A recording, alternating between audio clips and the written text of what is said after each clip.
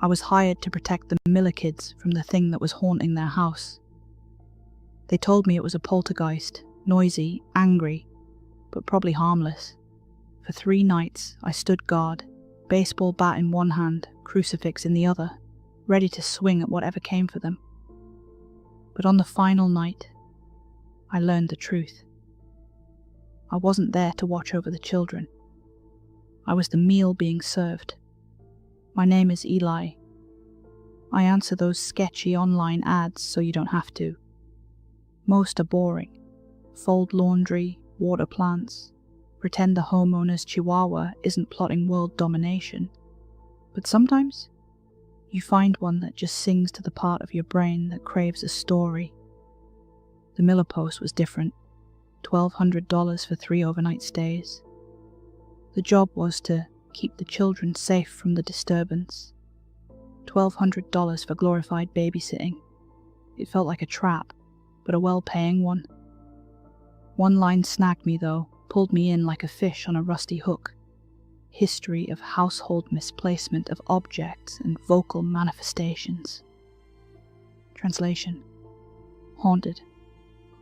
I needed the rent. I clicked accept. What's the worst that could happen? I pull up Friday at dusk. The house is a leaning Victorian at the dead end of a gravel road, all sharp angles and shadowed eaves. It's the kind of place you see in nightmares. No neighbours, no cell service, just a thick, oppressive silence that felt like a weighted blanket smothering the world. Mrs. Miller greets me at the door, her face a roadmap of sleepless nights. She didn't shake my hand. She pressed a folded sheet of paper into my palm, her fingers cold and clammy. "Rules," she whispered. "Follow them, and the children will stay in their beds." Then she and Mr. Miller bolted, their tires spitting gravel as they fled. The sound of their fading engine felt like the world's last link to sanity snapping. I shut the heavy door, the latch clicking with ominous finality, and read the list. It felt less like instructions and more like the user manual for a cursed object. Be in the kitchen at 8:05 p.m. Snacks must be on the table, unopened package of cookies, 1 glass of milk, 1 glass of salt water. Do not, under any circumstance, let the kids eat the cookies. If you hear humming through the monitor, hum back the same tune until it stops. Never open the attic door, even if the knocking's polite. At 3:03 a.m., the hallway nightlight will fail. Stay in your chair until it returns. If the children ask for eggs, tell them eggs are for tomorrow. When the house goes quiet, count to 10 out loud. If you still hear nothing, whisper, "Not yet." Standard creepy house babysitting clauses, right? But the sheer oddity of 1 glass of salt water and hum back the same tune prickled the hairs on my arms. I pocketed the list and met the twins, Cassie and Jonah, 8 years old, with hair so blonde it looked like spun moonlight. They stood at the foot of the stairs, perfectly still, their eyes huge. In perfect unison, their voices thin and reedy, they said, "You're the snack man." I let out a nervous laugh. Cassie tilted her head. "Eggs," she whispered. I recited Rule 6. They giggled, a sound like glass chimes in a graveyard, and bolted upstairs. An old grandfather clock chimed 8. I hurried to the kitchen, ripped open the cookie wrapper, and poured the milk and salt water, lining them up like a tiny altar. 8:05 on the dot. The house seemed to exhale, a long relieved sigh through the floorboards. Then the humming started over the baby monitor. 3 notes, a minor key, like a lullaby played backward. I hummed along, my throat suddenly dry until it stopped. The house fell silent. I counted to 10. Still nothing. "Not yet," I whispered. Somewhere upstairs, Cassie laughed, a sound like a tiny shard of ice sliding down my spine. Nothing else happened until 3:03 a.m. I was at the dining room table, the baseball bat a cold comfort across my lap. The nightlight popped, plunging the hallway into a darkness so total it felt like a physical substance. I gripped the bat as I heard bare feet on the stairs, small, soft, deliberate. They stopped on the landing, just out of sight. I held my breath. The light returned as abruptly as it left, revealing an empty landing. I checked the time. 3:06 a.m. 3 minutes. It had felt like a lifetime. I would survive 2 more nights, collect the cash, and move to a city with actual streetlights. The next morning, a text from Mrs. Miller. "Kids alive?" I replied, "Yep." She answered, "Good. Don't let them outside." I looked out the window. Fog pressed against the glass, swallowing the world. The kids, still in their pajamas, sat cross-legged on the floor, staring at the cookie plate with unnerving intensity. They spoke in stereo. "We're so hungry, Eli." It wasn't a hunger for food. It felt like a black hole, an emptiness that couldn't be filled. Throughout the day, their strangeness grew. Jonah, with impossible strength, hurled a toy tractor at the wall, leaving a crater. Cassie let out a window-rattling shriek when I closed the bathroom door. The attic door, sealed with 2x4s and caution tape, rattled every hour with a series of polite taps. I finally nailed a thick blanket over it and the knocking stopped. But a moment later, I found Cassie in the kitchen, a cookie halfway to her mouth. I smacked it from her hand. It exploded into black crumbs that smelled of mold. She snarled, a guttural, animalistic sound, and ran upstairs. Rule 2 had been broken. That night, the ritual felt heavier. The humming from the monitor came deeper, a thrum that vibrated through my bones. I hummed until my voice cracked. At 3:03 a.m., the light died. The darkness was a living thing. The footsteps descended all the way to the dining room threshold. I could smell copper and spoiled milk. "Not yet," I croaked. When the light snapped back on, the cookie package was shredded and empty. The milk glass was licked clean. The salt water was overturned, a dark stain spreading on the table. And there they were. The kids, standing before me, their mouths stained brown, their teeth glinting like sharp points. My baseball bat was bent. I don't remember swinging it. When Mr. Miller arrived, he saw the bent bat, the crumbs, the hole in the wall. He just stared at me, his face a mask of grim resolve. "One more night, Eli," he said, his voice flat. "Just get them through one more night. Then you get paid." The ad said full payment only on completion. It was a desperate calculation, but the money was a siren song, luring me back into the jaws of this nightmare. I stayed. On the final day, the kids slept until noon. When they woke, they looked normal again. Round teeth, pink gums, the sharpness gone. It felt like a cruel trick. Cassie spent the afternoon drawing the attic door over and over, each time adding a new lock. Jonah built a Lego cage and watched with detached fascination as a spider he'd trapped inside died. As evening fell, I set out the snacks. But this time, I added my own rule on a scrap of cardboard. Keep the salt water close. It was a desperate reminder to myself. Cassie read it and nodded in slow, deliberate approval. A motion that made my blood run cold. At 11:11 p.m, the monitor crackled. But instead of humming, I heard a distorted recording of my own voice. "Not yet, not yet, not yet." The words were mine, but the intent was monstrous. I realized the monitor was analog. It couldn't record. Something was mimicking me. The attic door began to pound, shaking the house. I ran upstairs. The kid's door was ajar.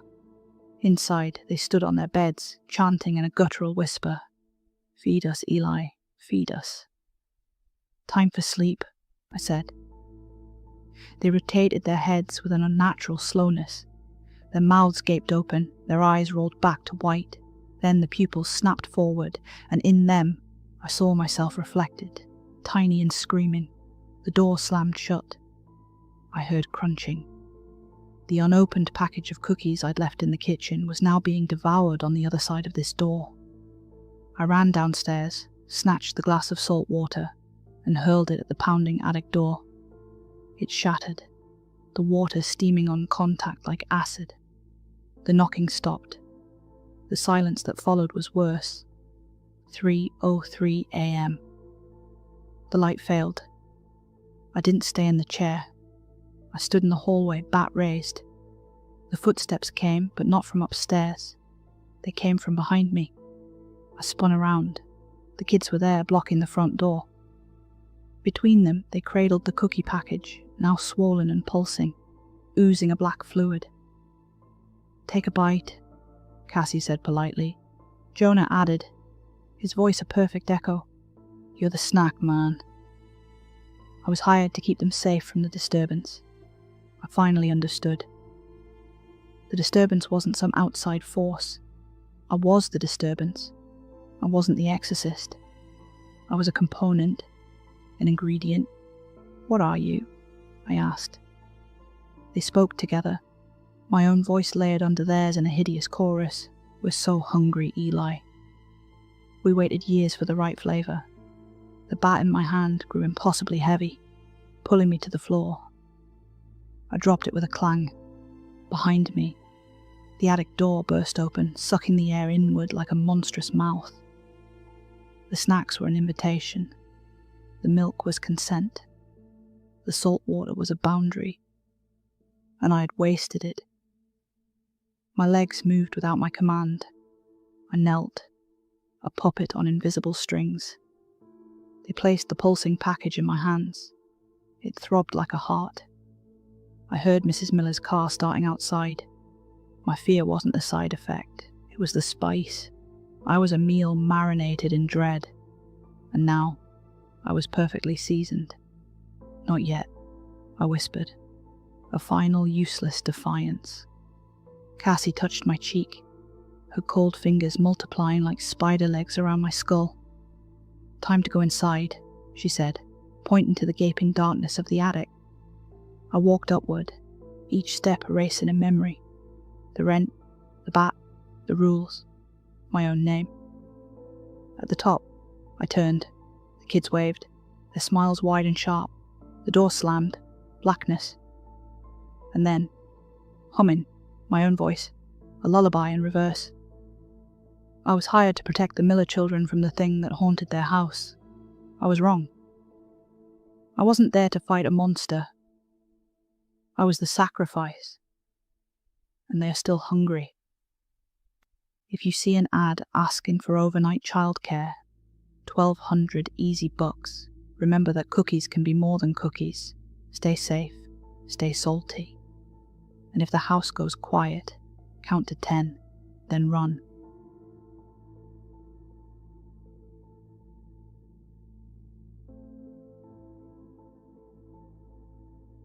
I can't eat.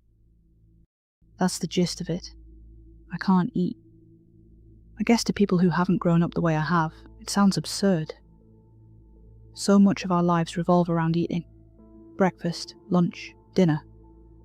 It's a social ritual and contract. And without it, we lose a core pillar of being human. But I can't eat. I can't be part of that. It's complicated.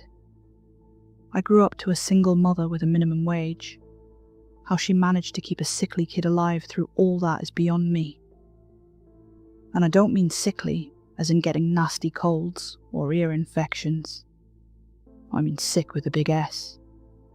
For as long as I can remember, I could never eat solid food. Some doctors called it inoperable achalasia, but my mom called it royal throat. Just like the kings and queens of old, she used to say. They were so used to having servants feed them, that they stopped eating for themselves. It was just a nice way for her to make it sound like I was special, rather than cursed. The main problem is that I can't swallow, so instead I'd have to puree my food and slide it down my throat with a thick plastic tube. I can't really taste anything, and the whole ordeal can look uncomfortable to onlookers, so it's something I'm very private about. I can still taste and chew things, but a pleasant taste don't really outweigh the threat of choking to death. I can drink, but it takes some effort. If it gets too hot or cold, my throat just shuts down. Same if it's too sugary, too spicy, or too sweet. And since I can't swallow, I just tilt my head back and let it run down my throat. Mild apple juice is an occasional treat, but I like to stick to ordinary tap water.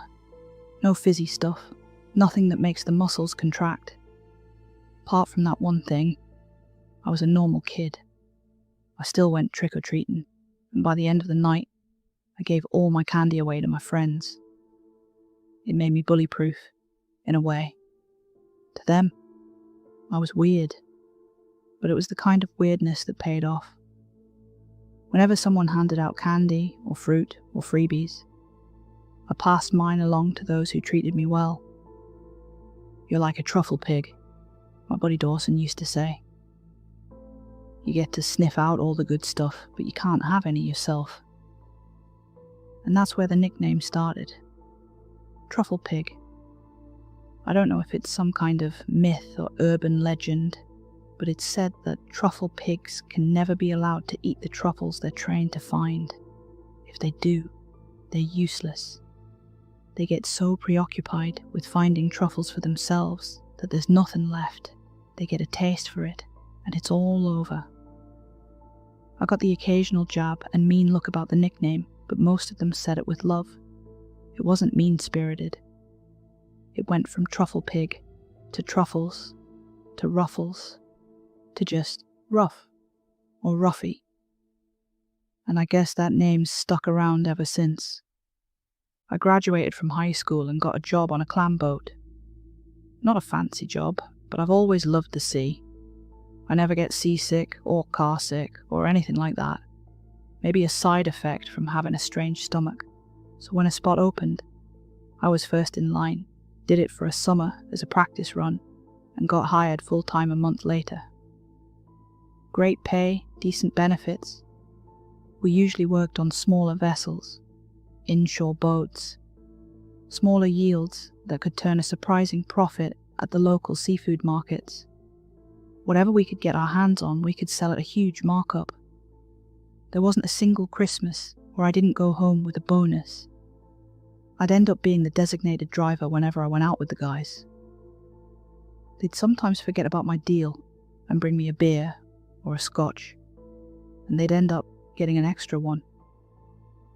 I'd stare at that bowl of spicy peanuts in the middle of the table and wonder what it'd be like to pig out on them.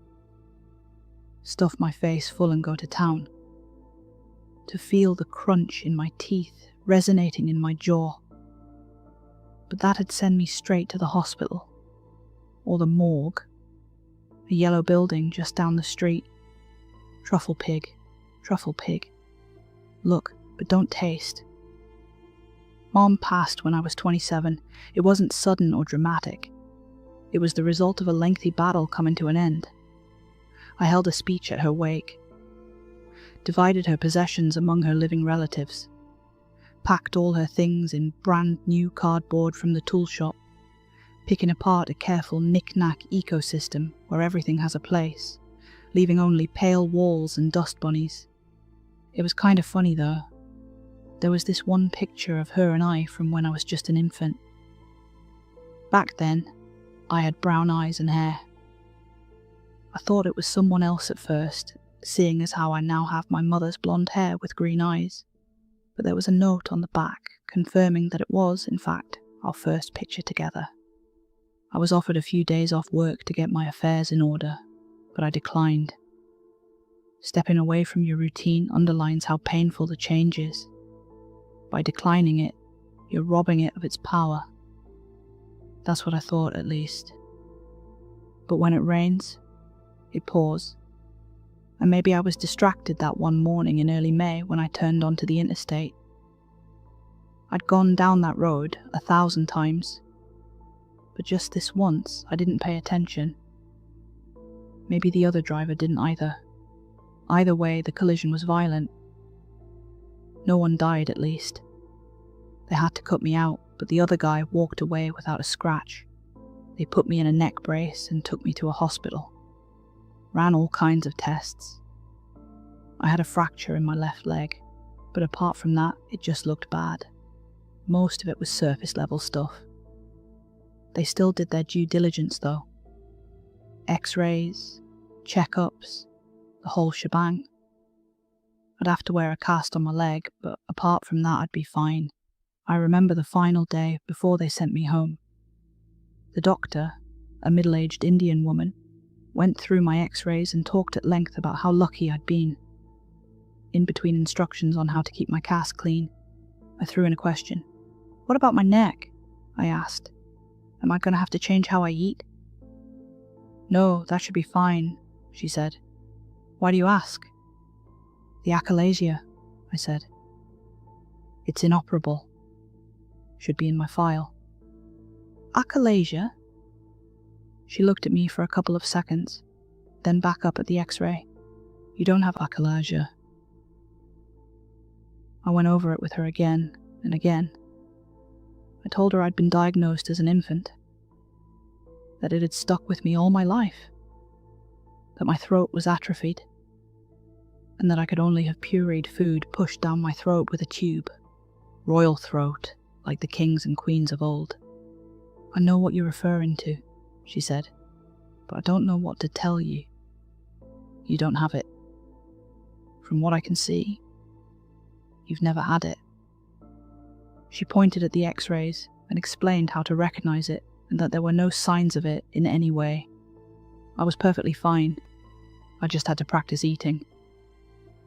"If you've been doing this for so long, chances are you'll never get quite used to it," she admitted.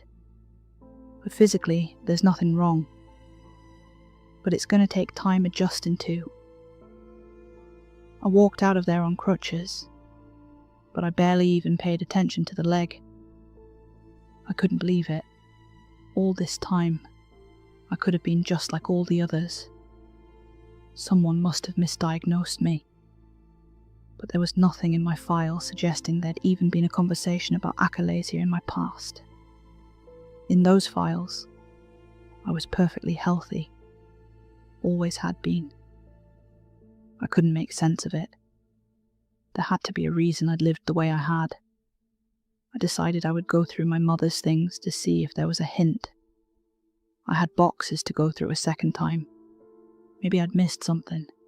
I got a ride home from the hospital by my buddy Stevie, 40-something father of 3, salt of the earth kind of guy. The kind of person who has a pickup and doesn't mind helping you move, because that's just what you're supposed to do. He must have noticed I was a bit quieter than usual. "Don't worry about work, Ruffy," he said. "Give it a couple of weeks." "Thanks, but that ain't it," I said. "It's my throat." "Whiplash?" he asked. "Got an ache or something?" I explained to him what the doctor had said, that I was fine and always had been. I told him about the x-rays, how nothing showed, and how there was nothing in my files. Stevie got so caught up in the story that he almost missed a green light, making the guy behind us lean on the horn. Stevie snapped out of it and stepped on the gas. "That's fucked up," he said, making a left turn. "But, I mean, that's good news too." "I suppose. Yeah. I was going to have to get used to a new way of living, one where I could sit by the table and share a meal. I had a hard time wrapping my head around it. I was a bit scared. After all, what if I didn't like it? Could I just go back to pretending? But first, I had to give it a try. I couldn't just go trudging into a restaurant and order a ribeye. I had to try something small.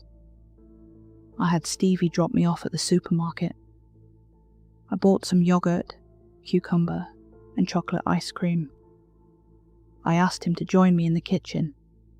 I figured it'd be for the best to have someone call for help if things went sideways. Like the doctor had said, even if I was physically okay, it'd take time getting used to the sensation. There aren't exactly any tutorials on how to eat. It's supposed to come naturally to us. It's not something you learn. We sat down at my kitchen table, and I cracked open the yogurt. Stevie had a Coke. I didn't have any cutlery, so I had to grab a teaspoon from my mum's kitchen box. I dipped it in the yogurt, picked it up, and observed. My heart was beating out of my chest. "You alright?" Stevie asked. "Nervous." "Just try a little," he smiled. "Try to enjoy it." So I tried it. I let my tongue soak in the soft vanilla and acidic tang. I took a deep breath, leaned back, and just tried. I almost choked as my throat muscles cramped up, but it went well enough. It was wildly uncomfortable though. I coughed a little, but held up a hand to show Stevie I was okay. I tried a little more, and then some ice cream. It was difficult, and I could feel an ache in my throat. I was flexing muscles I'd hardly ever used. Over a painstakingly slow hour, I tried little bits and pieces of things. I was getting used to it, slowly but surely. I had to stop when I got to the cucumber though. I cut it up and tried eating it like a mush, but part of the skin got stuck in the back of my throat. I ended up having a coughing fit. Stevie had to give me a couple back slaps. We decided to pause for the day, but it was promising. I was feeling something I hadn't felt before. It was a new experience, and I was getting better at it. "Give it a month," said Stevie. "By the time that leg cast is off, you'll be a brand new person." Over the next few days, I was stuck at home, waiting for my leg to heal. Meanwhile, I took some time going through my mum's stuff. Everything from old phone books to photo albums. There were a lot of baby pictures, but they weren't in a particular order. In most of them, I had blonde hair and green eyes, but there were a couple where it was still a clear brown. I could see a couple of things change in my mum too, her hair getting longer, the marks under her eyes growing deeper. But there were other things too. There was this one picture where she was breastfeeding me, and another shortly after where she used a bottle. There was also one where she'd been in some sort of accident, wearing a bandage that reached up to her shoulder. All the while, I was microdosing on food, little pieces of ice cream and yogurt, mashed potatoes and gravy, a strawberry sorbet. It took some time to get my throat moving, but after just a couple of days, I could swallow with little to no problem. The first solid food I ate was a salty peanut. I bit down and chewed it for so long that my jaw ached, and when I finally swallowed, I could feel a tingle in my neck, like little puzzle pieces falling into place. I was so relieved I could cry. I ended up eating a whole bag, letting a rerun of Friends echo in the background. But all I could hear was the sweet crunch of peanuts breaking against my perfect enamel. It was such a filling sensation. Flavour, texture, mouthfeel, and with it all, the realisation that I had so much more to experience.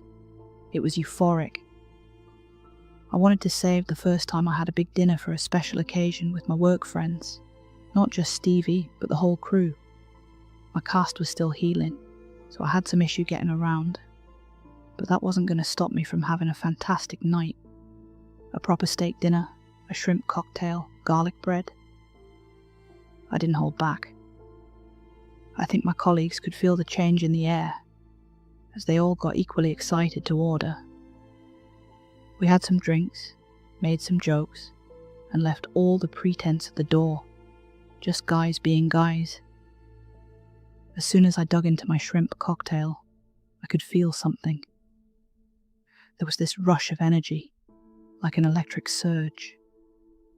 I could feel my pupils growing larger, and I couldn't close my eyes. My breathing grew shallow, and my pulse wouldn't stop rising. It's like I was on some kind of drug, or fighting for my life. I thought I might be having an allergic reaction, so I had to stop myself and do a mental check. I felt fine. I was fine.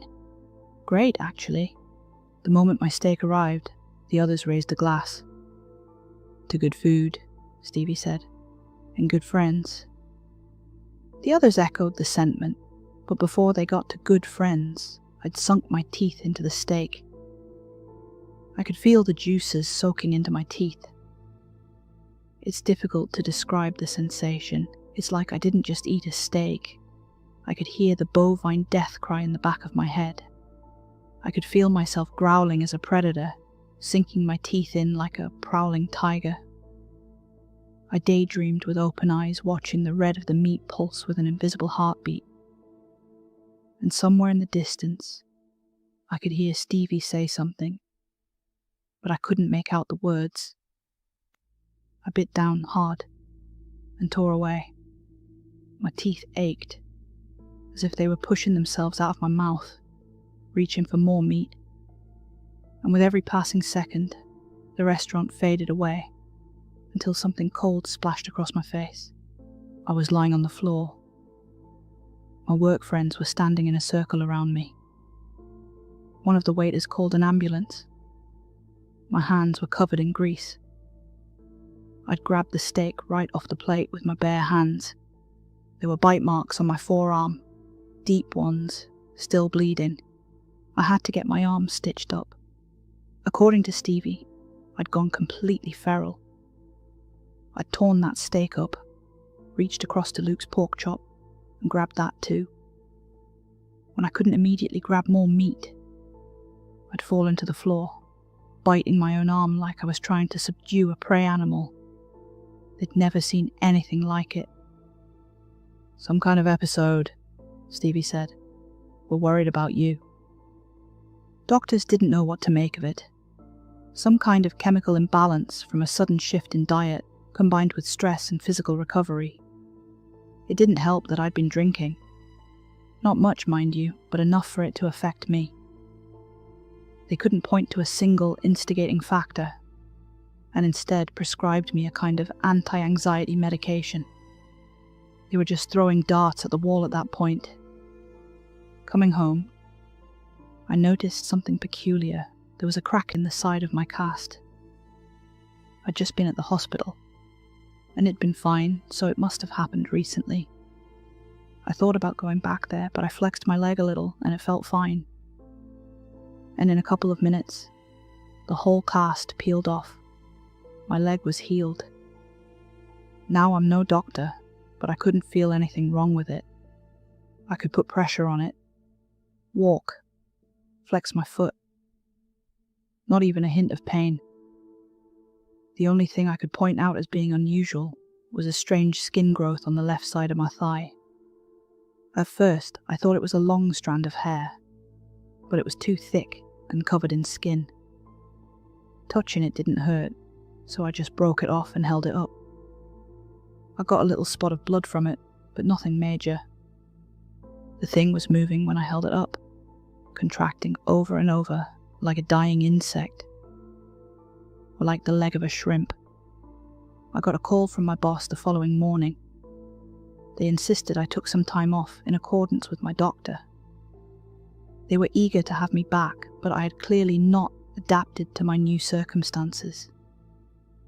It was a very diplomatic way of saying I was making people uncomfortable, and that they needed some time before they could forget that mental image of me gnawing on myself like a wild animal. But that just gave me more time to experience things on my own. I made a long list of things I was going to eat. Pork, chicken, turkey, maybe something a bit more unusual like alligator, at least 3 kinds of fish, crab, and every kind of fruit I could find at the supermarket. Then again, fruit didn't excite me as much. There was just something about biting into meat, that was way more satisfying. I enjoyed the taste of fruit and veggies, but there was something about the texture of meat that I couldn't make sense of. Then again, this was my first time experiencing food. There was no way for me to know this wasn't normal. When I got back from my shopping spree, I went to the bathroom to wash my hands. I noticed something in the bathroom mirror. My eyes looked different. The pupil looked rectangular. I figured it was a trick of the light, but I couldn't shake the feeling that something was about to change. But I was too excited to care. I was going to have a field day. So I washed my hands, splashed some water on my face, and hurried into the kitchen. At first I was systematic, putting out little samples of things, bite-sized nuggets of meat, ready to be plopped down in a single gulp. I prepped a couple in the frying pan, others in the oven. I'd bought a new air fryer to try out some combos. I put on some music and had a blast. Everything was so rich, so succulent. Different textures, different flavors, and a world to discover. I could imagine the salty sea running between my fingers as I bit down on the crab meat. I could feel the texture of the feathers as I slurped up a slice of turkey. I adored it, every last second of it. I spent close to 13 hours that way, just eating. The shops closed and opened, and I was first in line to get more. I must have looked like hell.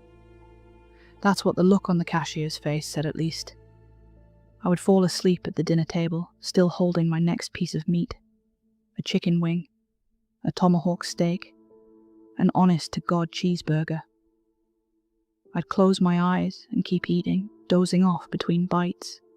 It was heaven. While I didn't know it at the time, I kept that up for 49 hours total. I was in this meat-stained daze, not knowing what was happening around me. I'd missed calls and appointments, emails, bills to pay. I hadn't paid attention to any of it, and my systematic approach had completely fallen out the window. It was a marathon. When my kitchen ran empty, I lumbered to the bathroom. My stomach felt like wearing a backpack on the front, like an imbalance. I had to lean my arms against the wall to keep myself from tipping forward. I was scared to look in the bathroom mirror, but I did it anyway. The pupils of my eyes had gone horizontal. The skin of my left leg had hardened into a kind of shell. My teeth had grown long and jagged. My nails curled into claws. And throughout my hair, I could find these long hollow tubes, like the growing feathers of a baby bird. My tongue was thick and discoloured. My skin turning a reddish brown, with white milk-like spots. I just stared at myself, not grasping that this was a mirror. It showed me, but I wasn't me anymore. And when that realization hit, two thoughts struck me at once.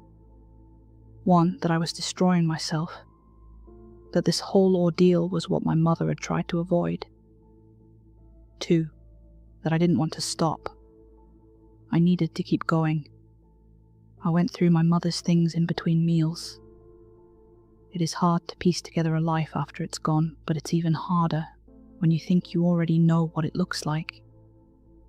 But my mother's life was very different from what I imagined.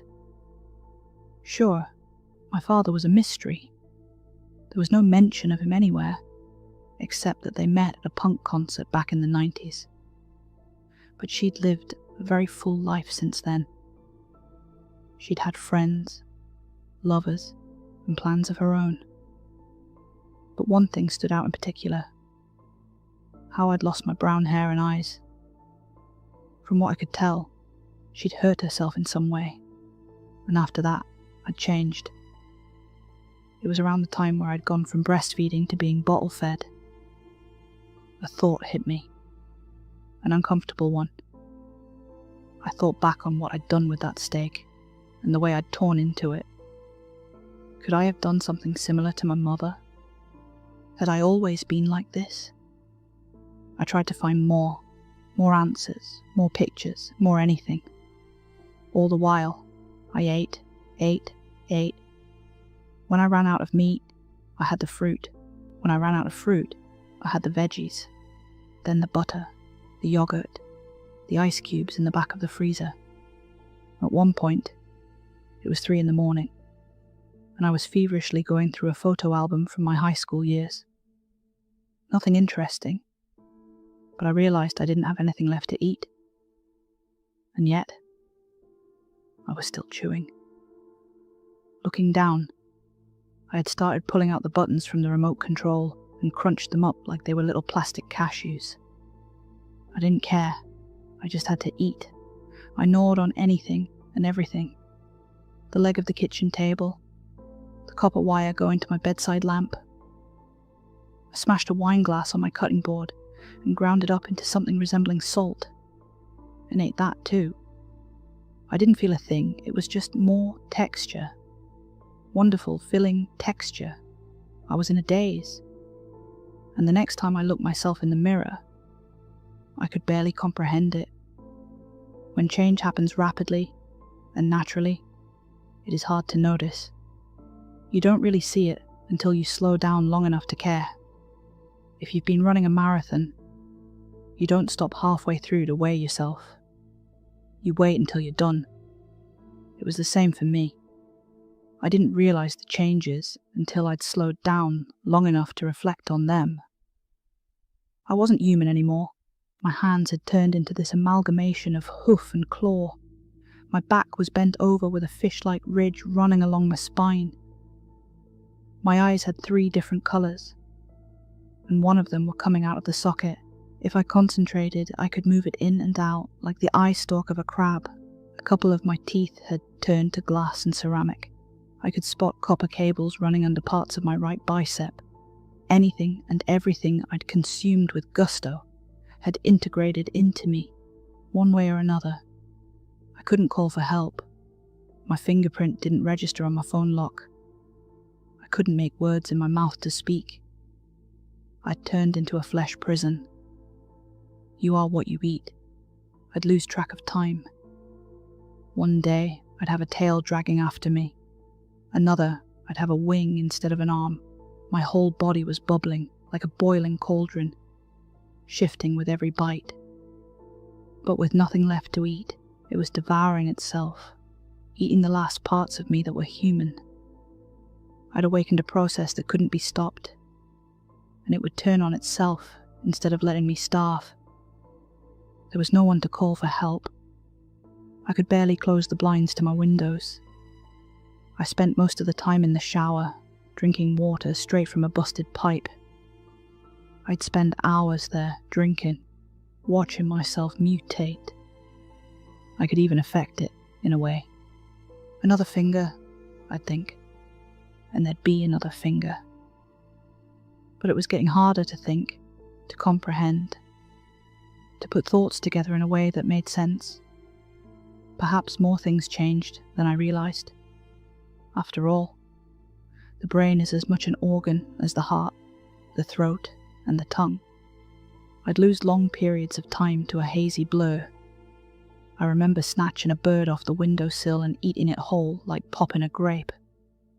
I'd walk around gnawing on the curtains like they were long strands of spaghetti. But in a way, I knew I was losing myself. Whenever I had a moment of clarity, I could feel my heart sink into that empty pit in my stomach. I'm going away, I'd think. I'm losing myself. So with every fibre of my being, I grabbed a piece of paper, bit my finger, and wrote in blood, "Stay human." It's difficult to describe the mind of an animal. A part of you disappears.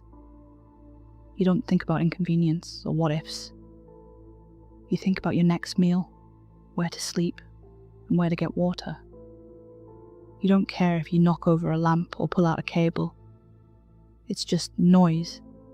I remember watching that paper, knowing it said something. But the symbols didn't mean anything. It turned from words to scribbles. At one point I mistook them for droppings. and started to look for mice. Didn't find any. I didn't consider myself lost. I didn't consider anything. And for days, I lumbered back and forth, turning my home into a nest.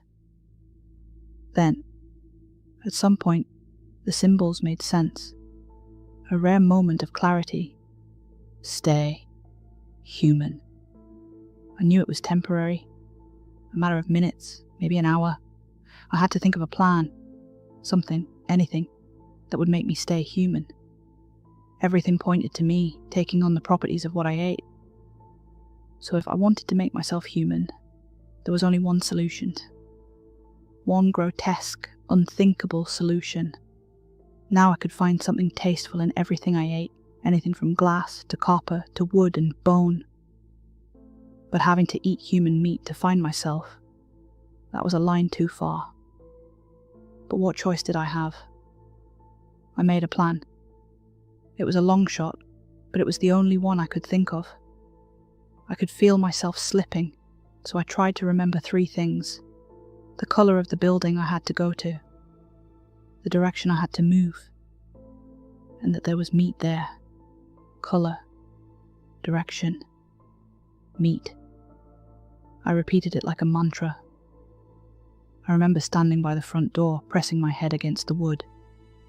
I could hear someone taking their sweet time to lock up and leave in the hallway outside. Please just go, I prayed. You have to go. By the time they were gone, so was my mind. All that remained was colour, direction, and meat. I made it outside. I followed the direction, looking for the colour. A yellow building, just down the street. I would run through the dense woods on all fours, thundering like a hoofed gorilla. I could feel my body changing to sustain the momentum, my arms growing heavy. I had to force myself to keep going, to stay focused on the task at hand. There were so many distractions. Cars in the distance, voices, bright lights casting shadows of potential prey. But I followed the direction in my mind, and I saw the building with the colour, and I knew there'd be meat. I didn't even notice the locked door. I walked straight through like it was made of paper. There was no guard there, thankfully. If I'd had the mind to read, I would have noticed the sign of County Morgue. I would know what the smell from the metal boxes meant. But in the mind of an animal, you don't care about the name of your prey. You don't give meaning to your actions. You just take what you want and make it your own, so that's what I did. I'm not going to go into detail, I can't. I remember every bite, but I can't bring myself to put it into words. A man who'd died from a heart attack. An older woman who'd broken her neck. I pulled them out and did what animals do. Meat, bone, organ. Later the papers would say it was a bear. They weren't entirely wrong, I suppose. I lumbered home, dragging my bloated stomach through the woods. I'd feel my senses returning to me, a mind becoming human. But with that realization came understanding in what I'd done, and the searing emotional pain that ensued. I lay there among the berry bushes and the blue sunflowers outside my apartment complex, hoping no one would see me, as I waited for an opportunity to go home. But honestly, at that moment, I think I rather would have died. So here we are, back at the start. I can't eat. My hair has grown out into a mix of black and grey, a combination of the 2 people missing from the morgue. My face still looks like my own. I guess that part was still buried somewhere deep in me. I'm a little taller and a little heavier, but my colleagues have chalked that up to a change in diet. I've gone back to an all-puree lifestyle, that same old bottle pushing straight into my gut. I can't allow myself to be lost to sensation again.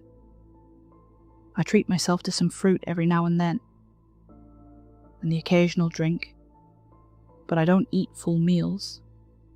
I don't want to tempt fate any more than I already have. I'm back at my job, and I think I'm doing all right. People are looking at me like they always have. No one questions that I've gone back to what works for me. They could see for themselves that something didn't sit quite right when I started eating. They didn't want to see that roughie again, and that's fine with me. Of course I want to know more, but the only person who could tell me for sure has passed on.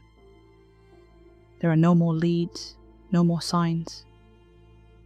The only thing I could find was a curiosity among my mom's old letters. I'd missed it once because it was stuck in a collection of birthday cards, but there was a handwritten note from an anonymous sender. I told you not to breastfeed him. No name, no signature. Just messy handwriting on a crumbled up piece of yellow paper. All in all, life goes on. I know I'll never really be like everyone else, but I think that's okay. I can pretend for as long as I need to. Maybe it's okay to be a tainted truffle pig, as long as I don't go looking for something to eat. But if I'm honest, sometimes I wonder if I gave in fully and let myself run loose, if I consumed anything and everything, what would that make me? If I put it all into a single package, what would I become? Truffle pig, look, but don't taste.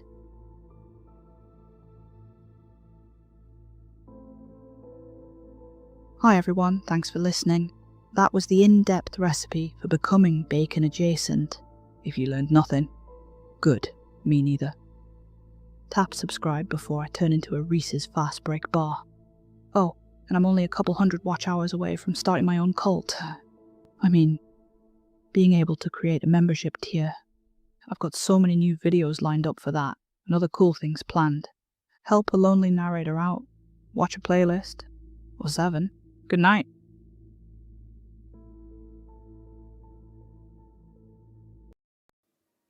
I didn't kill my girlfriend. The house did. If the police read this, you'll find nothing on me. Shit, you might not even find me. I haven't had a response from anyone I've told. So I'm trying this here. I'm gonna tell you everything, then you can decide if it was me or not. Which it wasn't. I'm a professional house sitter. Well, that is to say, my girlfriend and I advertise our house-sitting expertise as a way of keeping a roof over our heads. I made some pretty dumb decisions a while back, which left us living in a 4-man tent on the edge of Hollowthorne Forest. There are creepy noises, a very large animal that I'm yet to identify, and one very annoying squirrel that's learned to unzip the tent when we're asleep and steal the Oreos. I've tried setting a trap for it, but I still woke up with no Oreos and shit in my trainers. It's not all bad. It's peaceful. No one comes here, not even the local kids. In the winter though, it's nice to be able to feel your hands every now and again. So we do this. Did this.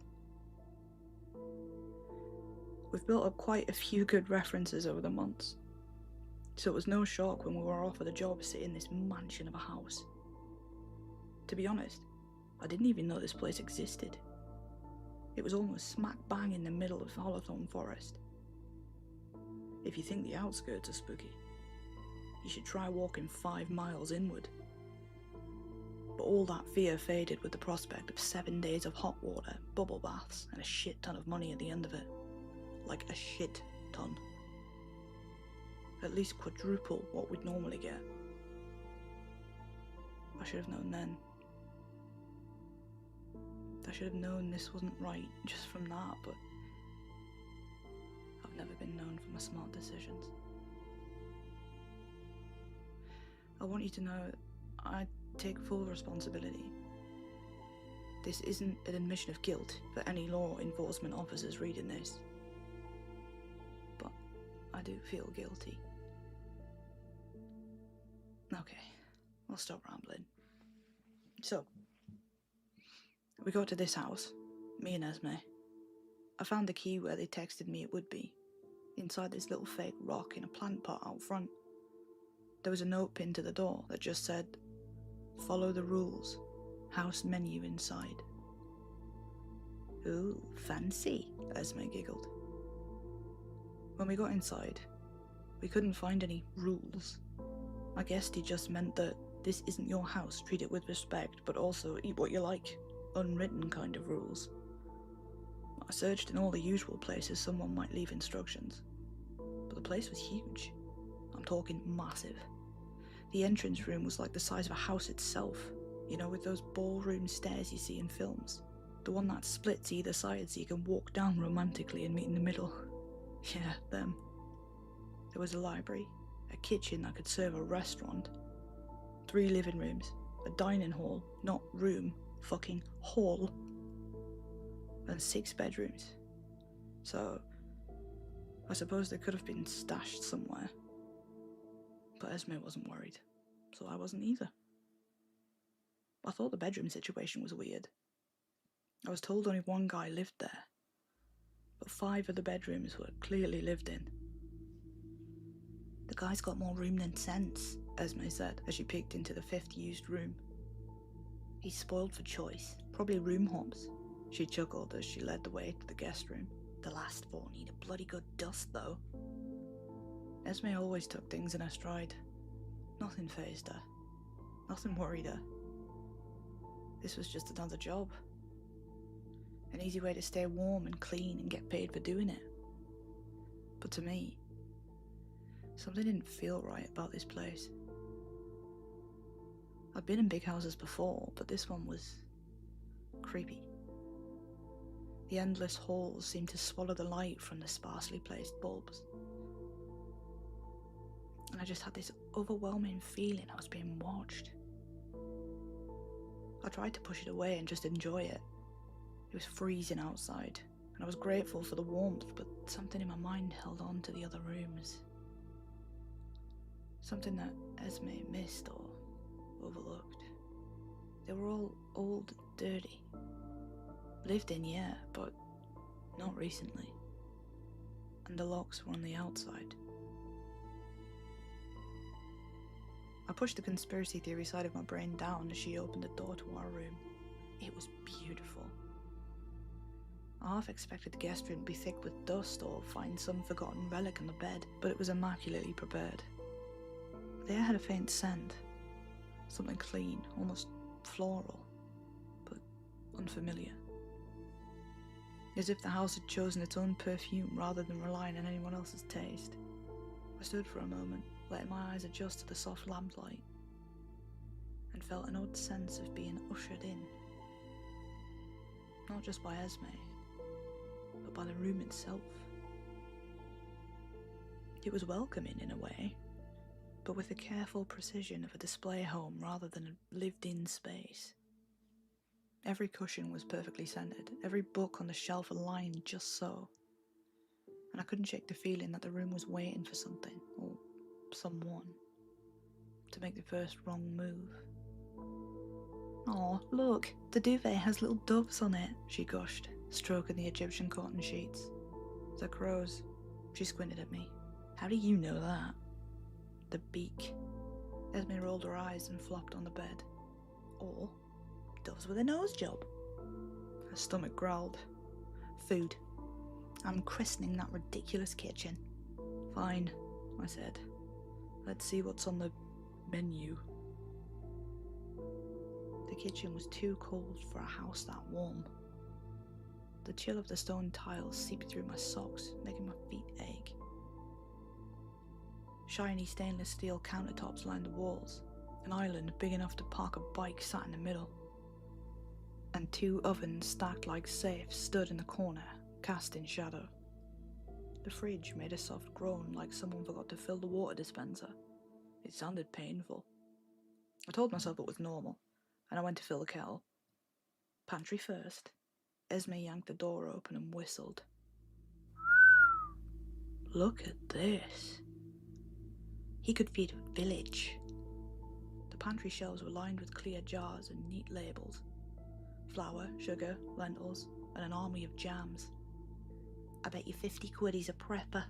"Or a magician," I interjected. "Look at this." Sitting in the middle of the island was a large teal wipe-clean cookbook with a little silver whisk embroidered on the front. "House menu," she read. "Of course it is." "That wasn't there before," I whispered. Esme chuckled. "Yeah, like the time you called me to ask where your phone was. Remind me not to let you look for shit on your own." I joined in the tease, but my stomach had already dropped. I knew for certain that hadn't been there before. She flipped it open. The first page said, "Welcome, keepers," in a polite font that made my skin itch. "Pancakes," she announced. "Screw menu magicians. I want pancakes." She turned to the first tab. The heading looked like a starter on a restaurant card, but the words didn't match. It read, "Pancakes, yes, but begin with rules. Read them true, or call the ghouls. Hold your tongue, let nothing be heard. The house keeps score by a little white bird. Thrice you err, the tally's made. On the fourth, a life is paid." Dude, it's giving Backrooms cookbook. Esme looked at me before bursting into laughter. "What the fuck is this?" She flipped through the pages. They were all blank. "Look," I said, taking the book from her and turning back to the starter page. Words were materialising under the poem, like someone painted over magic markers with water. They said, "Keepers, Esme Avery, Christy Stewart." "It wants signatures," Esme said, half joking. A pen was clipped to the ribbon. I couldn't remember seeing it there. "Maybe just leave it," I said. She signed it anyway. And I signed because she signed. I didn't think it would matter. If I knew what would happen, I would have ripped the pen away from her and melted the thing in the oven. As the ink settled, the temperature dropped hard, like a fridge door opening inside a small room. My breath thinned, and I felt my heart beat a little faster. Under our names, pale shapes bled up from the paper's grain.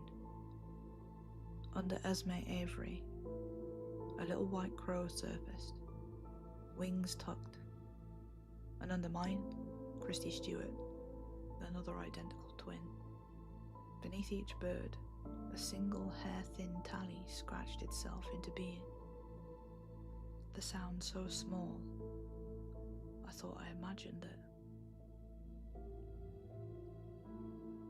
Esme snorted. "That has got to be AI." "It's a book," I said. "Not everything has a chip." "Heat activated then. Cool trick." I convinced myself she was right because the alternative meant the book wasn't a book at all, and I wasn't ready to live in that world. A shrill ring pierced the silence. The phone attached to the kitchen wall shook in its receiver. "Hold that thought," Esme chimed, marching to the corner. "It'll be the guy. I'll ask him what kind of paper it is." I listened intently, but could only hear muffled syllables and Esme's replies as I gripped the book in anticipation. "Hello? Yes, I'm the current keeper." She raised an eyebrow at me, smirking. Sure. What do you need?" "Yes." "The door's locked." "Why?" Her smile thinned. Sensing the tension, I mouthed, "Hang up," frantically. Esme waved me off and pressed the receiver tighter to her ear. "No, I'm not opening it. I can see the handle from here. I don't need to look out. The curtain's fine where it is. I'm not closing my eyes." Her smile died on the word. Esme's voice thinned. "No, I said no." I mouthed, "Hang up," again. She held my gaze, swallowed, and didn't. "No. I said no. I'm ending the call. I'm ending the..." I pressed the cradle, ending it myself. Who the hell was that? Neighbour being weird? Or teenager? Who knows? Esme shook her shoulders loose. Come on, paper. Let's find out what kind of magic marker the rich use. Yeah, I'd definitely like to know, I said, running my finger over the second tally mark scratched under her name. Looks like you're winning. Esme flipped to the next page to prove the heat ink trick and froze. There wasn't a fade in this time. No watercolour creep. The whole spread was just full now. Dense text, neat sections, little headings boxed like a manual. Oh, she said, then too quickly. Thermalink. Estate agent gimmick or, like, augmented paper. People do that. My skin prickled. The temperature had dropped again, the way a supermarket freezer leaks when you open it, and the cold touches your teeth. I made myself look at the paper instead of the door. That's not a recipe, I said. It's a list of rules. How do you know? She shot back, defensive out of habit. The title. At the very top, centred in that polite font, it read, Heed the rules of Arthur Vale House. Number 1. Greet the kitchen on first entry. You must say good morning, good afternoon, or good evening on first entry. If the fridge answers, do not look. Unacknowledged rooms may misidentify keepers. If you are not a guest, you may be food. Well, we didn't do that, she let out a hollow chuckle. Number 2. When the phone rings between 12:10 p.m. and 12:19 p.m, answer the call, then immediately say, wrong house. The caller will begin to ask questions. You must hang up before the third question. Not doing so acts as an invitation. You do not want it to visit. If you accidentally answer more than 3, you will gain a tally mark. But if you have less than 3 tallies, there is still a chance for your survival. You must retreat to the library and lock the door behind you. Find the green book titled Constance Arthur and read any passage. Once completed, you may immediately leave the room if desired. We both glanced at the clock in unison. 12:15 p.m. This has got to be a prank, Esme said. Like saying it could make it true. Number 3. If you hear a music box anywhere in the house, at any time, do not move, do not hum, do not answer, do not speak. Stay still until the sound ends. If it begins again, remain frozen until it stops. She cannot see you if you're still. If you can't be still, you must retreat to the guest room too. Stay there until the footsteps stop. Number 4. Do not leave your room between 4:30 a.m. and 7:15 a.m. This is their time. For the house to remain in harmony, you must not engage, even if they knock.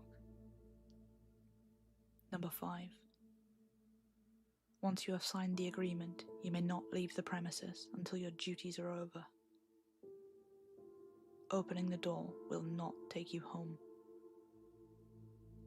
Number 6. Arthur Vale House has complimentary Wi-Fi. The use of adult sites is strictly prohibited. Not everyone residing here is over 18. Failure to adhere will result in 2 tallies. Resides here, I whispered as if the walls might hear. Number 7. Every rule has an individual consequence that may prove detrimental to your health. The house would assist you if treated correctly. The tally marks are the number of rules broken. Get to 3, and the house stops correcting and starts collecting. Your name will then be moved to the back of the book. Esme's eyes darted nervously around the room, searching for any sign that the instructions were just a joke. Neither of us wanted to admit how unsettled we were becoming. back page, I said, before I lost my nerve. I flipped to it. The paper felt different here, thicker, like certificate stock, and warm. It read, "Held in care, Arthur Vale House." Under that, names, etched in the same pressed hand as the rest. L. Morley, 36, and J. Morley, 6, room 1. H. Weaver, 19, room 2. D. Keane, 22, room 3.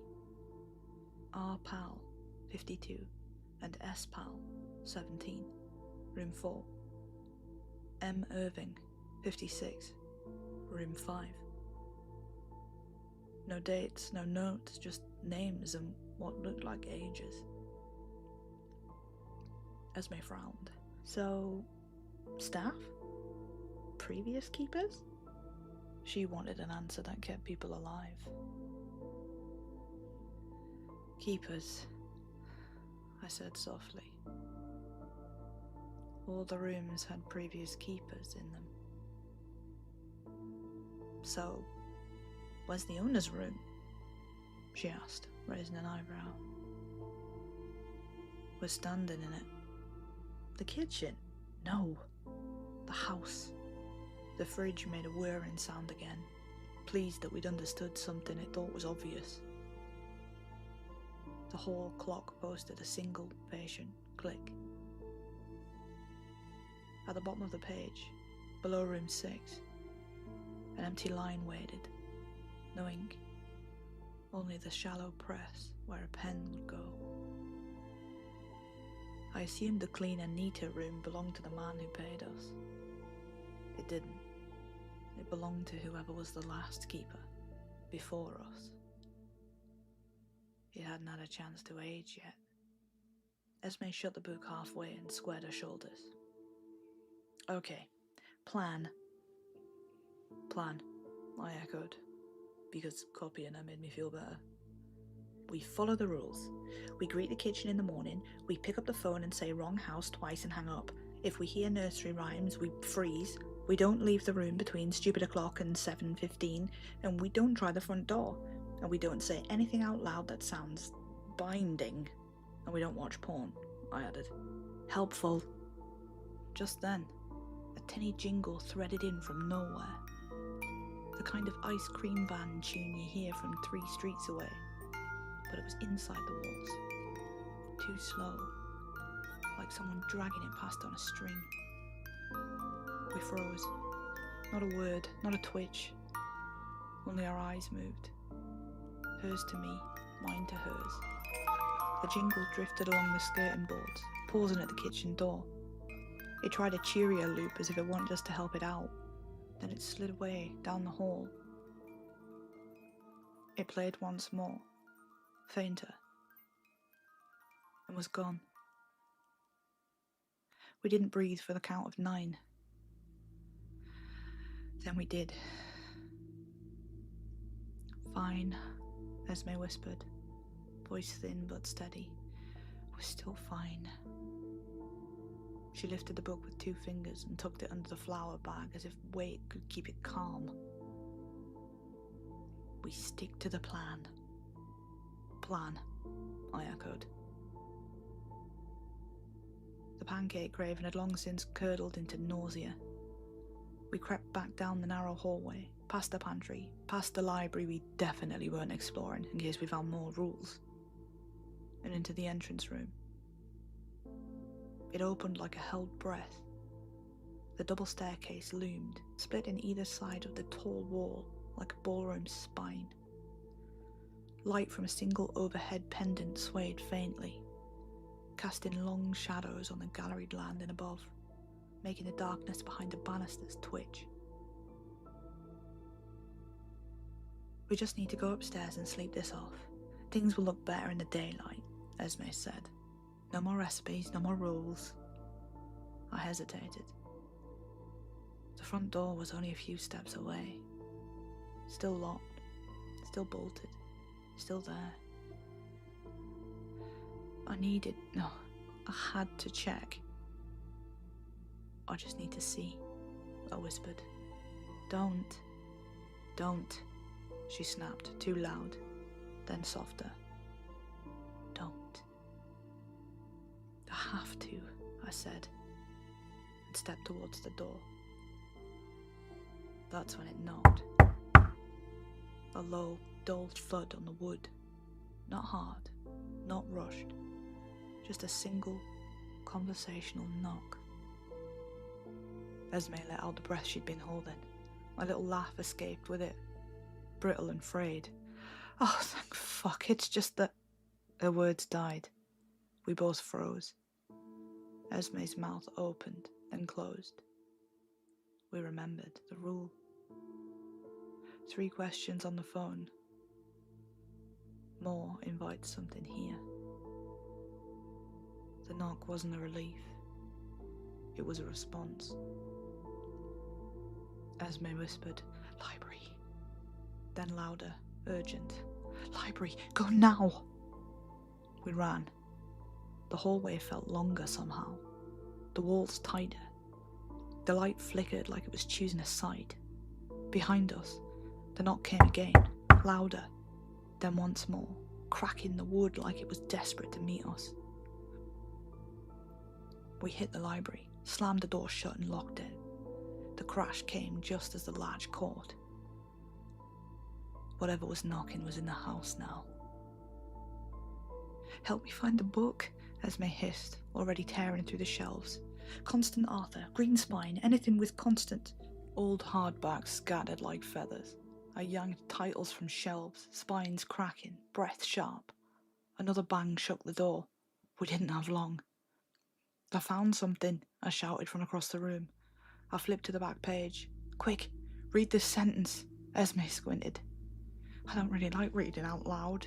Do you like dying?" "Fine," she huffed, then cleared her throat. "Formerly a Vale Parish property, rebuilt following the Arthur collapse. The land retains its original boundaries." We both stared at the page, not daring to move. Silence. "Is that it? Did I do it?" "I think so." We sat back, breathed, then quietly. "I know that name." "What name?" "Constance Arthur." "I thought she was made up, like Bloody Mary or something." "What do you mean?" "We used to play this game at school. You had to sit in the dark, light a match, spin around, and whisper her name 3 times into the bath mirror. Then when you turned the lights on, she was supposed to come and eat your eyes or something." "Right. Cool," she said, deadpan. We finally made it out of the library. Nothing chased us. Nothing screamed. The front door was still shut. Not a scratch on it. Once we got back to our room, we split off. Esme threw herself onto the bed, and I locked myself in the ensuite to splash some water on my face. I was mid-splash when I heard her shout, "The Hollow Lady!" I nearly slipped. "What?" I shouted, storming out. Esme was lying on the bed, grinning like an idiot. She held up the green book she'd swiped from the library. "The Hollow Lady is Constance Arthur," she said casually, thumbing a page. "Even I know that name." I perched on the edge of the bed, staring at the cover like it might burst into flame. No wonder this place is cursed. Esme shook her head. "Not quite. It says here the house isn't the problem. Well, it is, but not originally. It's what she let through when she made her own pact." She flipped a few pages, then read aloud, this time serious. "Once sentenced to death, Constance called out to all those who'd listen. She created a permanent tear in the veil to be able to receive her power." I stared at her. "So, everyone's here then?" "Yeah," she said, scanning the margins. "Some are victims and some aren't. Seems the things from beyond the veil are also bound to her law of bargain. I'm guessing the good ones set up the tally system and the others wrote the rules. Helpful, I said sarcastically. So they can't just come out and eat us. They need us to fuck up first. Basically. She held up a hand. Wait. It says there's a constant pull between good and evil here. The house needs a keeper, always, to maintain the balance. When the current keeper completes their deal, or forfeits it, they're replaced. What deal? She gave me a look. Christy, what did the text say? The one you got when you applied? I felt my stomach drop. I didn't apply, I just got the text.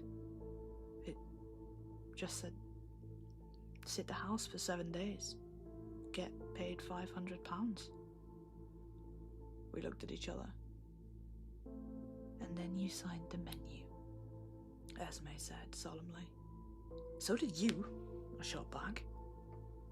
Honestly, if things hadn't gone to shit, risking our very lives by signing a menu would have been comical. But there was nothing fun about what happened next.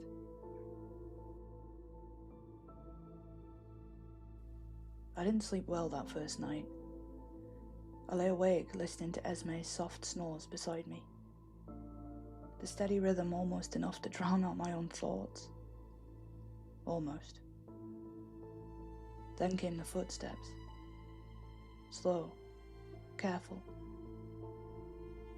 Not heavy enough to be a man's, not light enough to be a child, just measured. They started at the end of the hall and crept closer. Each board groaned like it was trying to warn me. I wanted to check, but I was terrified. It could have been an intruder. It could have been the rules testing us. Or one of the Hollow Lady's victims. I didn't want to find out either way. So I stared at the ceiling, eyes wide open, counting my breaths until the sound stopped. At one point, I swear the handle of our door twitched. Just once. A tiny rattle. As if something were testing it. Then nothing. I must have fallen asleep after that, because the next thing I remember was sunlight leaking through the curtains, and Esme complaining about the smell of the pillows. I didn't say anything. In reality, the first thing I wanted to talk about was my bladder. The second was that Esme had been in the bathroom for what felt like an hour. I lay there, staring at my watch. 7:13 a.m. She was humming cheerfully, like we hadn't nearly died yesterday. Esme, I called, knocking. Come on, seriously. 1 sec. I checked again. 7:14. My stomach twisted. Then 7:15 a.m. flashed. I could leave the room and go to the toilet downstairs. I waddled my way to the door. But just as I had my hand on the door handle, our bathroom door opened. I bolted past her and slammed the door. You're so dramatic, she muttered. I almost broke rule 4 because you wanted to do your skincare routine, I hissed. Oh, please. You act like ghosts wear wristwatches. By breakfast, she'd mostly forgiven me. I was just about to step into the kitchen when she called out, Good morning, kitchen. She looked back at me expectantly. Go on then. I sighed. Yeah. Hi, kitchen. The fridge made a low, sulky hum that sounded almost offended. Esme raised an eyebrow. See? Totally normal. Don't look at it, I warned. I kind of need the milk for pancakes. Use water, She spun around like I swore at her ancestors. What in the East End Council Estate hell are you talking about? Pancakes need milk. We bickered while she whisked. I mentioned the bathroom incident again. She said she'd had to do her eyeliner twice because of the flickering lights. I said the lights flicker when the house gets annoyed. She said the house doesn't get annoyed because the house isn't real. Then we had an argument about how obviously houses are real, which somehow spiraled into a half-hour rabbit hole about what she even meant by real and how I'm too pedantic for my own good. I don't know what that word means, I still haven't googled it. Either way, that was the end of it. Esme still didn't believe any of it. But she hadn't heard the footsteps. We spent the day in the library, the one we'd sworn not to go near. Safer than the hallway, Esme said, which wasn't exactly reassuring. We found old journals, yellowed sketches, things about the Hollow Lady, whole pages written in some elegant handwriting, over and over, like someone had been trying to copy a spell by muscle memory. Esme made jokes to fill the silence, but even she started whispering after a while. Every so often, something scratched behind the shelves. Not fast or frantic, just slow, deliberate, like claws tracing wood. Once, a whole stack of books toppled over by itself. We both jumped, hearts in our throats. Esme inhaled shakily. Okay, she muttered. That's fine. That's totally fine. But the noises didn't stop. It shifted, moved. The scrape of nails turned into a drag. Closer now. Slipping from one shelf to the next. Something was pacing us through the walls. My pulse hammered in my ears. I stared at the nearest bookcase, half expecting to see fingers push through the gaps. Esme whispered, "Do you hear that?" I nodded, too afraid to speak. It was right behind the shelf now.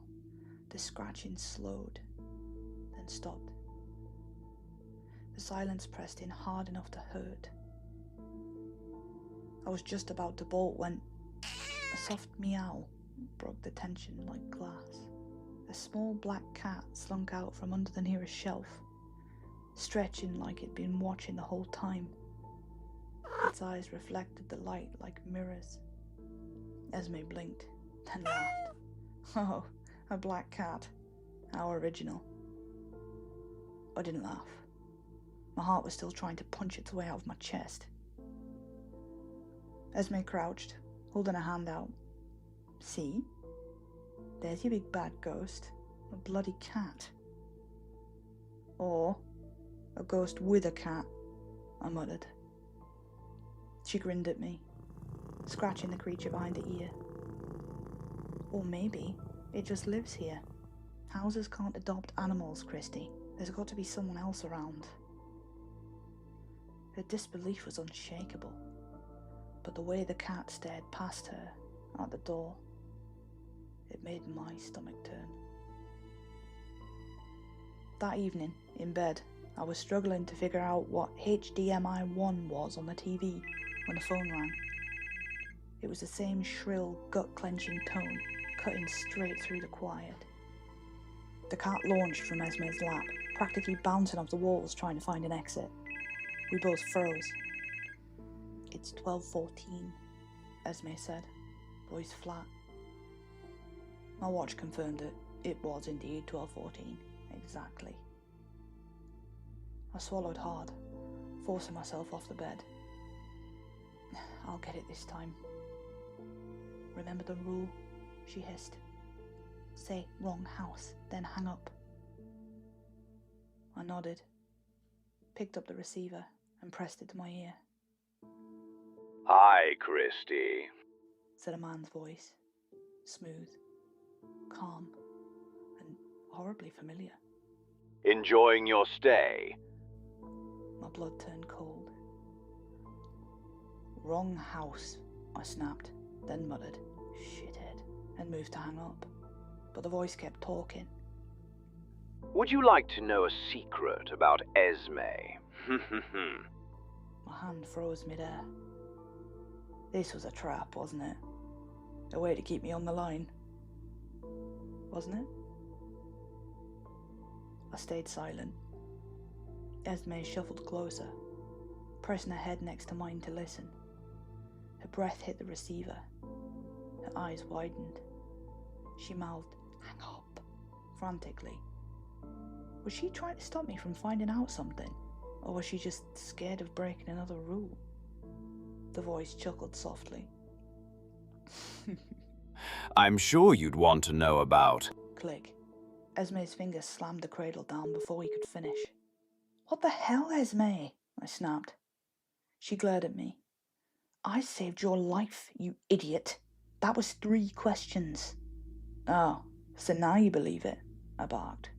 I never said it wasn't real, I just said you said plenty. But the second someone says your name, you're all ghosty looking chain. What? Esme blinked. Ghosts don't kill people, secrets do. Oh, fuck off, Christy, you child. Sleep with a ghost yourself tonight, I'm staying on the sofa. She stormed out of the room, muttering loud enough for half the house to hear. I lay there, listening to her footsteps fade, and because I can't ever leave well enough alone, I shouted after her, after every angry movement. Slam.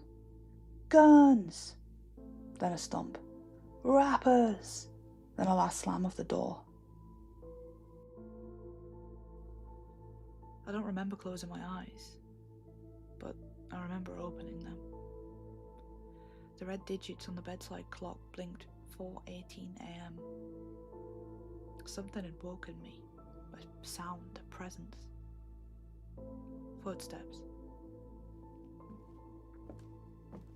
Slow, deliberate.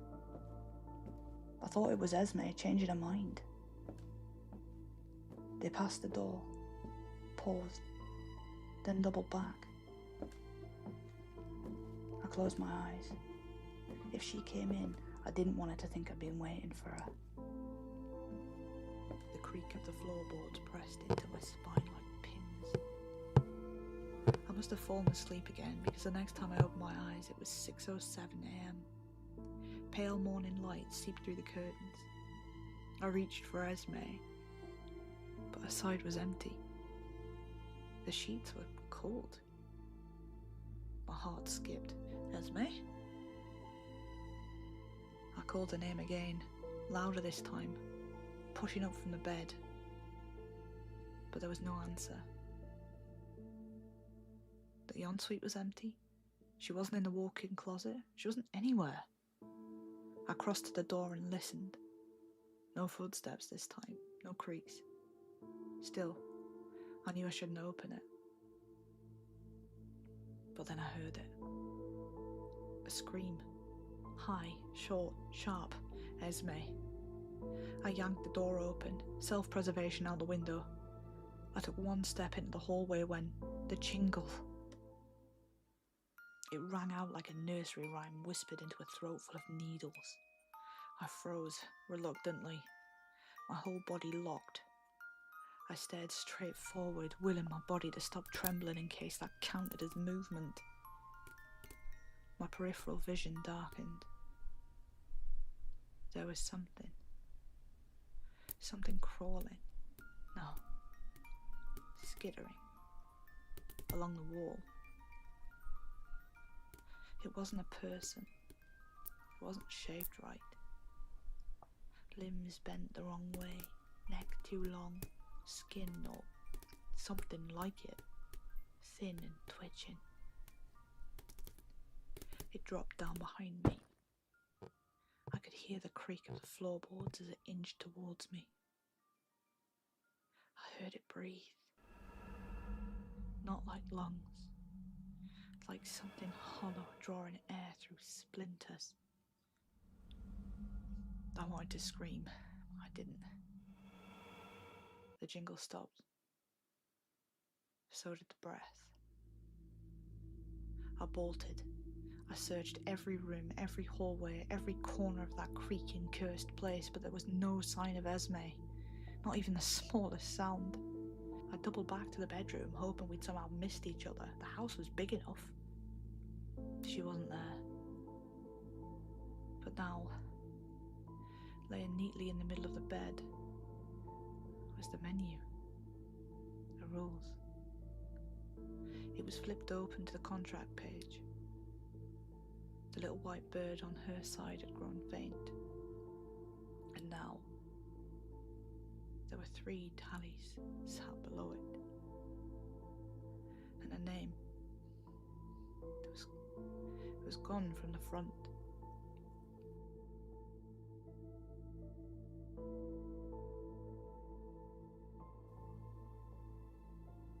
That's when it hit me.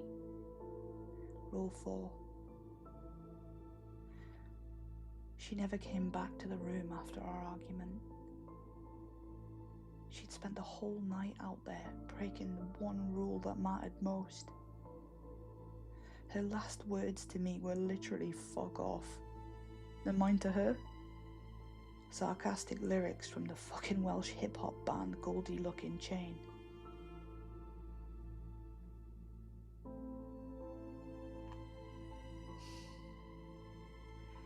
That was 3 days ago.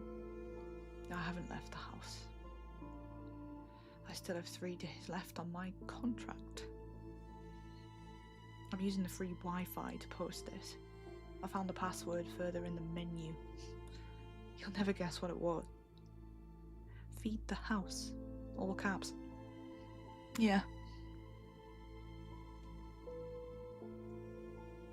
I only have 1 tally to go before whatever took Esme takes me to. I answered the phone last night, and Esme was on the other end. I didn't even notice she was asking me questions until it was too late. I thought it was real. I wanted it to be real.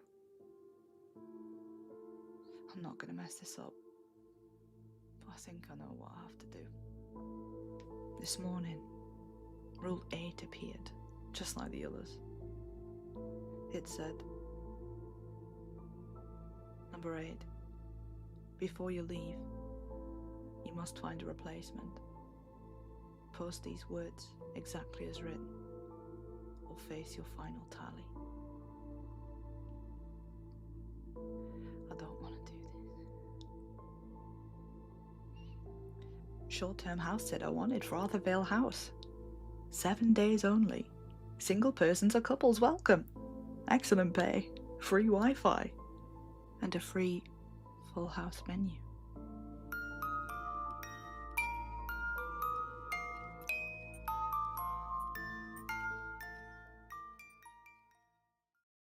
I still hear the knock. It's been 4 years, but that sound, a specific, deliberate rhythm, is burned into my memory. It wasn't the frantic, playful tapping of kids begging for candy, you know? No, this was different. This was a slow, almost methodical rap. The sound of knuckles dragging down the old wood of my front door. It was as if whoever was standing on the other side had all the time in the world. An eternity to wait. There was no fidgeting, no rustling of candy bags. Just that quiet, unnerving scrape. I remember pulling the door open, a tired smile already on my face, ready to toss a fun-sized candy bar into a plastic pumpkin. I was just thinking about shutting things down for the night, but instead of a little kid in a superhero costume or a giggling witch, I found him. A boy, maybe, hidden behind a rotting, stained burlap mask. He wasn't holding a candy bag. There were no parents waiting on the sidewalk, their phones lighting up their faces. And behind those 2 crude slits cut into the burlap, there was just nothing. An empty, swallowing darkness where you'd expect to see eyes. No light, no reflection, just a void. He didn't say trick or treat. He didn't say anything at first. Then he whispered, and his voice was this dry, raspy sound, like dead leaves skittering across pavement. It seemed to pull all the warmth out of the air. He just said, "Can I come in?" And I, in a pure, unthinking moment of panic, slammed the door in his face. I slammed it so hard the entire frame shook, and I heard a sickening crack echo into the night. That sound was a final, violent end to the encounter. That was 4 years ago, and every October since, when the air gets cold and the nights get long, I lie awake in this house, and the same question just eats away at me. Did I lock out some kind of monster, something that would have brought a new kind of horror into my home? Or did I, in my fear, leave a lost child to die on my porch? The question just hangs there, and I'm no closer to an answer. It's a different kind of haunting, one born from regret, and it's so much worse than any ghost. Back then, I was 27, renting a small blue ranch house at the dead end of Willow Lane. It was a quiet street, but for one night a year, it turned into this huge Halloween spectacle. I mean, the whole neighborhood went all out. We're talking giant inflatable monsters on the lawns, fog machines pouring mist into the streets, and jack-o'-lanterns on every single porch. It was the kind of place where you felt like you had to participate, even if you weren't a big Halloween person. I did my part. I bought 3 big bags of assorted chocolates, the good stuff. I had the candy bowl right by the front door, on a little wobbly table. The rule on our block was simple. Porch light on, you've got candy. Light off, the night's over. My porch light was one of those vintage-style Edison bulbs. It cast these long flickering shadows that made everything look a little off, a little too alive. It was atmospheric, sure, but looking back, it felt like it was setting the stage. The beginning of the evening was normal, a total blur of happy chaos. Kids dressed as movie characters, princesses, little monsters with plastic axes. Their laughter echoed down the street. Their parents followed behind, holding coffee mugs that were probably filled with something stronger. It was a comfortable, familiar scene, the kind that makes you feel like everything is perfectly safe. But as the night went on, the crowd started to thin out. By 9:30, the steady stream of kids had slowed to a trickle. The last group was a trio of teenagers, clearly a little too old to be trick-or-treating, but they got their candy and left. I figured I'd wait for maybe one more group, and then I'd be done for the night. Turn off the light, lock the door, and watch a horror movie. And that's when I heard it. 3 soft, distinct knocks, perfectly spaced. It wasn't impatient. It wasn't demanding. It just was. A quiet, insistent sound that cut right through the noise of the night. And for some reason, it made the hair on my arm stand straight up. I remember opening the door with a polite, practiced smile on my face. I was all ready to say, "Happy Halloween," and drop the last of the candy into a bag. But the porch, lit by that flickering, unsteady bulb, seemed empty. For just a second. Then he stepped out of the deeper shadows just beyond the light's reach. As if he'd been waiting there the whole time, just out of sight. He was small. Maybe 8, maybe 12 years old. It was impossible to tell under that grotesque burlap mask. The fabric looked old, damp and stained, like it had been buried in the dirt for a long time. The 2 eye holes were just crude, uneven slits, and behind them was that same inky, suffocating blackness. He wasn't wearing a costume, just a faded grey hoodie that was way too big for him, with the hood pulled up, and a pair of jeans caked in what looked like dried mud. He was like a shadow that had been given a physical form, a stark contrast to all the cheerful, colourful costumes of the night. He didn't say trick or treat. No childish excitement. Instead, he just tilted his head. It was a slow, unnatural movement, like the joint in his neck was somehow wrong. When he spoke, his voice was thin and dry, completely flat. He said, "It's cold. Let me in." My stomach just dropped. It wasn't just his words, it was the delivery. The absolute lack of any emotion. It was the way he stood there, not quite looking at me. I tried to sound like a normal, responsible adult. "Where's your mom, buddy?" I asked. My own voice sounded strained. I looked past him, down the street, desperately searching for a parent, a car, anything to make this situation make sense. But there was nothing. The street was silent and empty. He didn't answer my question. He just said it again. "Let me in." The exact same pitch, the same flat tone, like a recording on a loop. It was a demand, not a question. It wasn't a child asking for help. It was something else. I took a step back without thinking, my hand hitting the cold doorknob, his head tilted the other way, just as slowly, just as mechanically, like a broken toy. From behind the mask, I heard a wet sniffle. It could have been the cold, or it could have been the sound of someone crying silently. My mind was racing, trying to find a rational explanation for what I was seeing. But there wasn't one.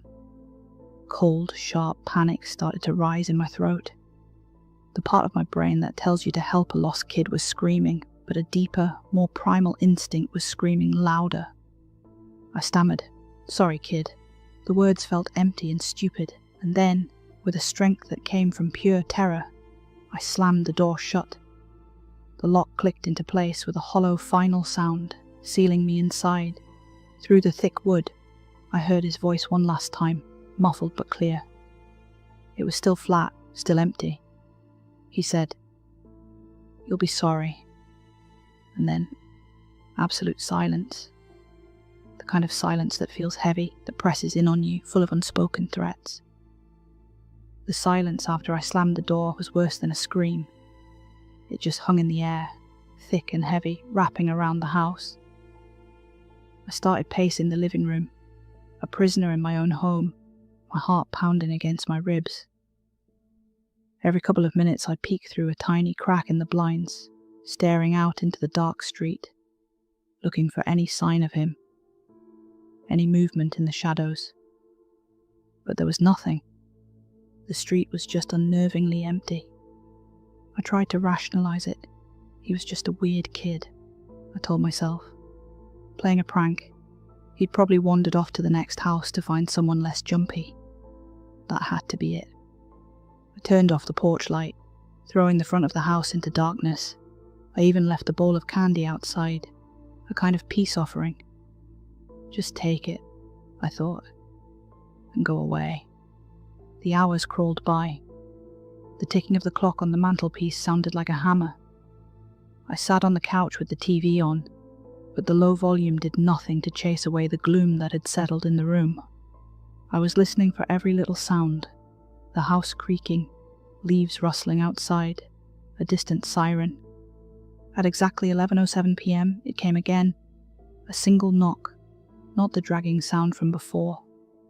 This was a soft, almost delicate tap on the front door. I froze. Every muscle in my body seized up. I didn't move. I couldn't. I just sat there in the dark, holding my breath, waiting. But nothing else happened. Just the silence again. Only now it felt heavier, more aware.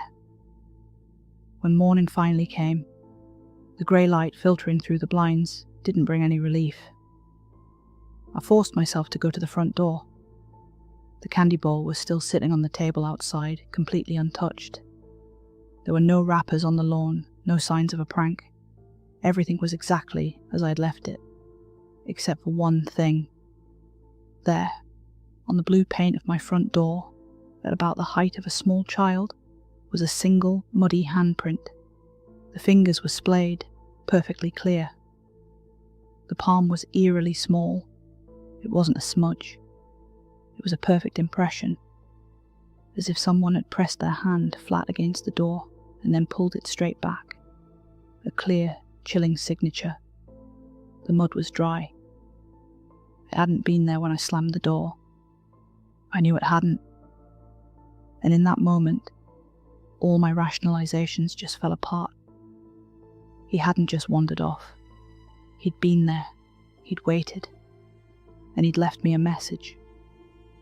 I told myself it was over, that the handprint was just a final, bizarre part of the prank. But this cold dread had settled deep in my chest, and it wouldn't leave. It felt like a physical weight. And then the dreams started. They weren't exactly nightmares. They were more like replays, each one twisting the memory into something worse. The scene was always the same. I opened my front door, but instead of the dark of night, it's broad daylight. Harsh, bright sunlight.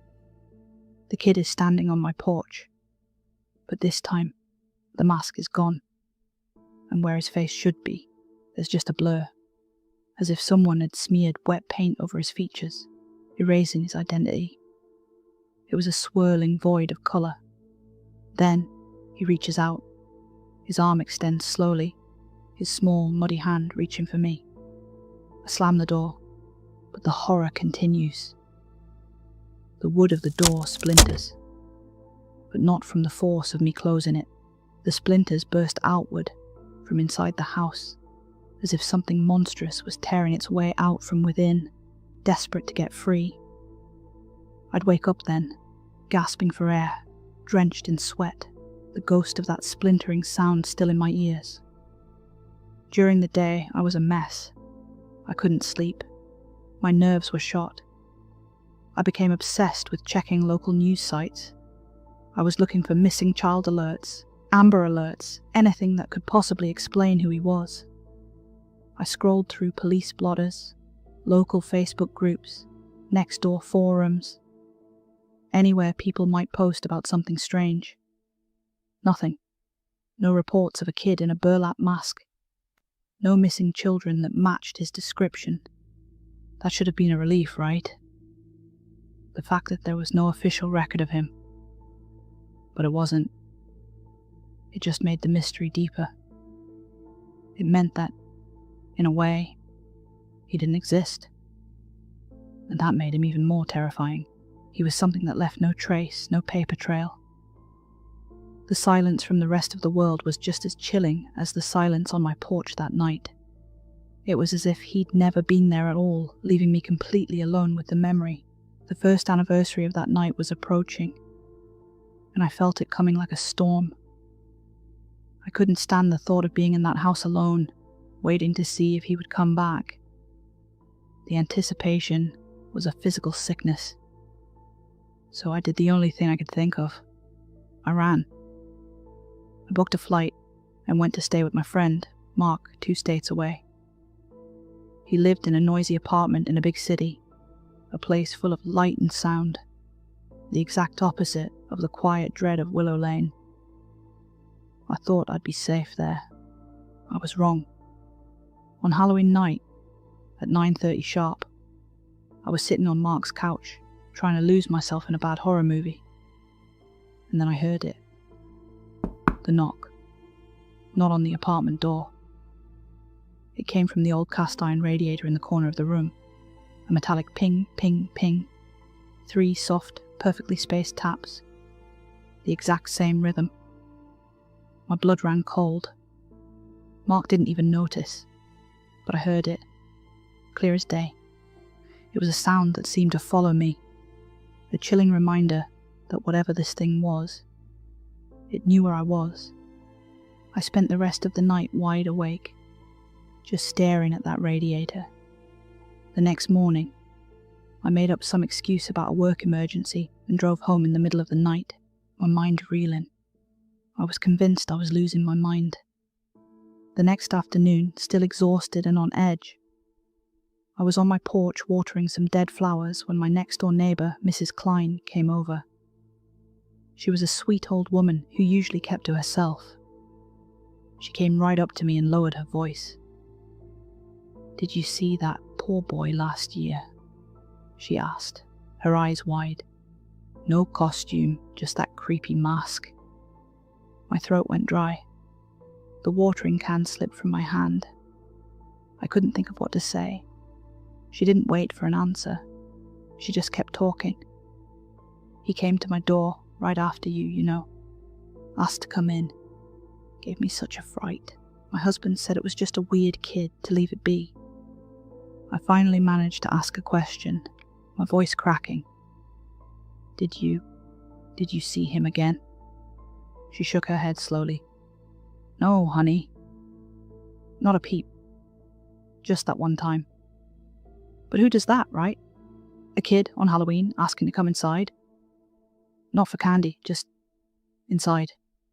We shared an uneasy laugh, the kind that doesn't reach your eyes. Her words, as innocent as they were, confirmed everything. I wasn't going crazy. It wasn't my imagination. This thing was real, and I wasn't the only one it had visited. That winter, my fear turned into a desperate need for answers. Knowing Mrs. Klein had seen him too, it validated everything. I started spending my nights in the darker corners of the internet, on forums like r/paranormal and r/true scary stories. I scrolled for hours, my eyes burning from the screen, searching for keywords.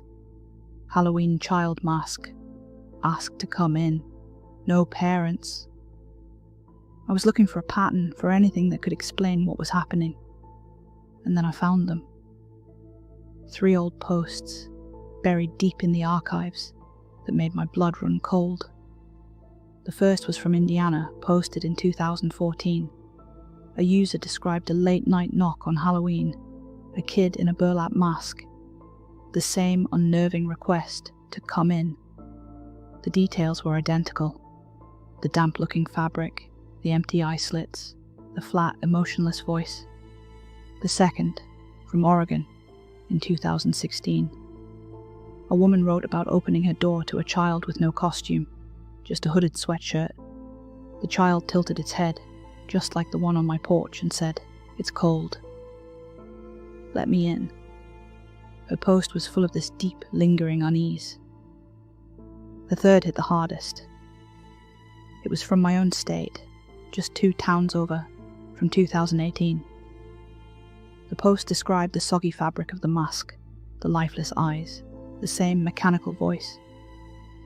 The poster was a young father, and he wrote about his guilt over slamming the door, wondering if he'd done the right thing for his family.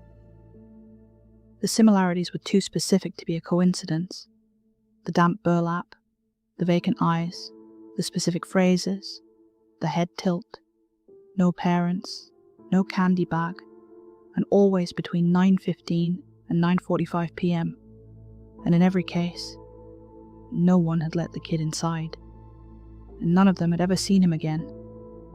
The comment sections were a mix of fear and morbid curiosity. People joked that it was some kind of demon that needed an invitation to enter a home, bound by some ancient supernatural rule. But one comment stuck with me. It burrowed into my mind. It read, "Maybe if you invite it in, it moves to the next town. Maybe slamming the door saves you and dooms whoever lives there next." I slammed my laptop shut. The words, "dooms whoever lives there next," just echoed in my head. This wasn't just about me anymore. It was about a chain of fear, spreading from one house to the next. And I was now a link in that chain. My fear curdled into an obsession. The Reddit posts proved this was bigger than just me, and my regret turned into this burning need to understand. I started driving to the towns mentioned in the posts. I had a map spread out on my passenger seat, with red pins marking each story. It felt absurd, like I was playing detective in some low-budget horror movie, but I couldn't stop. I'd knock on doors, acting casual. "Hey, sorry to bother you, but weird question. Ever have a kid in a burlap mask knock on your door on Halloween?" Most people just looked at me like I was crazy and closed the door. I can't say I blame them. But a few remembered. Their eyes would widen with a flicker of recognition. Some would just pale and shake their heads, refusing to talk about it. But others did talk. One woman described how the kid just stood there perfectly still, even as a dog was barking furiously at it. Another man, a former Marine, actually started to tear up as he told me his story. He said he'd grabbed the gun from his nightstand when the kid took a slow, deliberate step onto his porch, and he swore, his voice thick with fear, that the kid's muddy feet never actually touched the wood. They seemed to hover just an inch above the planks, defying gravity. He wouldn't say another word after that. He just closed his door and left me standing there, a fresh wave of cold dread washing over me. I kept detailed notes. My map was now covered in red pins, 12 so far, across 8 different states, always in October, always between 9:15 and 9:45 p.m. It was a clear, undeniable pattern moving across the country like some kind of malevolent pilgrimage. This wasn't random. This was methodical. The regret I felt over that one night had bloomed into an all-consuming obsession, a desperate hunt for the nature of the thing I had turned away. The human mind tries to make sense of the senseless, and after countless sleepless nights, mine had come up with a few theories. They were just ideas, born from folklore and fear, but they were all I had. Theory A. It's a demon. A classic horror trope, but it felt strangely appropriate. This thing, whatever it is, needs permission to cross a threshold, like a vampire. It can't force its way in, it has to be invited. Its question, let me in, isn't a plea for help. It's a request for entry, a way to gain access. If you say yes, you're opening your home, and maybe your soul, to something terrible. If you say no, you're safe, for now. But then it just moves on to the next house. Theory B. It's a ghost. The spirit of a child, trapped in a loop. Maybe a boy got lost on Halloween night, was turned away by someone and died from the cold on their porch. Now his spirit is forced to reenact that night over and over, forever seeking the warmth he was denied. This theory feeds my guilt. What if I was just another link in that chain of cruelty? What if I condemned a lost soul to wander forever? Theory C. It's something older, something ancient and predatory that just wears the shape of a child as a disguise. It's a parasitic entity that feeds on fear, moving from house to house, from town to town. The child form is just a lure, designed to exploit our instinct to help the vulnerable. The mask, the lack of eyes. It's a blank canvas for us to project our own fears onto. It doesn't want to come in for shelter. It wants to come in to feed. I pace my living room in the dead of night, these theories swirling in my head. They all lead to the same terrifying question. What happens if you say yes? What fate is waiting for the one person who finally opens the door? The unknown was a vast, dark ocean, and I felt like I was drowning in it. Quick break from all this. If you've ever seen this kid, the one with the burlap mask and the flat, dead voice, leave a comment below. I'm not looking for attention. I just need to know I'm not the only one. And while you're down there, hit that like button. Let me know you're listening. Now back to the story, because it only gets stranger. After what Mrs. Klein told me, and after finding those Reddit posts, I swore I would never be home for Halloween again. The thought of just waiting for that knock was unbearable. So I made a plan. I booked a room at a cheap motel 2 counties over. I left my house completely dark, no porch light, no candy bowl. I wanted it to look abandoned, a clear sign that no one was home. 9:28 p.m. I was lying on the motel bed, watching some brain-dead show on cable, trying to drown out the anxiety. The minutes ticked by. 9:29. 9:30. My phone buzzed, just a text. And then the motel phone on the nightstand rang. I just stared at it. My blood ran cold. It was an internal call, probably the front desk.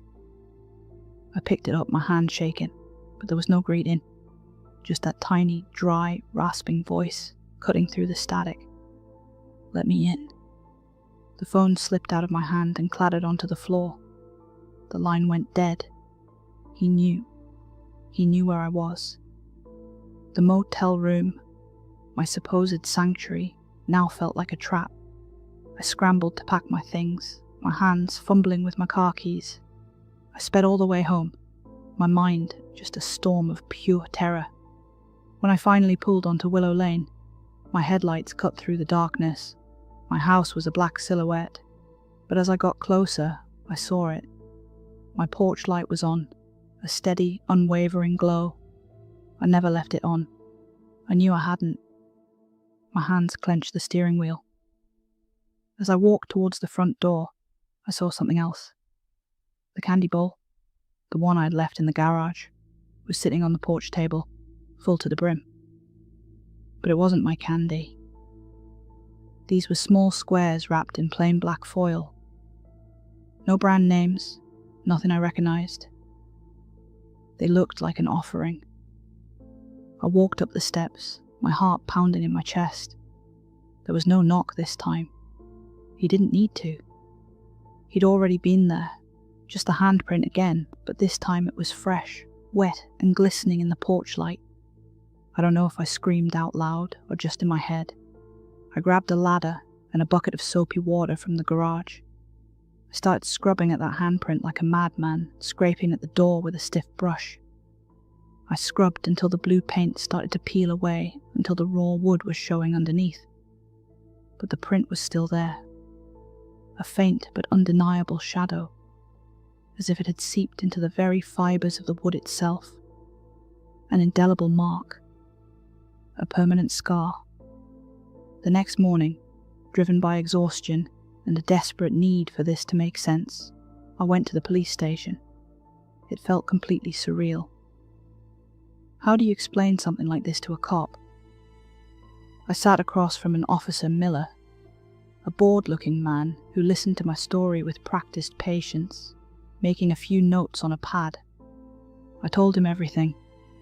The mask, the voice, the handprint, the phone call at the motel. He just nodded along. Then I mentioned my Ring camera footage. For the first time he looked interested. You have security footage? He asked. We watched it together. At 9:30 p.m. on the dot, right when the kid would have been at my door, the video feed dissolved into a chaotic burst of static. Just digital white noise for exactly 12 seconds. When the image came back, the handprint was already on the door. It was as if the camera itself couldn't process what was there. Officer Miller squinted at the screen. Probably moisture, he mumbled. Or an electrical surge. Happens with these smart devices. He offered no explanation for the timing, or for the handprint just appearing out of nowhere. I asked him about the phone call. He just shrugged. Kids prank motels all the time, sir. Could have been any room. His dismissiveness was like a punch to the gut. He handed me a business card. Here's the number for a city therapist, he said, his tone carefully neutral. Sometimes, after a stressful event, people can get overwhelmed. I took the card, knowing I would never call. A therapist wants to give you closure. They want you to move on. I didn't want closure. I wanted answers. The police, with their logical explanations, couldn't help me. They couldn't acknowledge the impossible. And their refusal just left me feeling even more alone. Some nights, the terror fades, and it's replaced by this crushing guilt. A sickening feeling that I made a terrible mistake. I start to flip the whole narrative upside down. What if he was just a kid? A scared, lost kid in a weird mask? What if he had escaped from some horrible situation and was genuinely looking for help? And I, a grown man safe in his house, slammed the door on him. What if I left him out there to freeze, or to be found by whatever he was running from? The thought is a special kind of torment.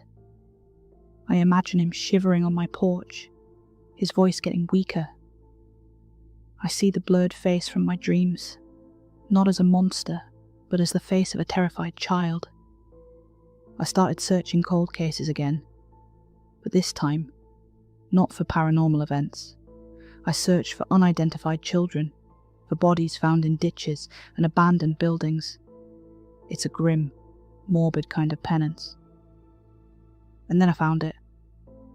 A forensic sketch from 1993. A digitized image of a child's face, round cheeks, wide, vacant eyes, a hoodie pulled up tight around his chin. The report mentioned a muddy appearance. It could be anyone I know, but in my head, it could also be him. The eyes in that sketch. They have the same empty, frightened look. I printed out the sketch. I taped it to the inside of my closet door so I have to see it every single morning when I get dressed. It's a daily reminder, a silent accusation. Was this the face I turned away? Was this the child I condemned? The image just stares back at me. The possibility that I was wrong, that I let fear win over my humanity, is a haunting all its own. This year is going to be different. The fear is still there, but so is this grim determination. The possibility that I abandoned a real child has become more terrifying than any monster. I've spent the last few months fortifying the house. I installed a new security camera, one with infrared night vision. I put up motion-activated floodlights that will blast away any shadow. I even did some of the things people suggest online. I laid a thin line of salt across every windowsill and doorway. I know it's grasping at straws, but I'm desperate. I didn't buy any candy. There will be no pretense of a celebration this year. This Halloween, I'm not running. I'm not hiding in a motel. This year, I'm going to be right here. I'm going to sit on my porch with a thermos of coffee and a heavy flashlight. My lights will be off, and the front door, the same one I slammed shut 4 years ago, will be open. Just a crack, unlatched. A silent challenge to whatever is coming. If he shows up, if that burlap masked figure steps out of the darkness, I'm going to ask questions. Are you lost? Are you real? Do you need help? Or do you want inside? I will demand an answer. And whatever he says, my decision this time will be based on more than just pure panic. Maybe that's arrogant. Maybe opening the door is exactly how you become the next link in the chain. Maybe it's the ultimate mistake. But I've learned that regret is its own kind of ghost, and it's far more persistent. I'm already haunted. I'm already living in a hell of my own making. What more is there to lose? So if you hear a knock this Halloween, that slow, deliberate rap that chills you to the bone, and you open your door to a kid in a soggy mask with no candy bag and those dark, empty eyes, do what you think is right. But know this, whether you open the door or not, the question will move in with you. It will live in the quiet corners of your mind. It will whisper to you while you're trying to sleep. As for me, I'll be on my porch. The screen door will be unlatched. My heart will be pounding. Because the only thing worse than wondering if you saved your own life is wondering if you threw away your soul. Wondering if you turned your back on a child in need and condemned them to an eternity of cold. Stay safe out there. And please, if you have stories of your own, leave them in the comments. I need to know I'm not alone in this. And if the knocking stops just before you turn the knob, maybe you should wonder what's already on your side of the door. Because sometimes the terror isn't trying to get in. Sometimes it's already inside.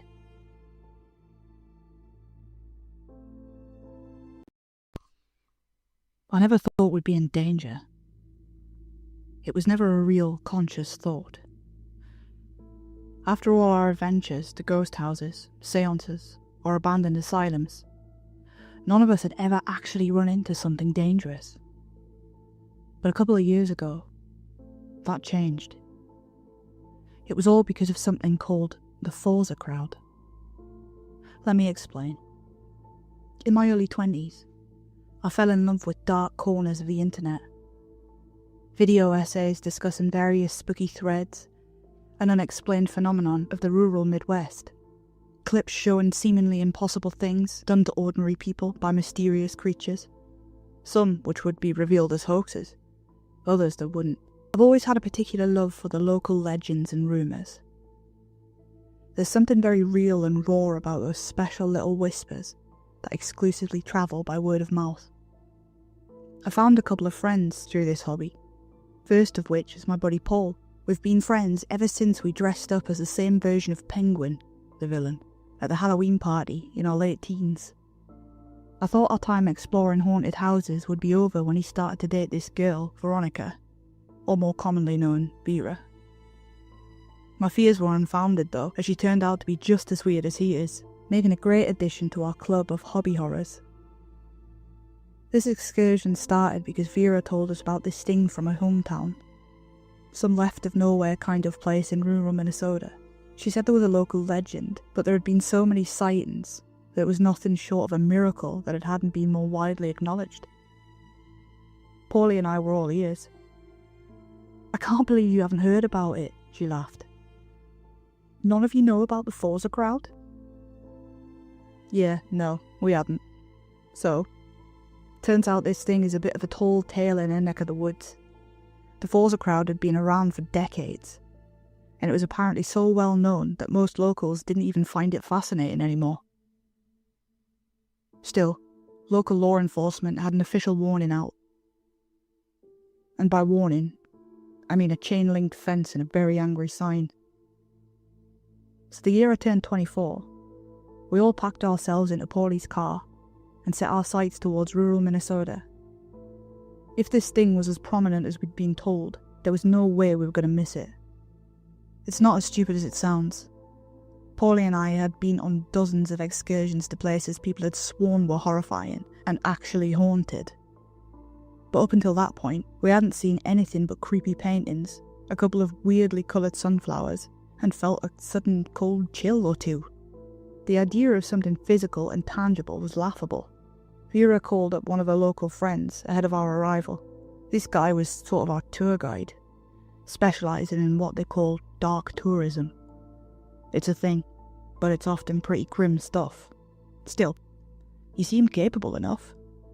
He had a couple of YouTube videos that we checked out. He used to be easy to find back then.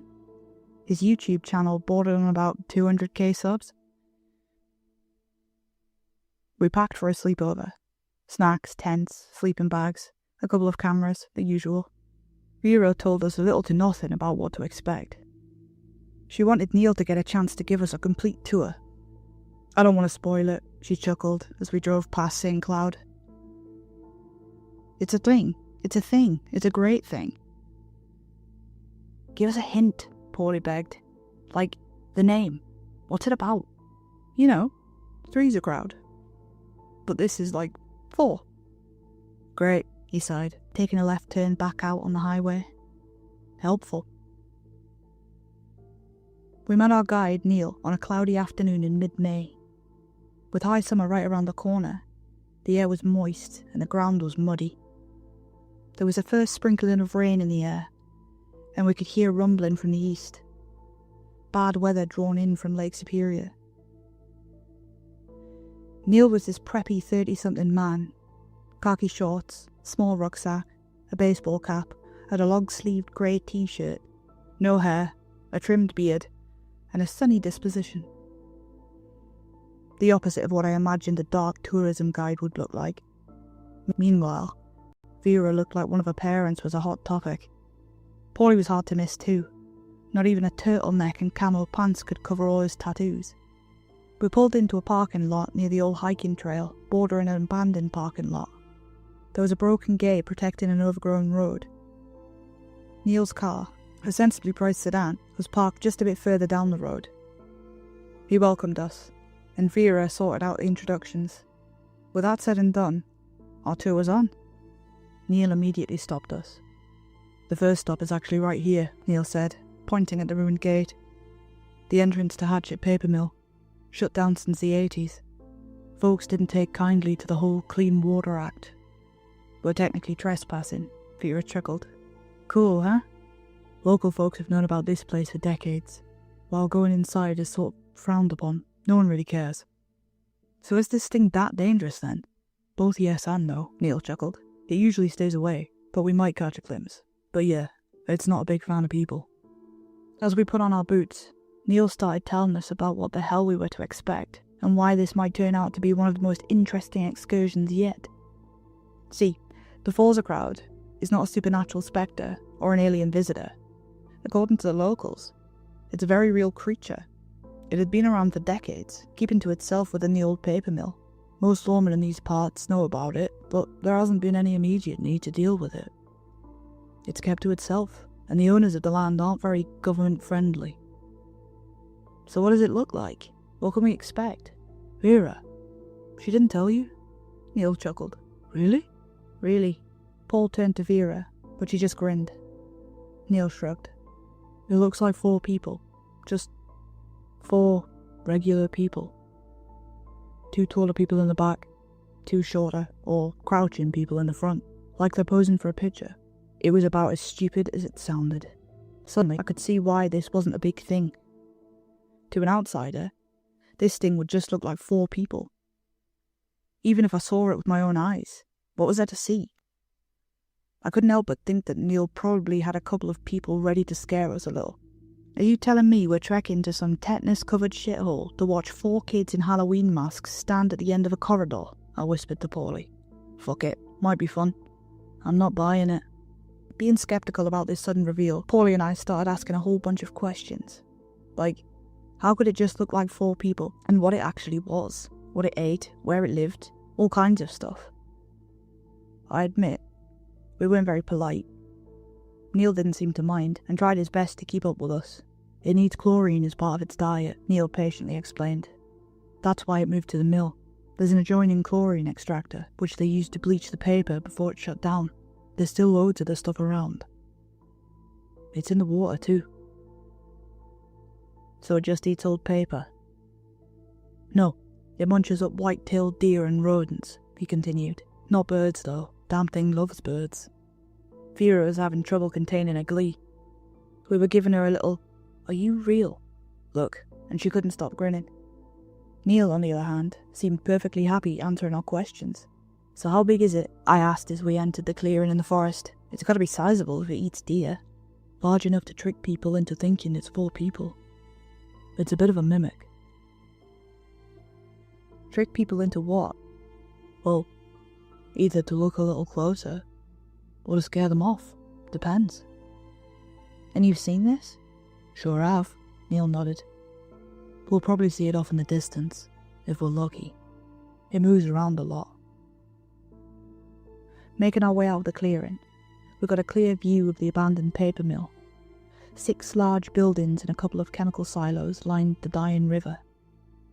All of it looked worse for wear. Most of the outside was decorated with elaborate graffiti and rust. There wasn't a single window that hadn't been vandalised. Still, Neil didn't skip a beat. As we made our way closer, he kept telling us interesting factoids. "You can kinda notice it by the sound of the bird song," he explained. "The thing rolls around in sawdust as a sort of dust bath, and it gets a lot of parasites stuck. Birds love it, so they're usually close by, ready to pick up the little maggots and parasites. Sort of like a crocodile." "I'm hearing birdsong right now," Paulie laughed. "You think that's the forest, or?" "5's a crowd. 4's a crowd," Neil responded, giving him a cold look. "And no, that's..." That's just birds. There are usually red ones flocking to it, making a sort of trilling noise. Exciting, Paul sighed. To that, Neil said nothing. We entered the mill through one of the truck entrances, stepping over a collapsed garage door. I could practically taste the mould and residual chemicals, but Neil swore that we'd be fine. It was just moisture, apparently. Vera wasn't convinced, it seemed. We made it up to the second floor, walking across a rusted-out catwalk with a loose railing. Beams of light made its way through the holes in the roof, slowly fading from the overcast. Looking at the mill, we could tell this place wasn't just some sort of empty building. It must have been abandoned in a hurry. There were still some expensive machines left on the floor, most of which had been rusted to the core by decades of neglect. It roams a lot, Neil explained, as we slowly made our way forward. I don't think it nests until it finds a partner, and I can tell there aren't many of them around. How come? I asked. I think they have no means of finding one another, suggesting they might have once lived in colonies, where you could just throw out an arm and grab a mate. There are a couple of holes around here where it's burrowed, suggesting it might be subterranean. I'd love to see that, Wally chuckled. Really? Really? I'd love to. Alright, shrugged Neil. Let's go and see one. Neil guided us to the factory floor, down a corridor, through a ransacked lunchroom, and out the back near one of the silos. There was a massive room containing vast piles of sawdust, easily the largest pile I'd ever seen. Paulie's instinct was to try and climb it, but Neil recommended against it. That thing is crawling with parasites. I wouldn't touch it, he explained. You see that indent there, on the left flank? That's where it's been. Just looks like a dent to me, Paulie said. Vera elbowed him, and Paulie made a lip-zipping motion. Neil did his best not to roll his eyes. He continued to explain the many findings of the locals over the years. For example, the Forza crowd had a larger body than one might think, but it hides it behind a crowd of four, much like an insect shedding its body. He claimed they had a sketchy view of this back part from a side photo taken in the late 90s. Of course, it was blurry at best. You could barely tell there were people in the picture at all. There had also been a steep decline of white-tailed deer in the area. While many claimed this was due to illegal hunting, Neil argued that it coincided with the growth of the creature in the early 90s. This was a returning pattern with the Forza crowd. Everything about it could be explained by the most mundane things. It just looked like people at a distance. Its main food source was abundant. There was nothing immediately apparent about it.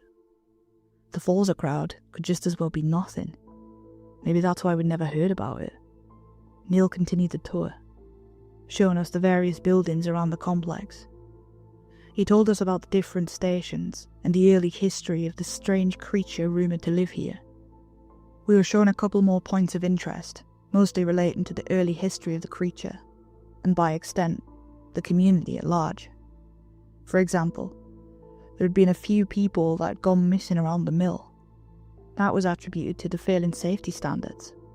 Again, it was unclear. It could be blamed on a large monstrous beast, but the far more likely cause was just an accident. Occam's razor. As we reached the rear exit, Neil clapped his hands together. This is where I usually spot it, he said, moving through the old chemical storage. Right over there. So, what do we do? I asked. Do we lure it out? I suggest we wait. Neil smiled. Put your feet up. Take in the sights. It's a magnificent place, huh? Paulie walked over to me, carefully elbowing me for attention. Leaning in, he whispered, The kids he hired to scare us aren't here yet. Still, it was nice to just be out with friends for a change. Break up the monotony of work. We put up a tent and had a couple of hot dogs. Vera took a nap listening to her favourite podcast. Paulie went for a jog on the catwalk, making little dust particles rain on the factory floor. It echoed through the entire building. I got a chance to sit down with Neil for a bit, just the two of us. He seemed like a genuinely nice guy, but I could tell he was putting on a show. Then again, that was sort of his job. Vera had known him since high school, so had given her a good price for this. In a quiet moment, I asked him, "So what's the deal? Why is this so interesting?" "You know, it's a funny thing," he smiled. "It's right there for all to see, and everything about it just looks like a whole bunch of nothing." "Come on," I smiled. "I mean, it's a great story. You've put a hell of a lot of thought into it, and I appreciate that. Most places just say it's like a ghost or an alien." "Look," he nodded, raising his hot dog from the open fire. "I'm not bullshitting you. This thing is real."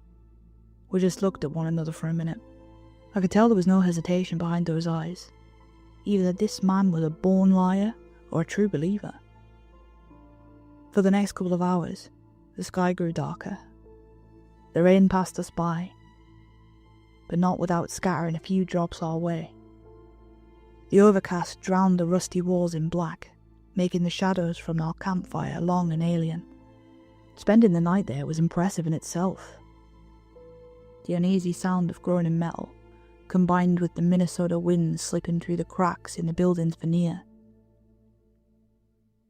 We set up our tents on the outskirts of the old administration building. No risk of setting fire to anything. We could tell it was frequented by a lot of rebellious teenagers. The graffiti spoke for itself. Neil assured us that the Forza crowd didn't mind people and that it would keep its distance. In his experience, it wasn't interested in hunting people. Paulie just rolled his eyes. The charade was going strong. I had a surprisingly restful sleep, nodding off the moment my head hit the pillow. I didn't get to sleep for long, however. A few minutes to midnight, I heard a rustling noise coming from Paulie and Vera's tent. At first, I just thought they were doing what consenting adults might be inclined to do in a secluded tent. But after I heard the tent open, I peeked out. I was a bit embarrassed to see Vera and Paulie sneaking out with a roll of toilet paper, obviously going off to mind their own business. I lay back down to sleep when, after a couple of minutes, there was a whisper outside my tent. Peeking out again, I could see Vera and Paulie, now looking a bit more awake. "Holy shit," Paulie smiled. "They're here. You gotta see this." I looked over at Neil's tent. The man was fast asleep. Had he planned this in advance? How did he know we'd be skulking around at night?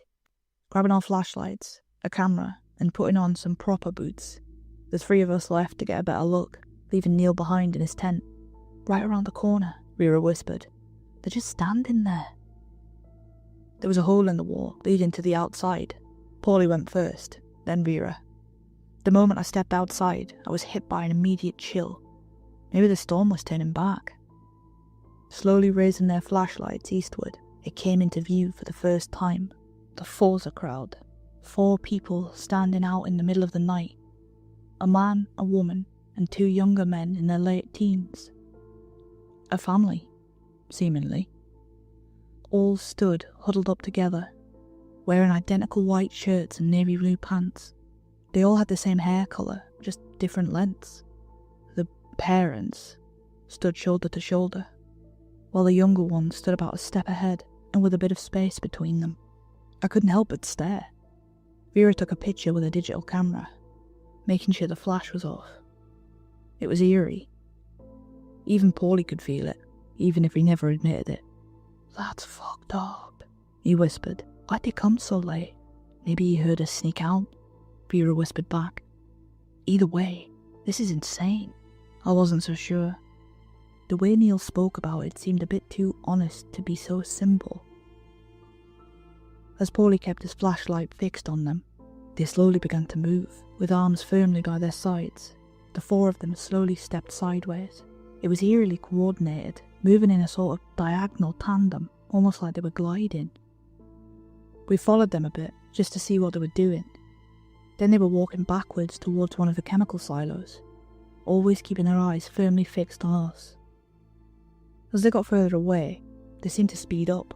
Vera barely got a chance to say, "Hold on," before they hurried inside the silo, still maintaining that perfect cohesion.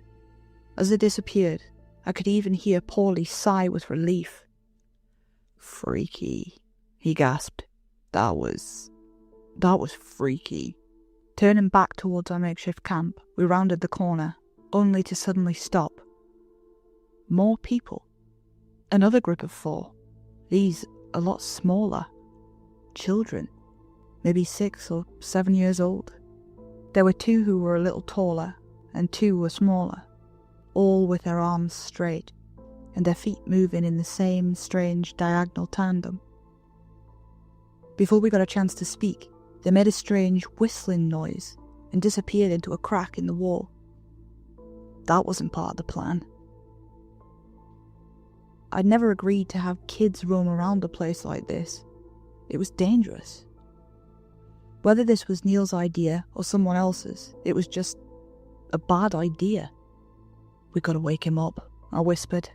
Now.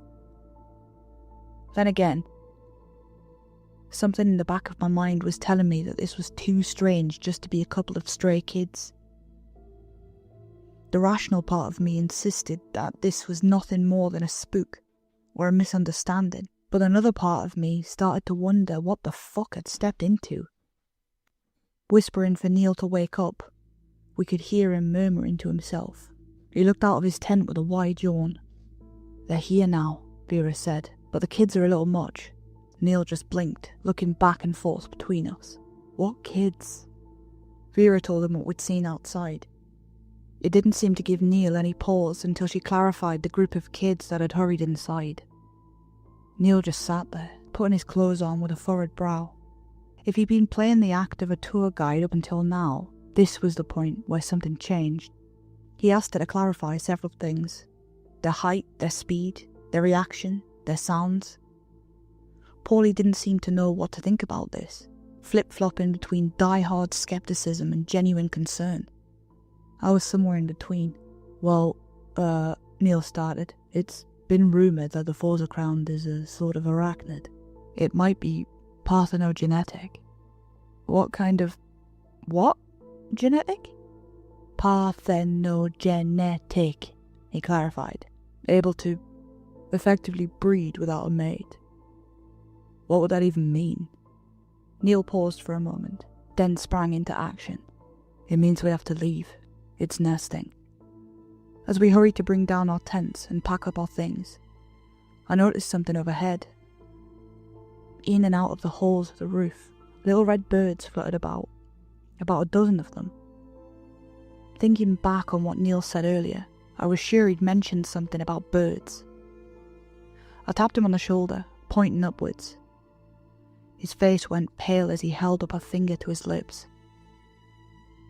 Vera and Paulie noticed, and we all fell silent. Moving at a snail's pace, as to not make any unnecessary noise. Every now and then, the birds would land, making little chirping noises, and then return upwards. Vera gasped. We all stopped to look at her as she pointed further down the hall. There it was. It slowly sidestepped into view. Only the legs of the 4 people moving, their arms remaining straight. Their heads wobbled a little as they moved, looking more like bobbleheads than people. They still looked like they were floating forward, held up by some unseen force, but most worrying of all, they were coming towards us. Slowly. I didn't know what to do. Part of me wanted to run, another part wanted me to stand there and fully believe that this was somehow still a lie. It had to be. There's no such thing as monsters. I've checked. Over all the years of laughing in the dark, I'd learned that there was really no such thing as monsters. But as these 4 strange people crept closer, I wasn't sure anymore. And Neil seemed just as, if not more, confused. "Nobody moves," he whispered. "Let's see what it..." Out of the cracks and nooks, I could see more faces. 4 children, for one, but another set of 4 further down. They didn't look like children at all, more like miniature adults, all moving in the same strange pattern, alternating their steps among each other. These just didn't look finished. Hair growing out of their eyes, one leg too short, another too long, a drooping mouth that wouldn't stop twitching. 2 of them were conjoined at the shoulder, making an awful gurgling noise. I counted 6 groups in total, and some of those groups, they weren't people. They couldn't be. That's not what people look like. The largest one, as I got closer, was bigger than I anticipated, easily 7 feet tall. Still, they all looked at us with these glassy-eyed nothings. They didn't really have eyes. It was more like white globes with accidental spots. One of the red birds gently landed on the shoulder of the creature, gently pecking at its eye. It didn't even flinch. Paulie held Vera tight as we slowly backed off, leaving what little we'd brought behind. The campfire had not long since burned out, but the tall one still daintily stepped over the embers. It did so in a strange manner, having one of the front people lift its legs straight out, seemingly elevating in the air. But that's when the illusion broke.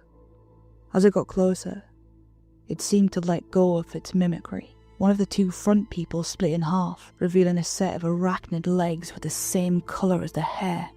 Impossible tall and thick legs hiding an all-black creature with dark, beady eyes. They'd been there all along, folding into the vertical rows, acting as the back row shirt buttons. They unfolded like origami, wordlessly tearing themselves apart, breaking whatever image it had, revealing a creature stretching out to its full size, easily breaking 9 feet tall with arms in every direction. Every leg was camouflaged as half a person, that when put together would form the illusion of a group of 4. Fake bodies, nothing more than membrane and skin writhing back and forth lifelessly, morbid appendages. I barely even heard the others screaming. Paulie grabbed Vera, heading for one of the side exits. Neil just kept repeating, "No, no, no," over and over, not even running. And I was frozen, staring into the slight reflection of 8 eyes, arranged in 2 perfect columns of 4. White-clothed arms have unfolded into mandibles, creeping closer. In that moment, I thought I was going to die. I wasn't accepting that this was actually happening. 100 thoughts were running through my mind at once, painting all the strange possibilities that might explain this. A prank show, a bad dream, something, anything. I could have died that day. Suddenly, it turned away from me. Paulie had run a hot dog stick straight through its right front leg. Looking back at this, it was all so fast. Using its 2 front legs, the Forza Crown hurled him straight across the room and up 1 level, smacking into the upstairs catwalk railing. Paulie wasn't moving. Vera was panicking, doubling back to get him. Neil grabbed her, heading for the side exit. I could have tried going with them, but there was no way I'd get by the angered creature. Instead, we had to split up, forcing it to pick a lane. Of course, it went after me. I went straight ahead, in the wrong direction, down a long corridor, my steps pounding the dusty concrete. A dozen little feet followed me, even their steps sounding human, like they were wearing shoes. The large one contracted, crawling forward with its 4 front legs first, furiously tapping its way forward. It was so fast, so twitchy, like it had abandoned all attempts of mimicry, all pretense. I managed to make my way up the catwalk. The moment I reached the top, the stairs collapsed behind me, deafening me with a flood of metal crashing to the floor. The creature couldn't make its way up these old walkways. There was too much concentrated weight. That didn't stop it. Moments later, the tips of its arms would wrap around the catwalk as it hung upside down beneath, trying to bite through the metal. And while I was fast, it could keep my pace. I could feel the mandibles poking through the steel, scraping against the bottom of my boots, its arms reaching for me, tearing at my jacket with little claws at the end. A section of railing gave out, unbalancing the creature and nearly knocking me to the floor below. Instead, it lost its grip and fell. It'd just be a few seconds before it got back up to try again. This was a creature hungry to feed its young. This wasn't a docile attraction. Not anymore. There was a short platform connecting two of the buildings. The thing had once looked like a sort of glass tube, but now it was just a set of unstable open-air platforms. Still, I didn't have much choice. I went for it. I couldn't think straight anyway. I have these brief memories of the chase. It felt like hours, even though it was just a matter of minutes. In my mind, I can picture every corner, every bump, every skip. But it's hard to put it into words. It was just this long, wiry passage, weaving together into this one singular adrenaline-rushed madness, with death following close behind. Reaching the other end of the platform, I could see the Forza crowd retreating into the dark. It was clever. It knew that platform couldn't support its weight, and that the fall would hurt. I ended up the way I came, on the same walkway as Paulie, overlooking our previous campsite. Running up to him, I could tell he was breathing, but badly concussed. His one eye was blood-filled and swollen, and his left arm was bent the wrong way. There was no way I could get him to walk out of there anytime soon. I considered my options. I could leave him. I could run. I could try and pick him up and pull him along. None of it was plausible, especially not leaving him. Instead, I propped us up against the wall. Somehow, he was still conscious, if barely. Together we sat there, listening to the red birds fluttering in and out of the broken roof. It turns out the Forza crowd couldn't reach us. It couldn't use the adjoining platforms, and there was no remaining stairs. Instead, it stood beneath us, desperately reaching upwards. In a sort of fear-induced bravado, I stood up to look down at it. The catwalk groaned but held firm. For a moment, our eyes met. This button-eyed creature, completely emotionless. A creature that understood nothing but meat and offspring. It still reached for me. Carefully. Even tenderly. As if asking me to be its friend. To surrender. I sat back down next to Paulie. He panted heavily. Maybe he had a few broken ribs. I'm gonna get a tattoo, he blurted out. Spider. Please don't, I muttered back. Vera, she's gonna kill you. No, she loves spiders. He wheezed through a half-broken nose. Just not that one.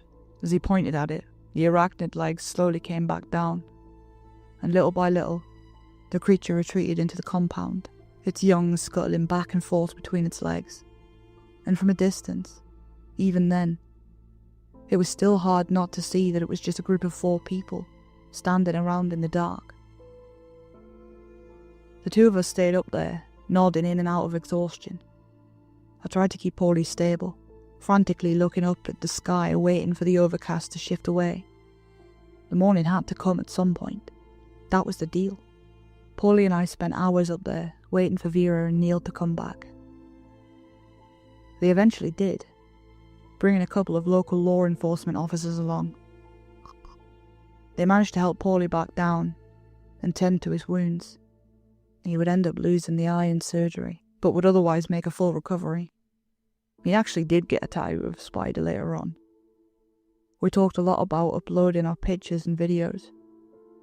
But even now, looking back at what little footage we have, it just looks like 4 people standing around in the dark. There's no attack or monstrous transformation. It doesn't look like anything, just people. Strange people, but people nonetheless. Neil talked to them about reinforcing the fence. As he suspected, the Forza crowd had gone through a sort of self-fertilization, reproducing without a mate. We'd done the equivalent of standing between an angry mother bear and her cubs.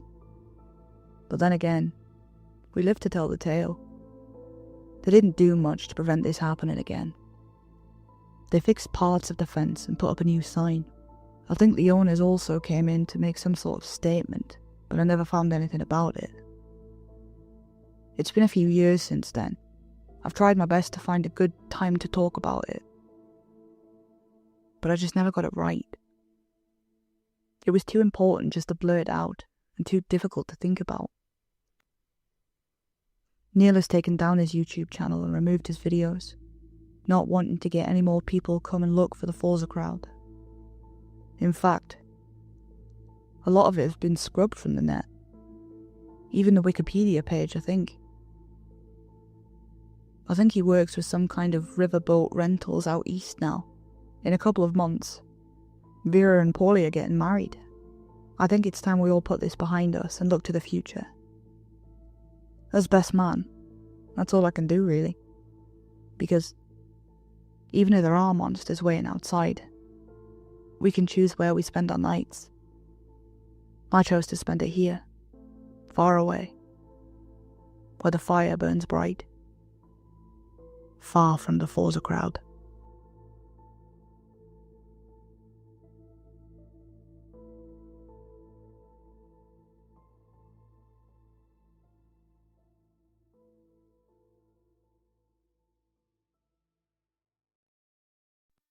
I used to have nightmares as a kid.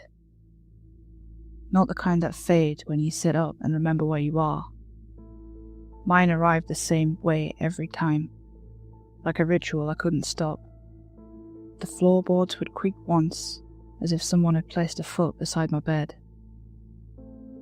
Then I would hear slow dripping, steady and patient, as if water were leaking from a tap inside the dark. I would hold my breath and count the drips and hope they would stop. They never did. After the dripping, he came.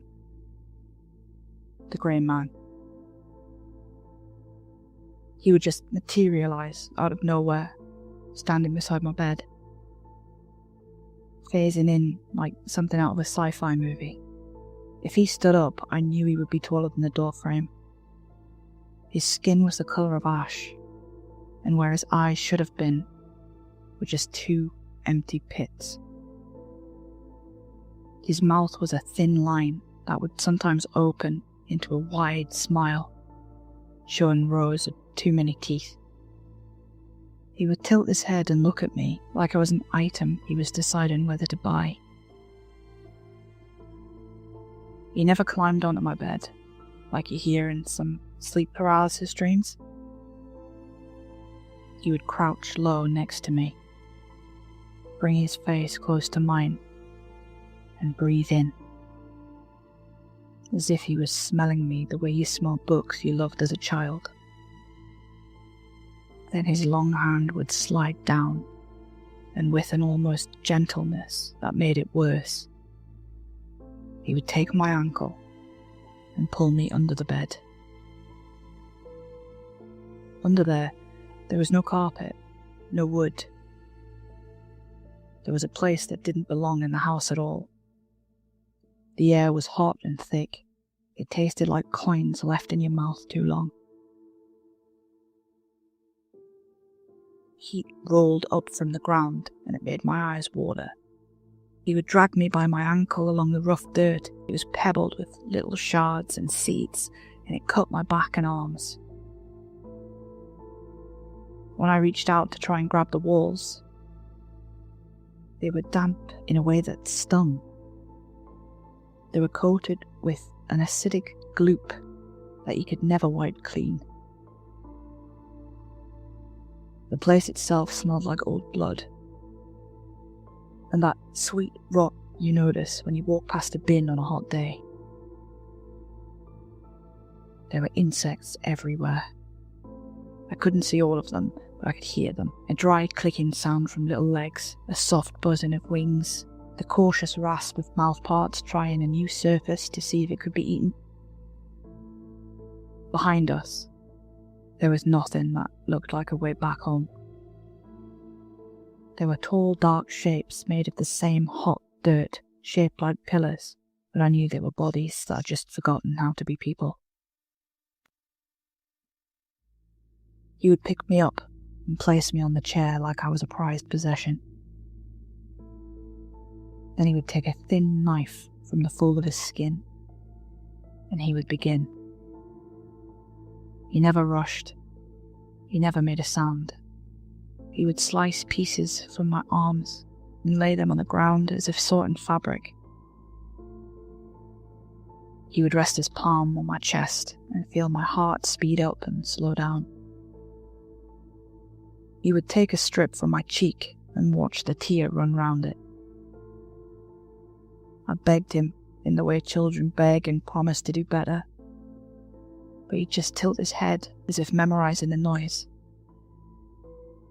He would never stop. He never showed any emotion, no joy, no anger. In those dreams, I remained alive when I shouldn't have. There were times when the only part of me left was my head. I could feel the dirt under my tongue. I could feel the insects trying the corners of my mouth and then changing their minds. I could smell the heat. I could see him as he bent close and for a moment set his forehead to mine. Then I would wake up with my jaw cramped and my throat raw from air I must have swallowed while I screamed without a sound. My parents did what they could. They never used words like cursed or haunted. They used words like specialist and appointment and therapy. I drew the grey man for a woman with a calm voice who didn't look at my drawings when I handed them over to her, but always took a moment before she turned to paper. I learned breathing exercises. I learned to plant my feet on the ground and list 5 things I could see. The dreams didn't stop at once, but they frayed at the edges. Then they came less often, and I grew taller. I learned to put my hand on the bedroom light switch before I went to sleep, so I knew it was there. And when I left for college, the dreams, they didn't follow me. I told people I was a nervous kid who just grew out of it. That was mostly true. I'm an adult now. I pay my bills on time. I have a decent job, a flat that's more tidy than messy, and there's nothing in my life that looks like a horror story if you glance at it from the outside. Last week, I went to the fun fair with Beth. She's the sort of friend you can talk into trying food you don't recognise, and rides you claim to hate. We wandered through the lights and the noise and the smell of hot oil. Then Beth's eyes fell on a fortune-teller's tent set up near the far fence. It looked like it had been pitched in a hurry. The canvases didn't match, the guy ropes were all assorted colours. It was dark inside and very quiet, as if sound didn't want to sit in there. Beth wanted to go right in, but I didn't. Not because I was scared, more that I didn't believe in this type of shite. But she said please. And it was the only thing there without a line, and I was thinking about donuts. The woman inside looked like she'd stepped straight out of a cliché. Shawls, bangles, long grey hair. But what caught me wasn't her. It was the bird. A white bird. Perched on her shoulder. Beth smiled nervously. "Aw, a dove!" The woman didn't look up from her cards. "Not a dove," she said, her voice melodic. "A crow." I squinted. "It's white." That's when she finally met my eyes. Her smile, it didn't reach them. "Not everything white is innocent." Beth shivered, muttered something about it being pretty, and then sat down. She was first. She went first. The woman inside read her cards, asked her about her one true desire. Beth blushed and said something stupid about wanting a nice boyfriend. I laughed and muttered, "Jesus, at least make it achievable, give the old bag a chance to fake it." Both of them turned and looked at me, the way teachers look at you, you know. Beth's turn ended with the rustle of a curtain of beads and the tiny chime of something metal. The woman lifted her eyes to me and asked me to sit. I didn't want to, but Beth gave me that look. The chair was lower than I expected. It made me feel like a child. The woman's hands were cool, and her thumbs were rough where she pressed them against my palms. I made another joke about props and smoke machines, but she didn't smile. "Do not insult what listens," she said. "Some things are bored enough to answer." I raised an eyebrow. She looked past me and then at me, like a doctor waiting for you to say where it hurts. "I feel your resistance," she said kindly. "That's because this isn't real," I snapped back. "It's a joke. A tent in a mud pit funfair with plastic beads on curtains. You're not communing with the universe, you're just scamming bored people out of pocket change." Her expression didn't shift. She simply tilted her head bird-like. The white crow ruffled its feathers, as though it had heard me. "Even a joke," she said, "is heard somewhere." "Great," I muttered. "Tell the cosmos I said hi then." Her lips twitched into something that wasn't quite a smile.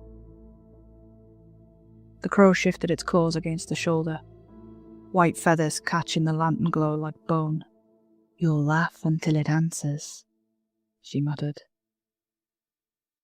Beth shot me a look, the kind that said, "Don't start." I leaned back in the chair and folded my arms. "Fine, go on then, tell me my fortune, make it quick." The woman's gaze didn't waver. "When you mock the door," she said softly, "you invite whatever waits behind it to knock." Right. That's when she asked me my one true desire. I chilled for a minute. I didn't want to give the old woman a heart attack. I told her my life was fine. I told her I had enough money, enough work, enough friends for the kind of person I am anyway. Then I said the only thing that had ever been an honest wish for me.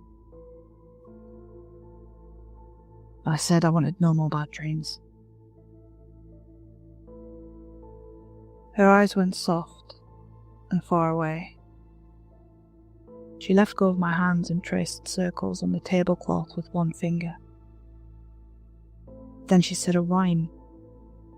I remember it almost exactly. "Grant this woman the power to see what's good and right and true. But where the light of goodness shines, the dark will see her too." I felt goosebumps on my arms. I covered it by rolling my eyes. I said something unkind about how she must do well on people desperate enough to be happy with a poem.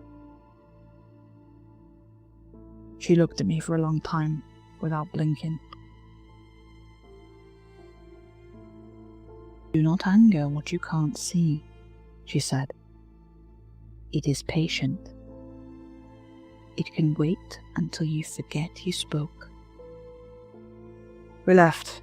I had enough of that cryptic shit. I made a show of being hungry and moved the conversation to food. That night I dreamt I found a £50 note folded in the lining of my coat. In the dream it felt stiff and new, with the smell of ink and that slight waxy drag against my fingers. I didn't think anything of it and pretty much forgot the dream as soon as I woke up. But that day it was unusually cold for me. Bitterly cold. I fished in my closet for my winter jacket and slipped it on. Halfway to work, I slipped my hands in my pockets for warmth, and my fingers grazed something hard. I pulled it out. It was a red envelope with my name on the front, still sealed. I opened it cautiously and lifted a sparkly Christmas card from the paper. One side read, "Merry Christmas, lots of love, Grandma." kiss, kiss, kiss. And on the other, a neatly folded £50 note was stuck to the side of it with tape. I must admit, I was a bit like, no way, at first. But then I thought, people forget to open Christmas cards all the time, right? Just a coincidence. I wasn't impressed. The next night, I dreamt that the woman at work who collects complaints like stamps would call in sick. She did. I told myself that one was almost predictable. She had coughed the day before. I must have subconsciously heard it. On the third night, I dreamt I was eating the most delicious bowl of strawberries and cream I had ever eaten. In the morning, there was strawberries in the fridge. Now, I don't buy strawberries as a rule. I'll eat them in restaurants, but I won't have them in my fridge. You buy them on a Monday, and by Tuesday night, they've grown their own mould colony and have elected a mayor. It's a waste of money. I checked my banking app to see if I had bought them half asleep the night before. No charge.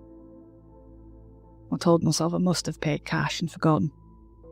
I ate one, and it tasted like a memory of summer, so sweet and fresh.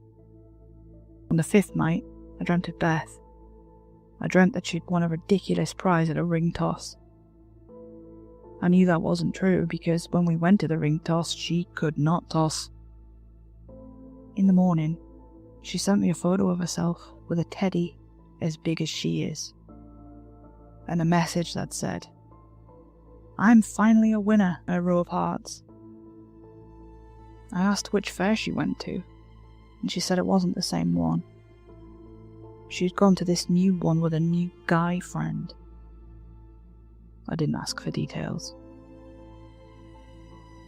On the sixth night, I dreamt of rain. It poured in the dream, and everyone on the street ran. I dreamt I stepped under a doorway that didn't leak, and that the person beside me stepped aside so I could fit in. When I woke up and went to work, the sky broke while I was walking. The doorway I chose didn't leak. The stranger that was there moved over with a smile. He handed me a napkin. He said I looked like I needed a win today. That's probably when I stopped telling myself it was nothing. I still tried to pretend, but it wasn't true pretending. On the eighth night, I had a different kind of dream. I was in my room in the dark. I couldn't move. The floorboard by the door creaked. The sound wasn't loud, but it was near the kind of volume that fills the whole house if it's quiet. And then the dripping started again. It came from everywhere at once, as if every surface had been given one drop and told not to waste it. I woke up with my heart climbing the wall of my chest. I didn't sit up. I lay still and I listened. The house is old, and does what old houses do. Pipes expand, nails settle, wood flexes. The difference was that I knew the rhythm of this house. This creak was not the same. I could point to where it came from in the dark. It was the board by the door. The rain was still pouring outside. I could see droplets dripping steady from the window frame. But this wasn't the same dripping. It was slow enough to make me count it, and then lose count. I could smell a dampness that didn't belong to a leak. I didn't go to work that day. I sat on the sofa in a daze, hands shaking as I sipped the same cup of cold coffee I'd held for 4 hours. I didn't understand what was happening. I was so focused on the good things I was getting, I forgot I could have bad dreams too. I stayed up as late as I could, refusing to go into the bedroom, but by 1 a.m. I couldn't stay awake. I dreamt I was back under the bed. The air was hot and the smell of iron sat on my tongue. I was strapped to the same chair from my childhood. He was there, the grey man, standing in front of me. That emotionless stare piercing my soul. He took a step forward. I thrashed and pulled at my restraints, desperate to get free, but he just stopped, tilted his head. I woke up panting, my hair stuck to my sweat-covered forehead. My wrists ached, and by the morning, small bruises had formed like faint ligature marks. I came down the stairs to a small white envelope posted through my door with no stamp. Inside was a note that said, "Keep sleeping well." The font was cheerful. The ink smelled faintly of almond oil. I stood very still, holding it, and listened for the drip. Last night, I really didn't want to go to sleep. I made some tea, watched some TV program that didn't really require any attention. I texted until my phone felt hot in my hands. At 3 a.m, I was tired enough to promise myself that fear is fuel and sleep isn't the enemy. I lay down. I told myself that I had invented patterns because the fortune teller had given me a poem. I reminded myself that I'm not 12. I didn't dream. I woke up just before 5 a.m, absolutely exhausted. I lay there in the dark, willing myself to go back to sleep just a little bit longer. I squeezed my eyes shut, and that's when I heard it. The floorboard by the door gave a single, careful creak. I kept my eyes closed. I told myself that if I couldn't see anything, nothing could see me. Then the dripping began. It was closer than it had been. I slowly opened my eyes, barely moving. I tried to look at the slot of dark under the bed. The smell of heat and metal pushed up and over the edge like a breath. I reached one hand out and placed it flat on the floor, only to prove that I could. The wood was cold. And then something in the dark below touched the other side of the board as if answering the gesture. The board lifted against my palm with the weight of a measured hand. I pulled my hand back and sat up. I clicked on the lamp. The room was the same as it had been. The tall bookcase, a pile of clothes on the floor, the curtains, the bed. I told myself not to be dramatic. The fortune teller had told nothing more than a fairy tale. She could have said it to anyone, and of course it would work sometimes, because the world's full of coincidences. I clicked the light off and tried to remember the therapist's advice from so long ago. My eyes grew heavy. 5 things I can see. Lamp, door, bed, blanket, book. 4 things I could touch. My blanket, my hair, my t-shirt, my nightstand. 3 things I could hear. My heartbeat, my breathing, dripping. 2 I could smell.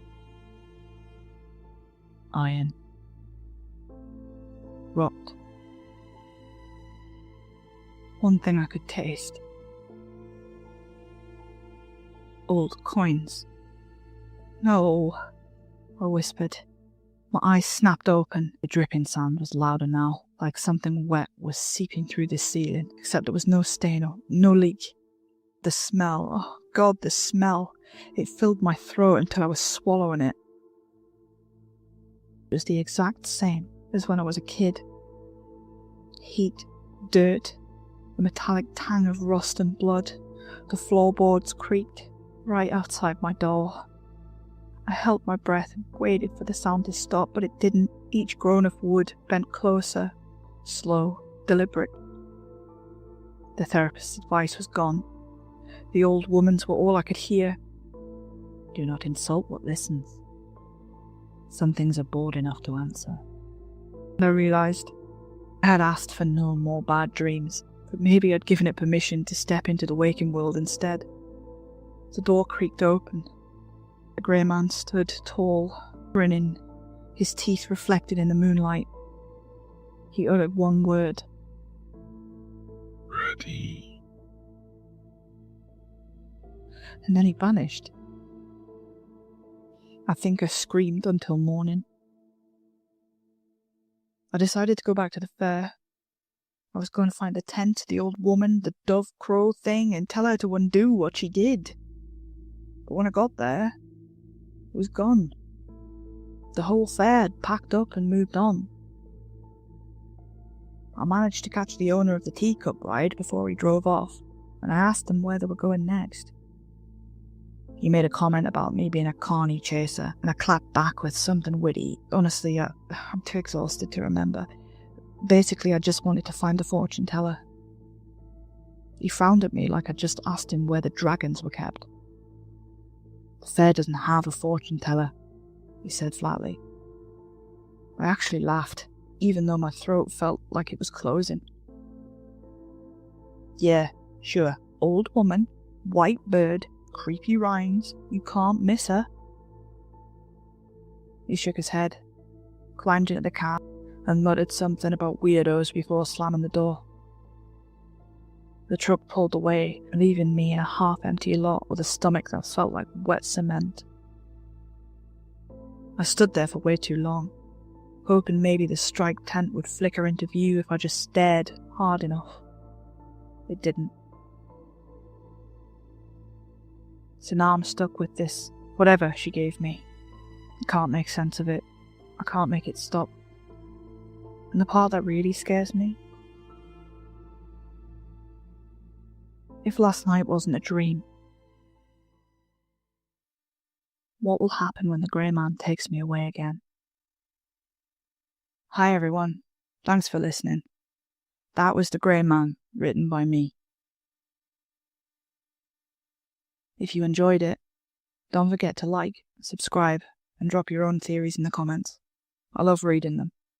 And stick around because I always share a random, completely unnecessary fun fact at the end. And sometimes even some outtakes. So today's fun fact is... Speaking of grey, did you know elephants can't actually jump? Not even a tiny little hop.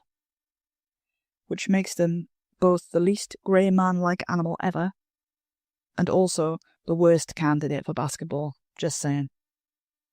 Good night.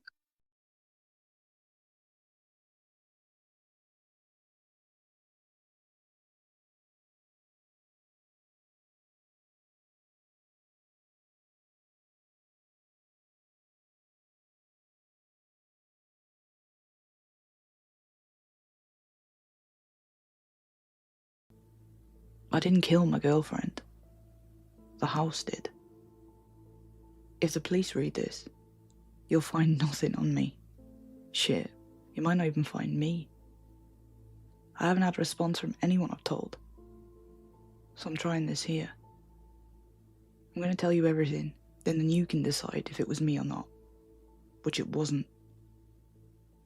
I'm a professional house sitter.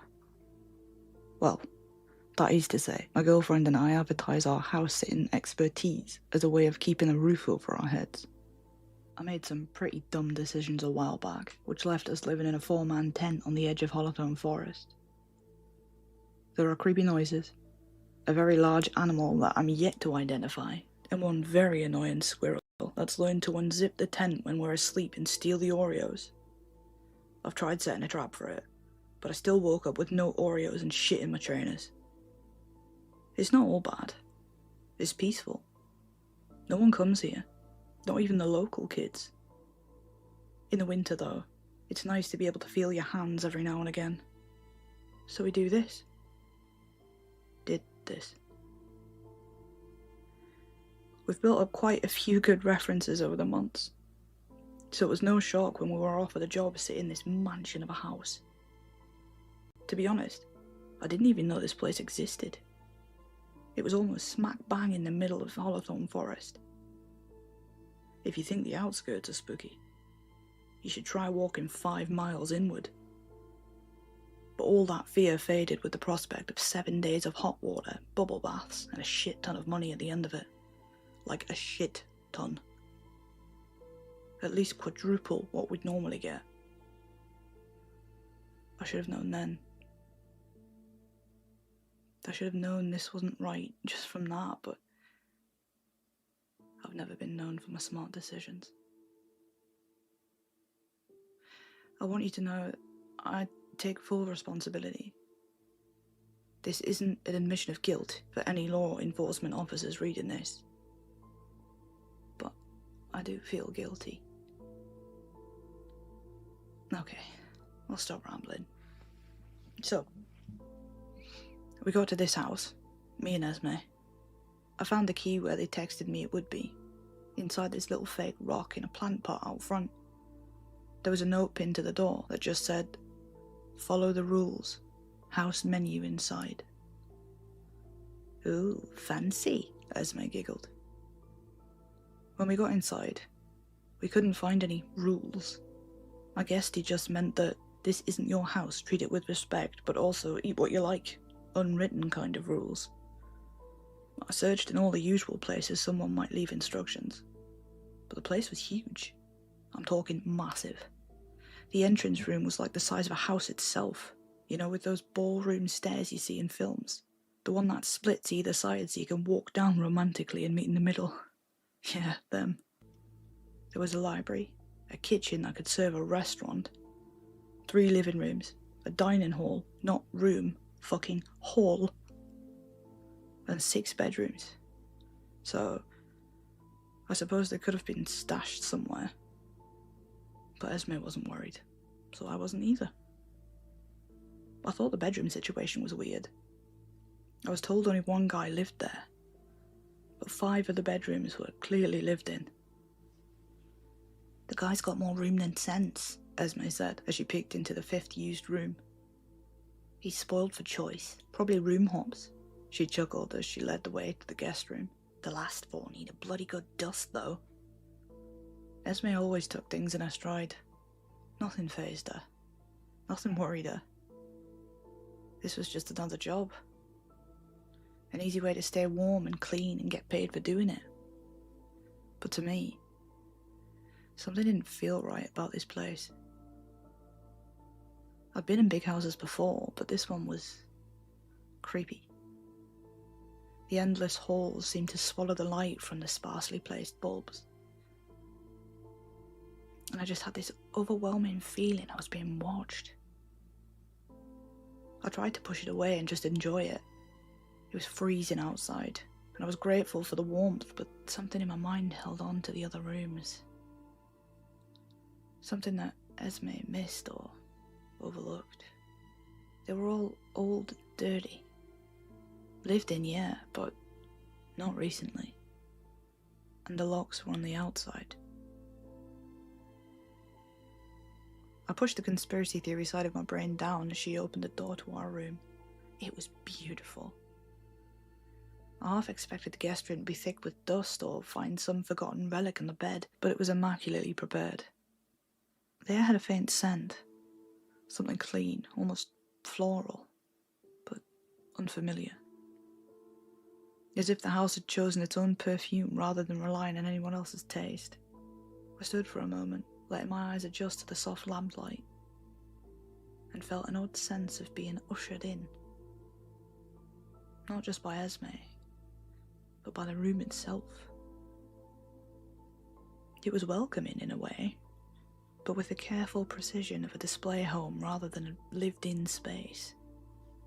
Every cushion was perfectly centered, every book on the shelf aligned just so, and I couldn't shake the feeling that the room was waiting for something, or someone, to make the first wrong move.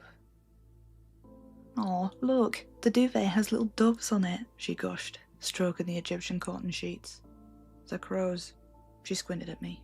How do you know that? The beak. Esme rolled her eyes and flopped on the bed.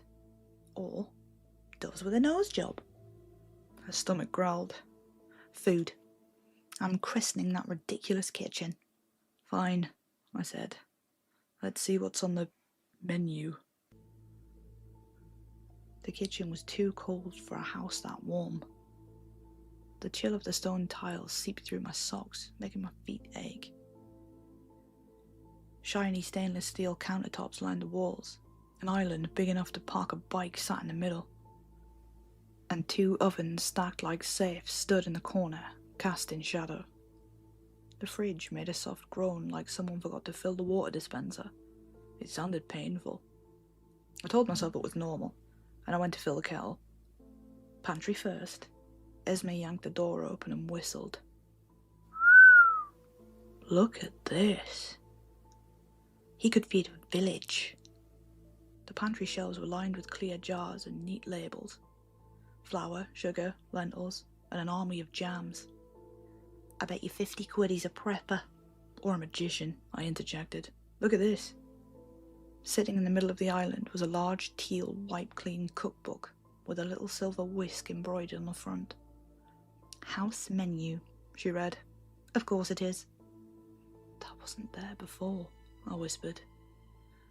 Esme chuckled. Yeah, like the time you called me to ask where your phone was. Remind me not to let you look for shit on your own. I joined in the tease, but my stomach had already dropped. I knew for certain that hadn't been there before. She flipped it open. The first page said, Welcome, keepers, in a polite font that made my skin itch. Pancakes, she announced. Screw menu, magicians. I want pancakes. She turned to the first tab.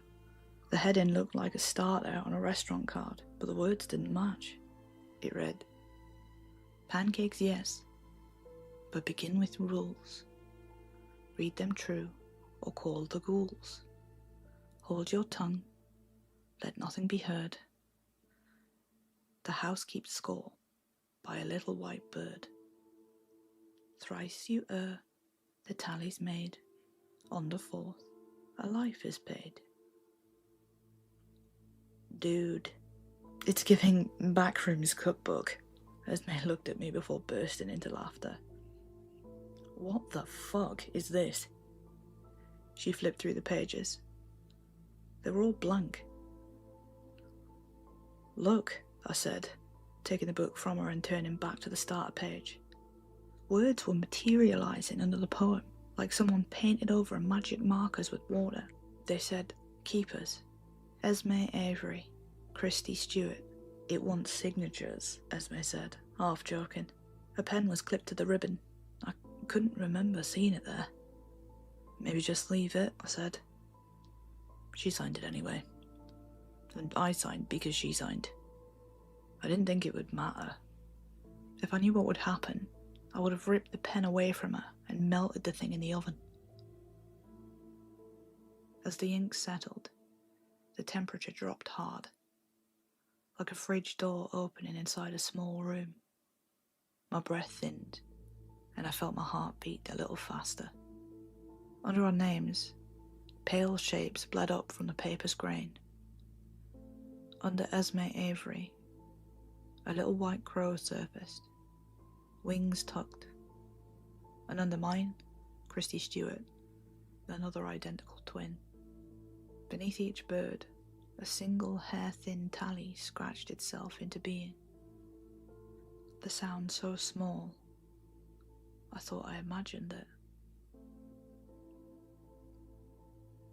Esme snorted. That has got to be AI. It's a book, I said. Not everything has a chip. Heat activated then. Cool trick. I convinced myself she was right because the alternative meant the book wasn't a book at all. And I wasn't ready to live in that world. A shrill ring pierced the silence. The phone attached to the kitchen wall shook in its receiver. Hold that thought, Esme chimed, marching to the corner. It'll be the guy. I'll ask him what kind of paper it is. I listened intently, but could only hear muffled syllables and Esme's replies as I gripped the book in anticipation. Hello? Yes, I'm the current keeper. She raised an eyebrow at me, smirking. Sure. What do you need? Yes. The door's locked. Why? Her smile thinned. Sensing the tension, I mouthed, hang up, frantically. Esme waved me off and pressed the receiver tighter to her ear. No, I'm not opening it. I can see the handle from here. I don't need to look out. The curtain's fine where it is. I'm not closing my eyes. Her smile died on the word.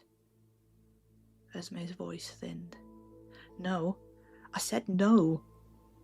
I mouthed, hang up, again. She held my gaze, swallowed, and didn't. No. I said no. I'm ending the call. I pressed the cradle, ending it myself. Who the hell was that? A neighbour being weird? Or teenager? Who knows? Esme shook her shoulders loose. Come on, paper. Let's find out what kind of magic marker the rich use. Yeah, I'd definitely like to know, I said, running my finger over the second tally mark scratched under her name. Looks like you're winning. Esme flipped to the next page to prove the heat ink trick, and froze. There wasn't a fade in this time. No watercolour creep. The whole spread was just full now. Dense text, neat sections, little headings boxed like a manual. Oh, she said, then too quickly. Thermalink. Estate agent gimmick or, like, augmented paper. People do that. My skin prickled. The temperature had dropped again, the way a supermarket freezer leaks when you open it, and the cold touches your teeth. I made myself look at the paper instead of the door. That's not a recipe, I said. It's a list of rules. How do you know? She shot back, defensive out of habit. The title. At the very top, centred in that polite font, it read, Heed the rules of Arthur Vale House. Number 1. Greet the kitchen on first entry. You must say good morning, good afternoon, or good evening on first entry.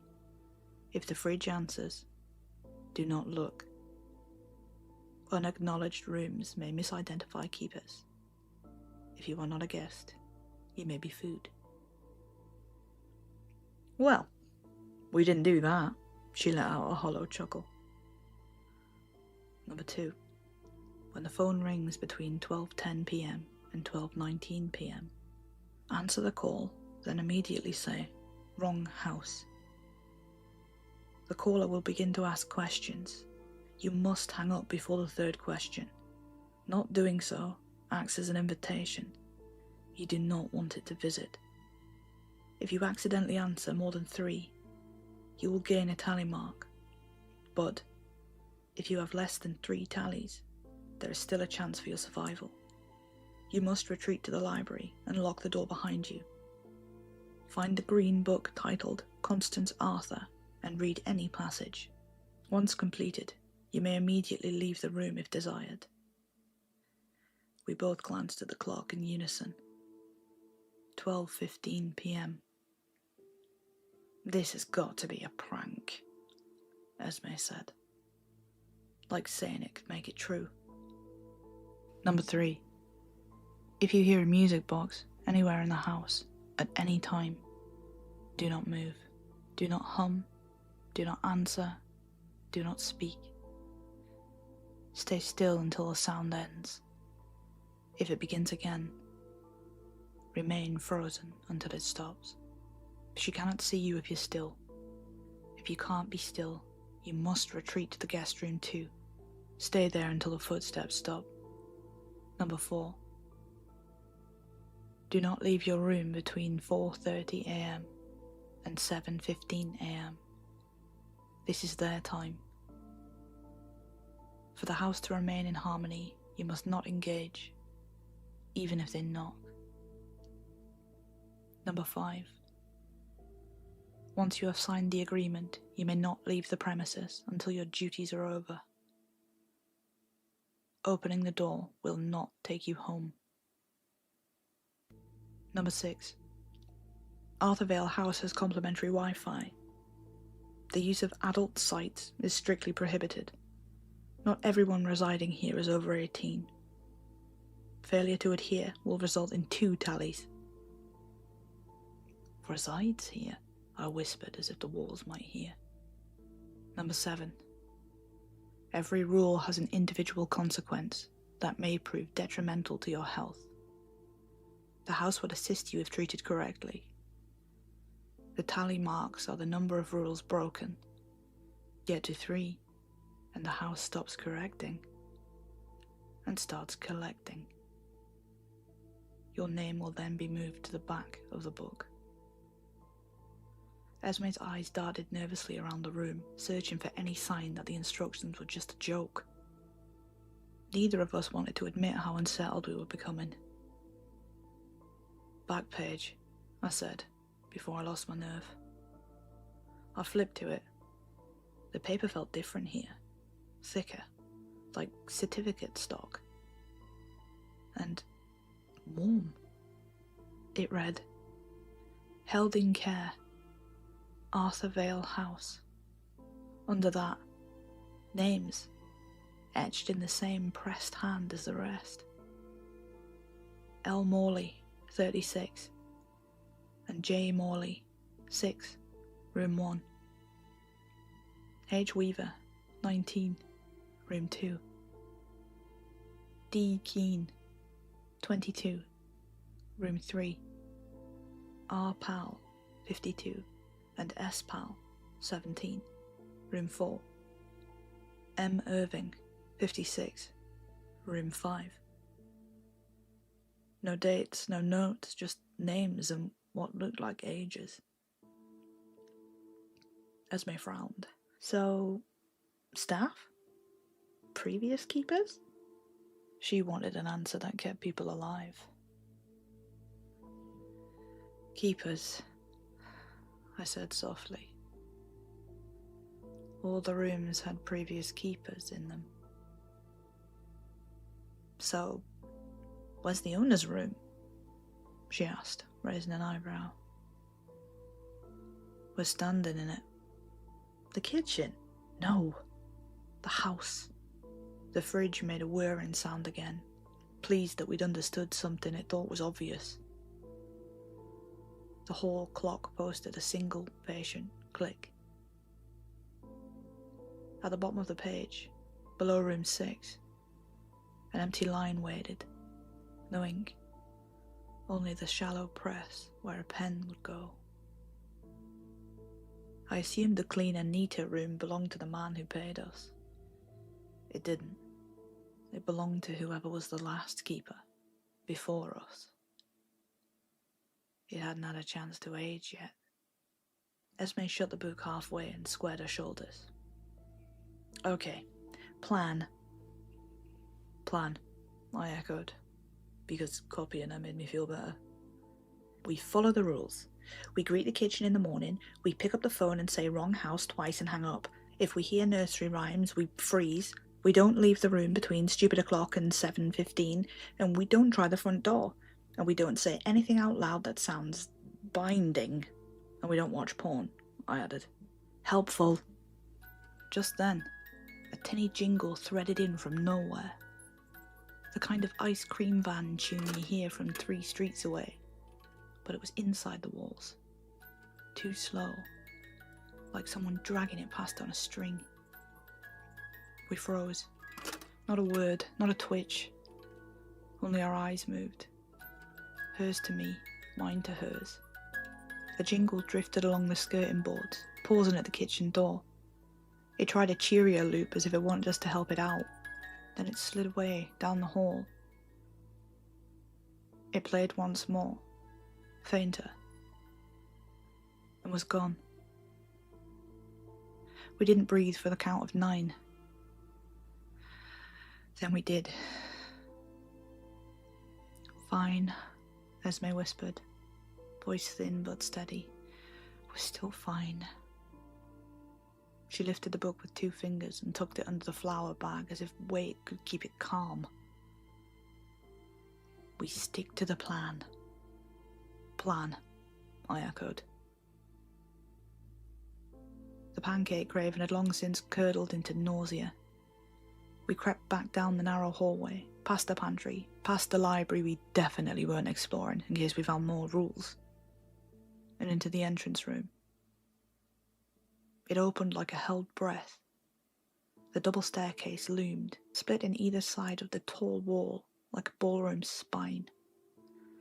Light from a single overhead pendant swayed faintly, casting long shadows on the galleried landing above, making the darkness behind the banisters twitch.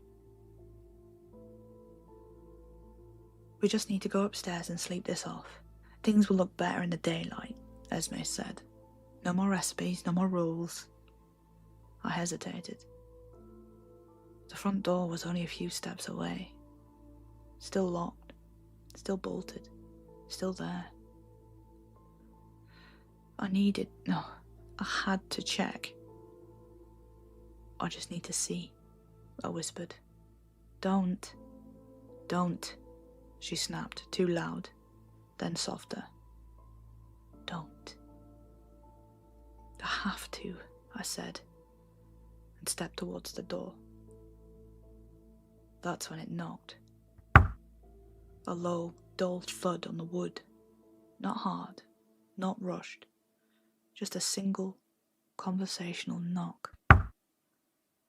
Esme let out the breath she'd been holding. My little laugh escaped with it, brittle and frayed. Oh, thank fuck, it's just that... Her words died. We both froze. Esme's mouth opened, then closed. We remembered the rule. 3 questions on the phone. More invites something here. The knock wasn't a relief. It was a response. Esme whispered, "Library." Then louder, urgent. "Library, go now!" We ran. The hallway felt longer somehow.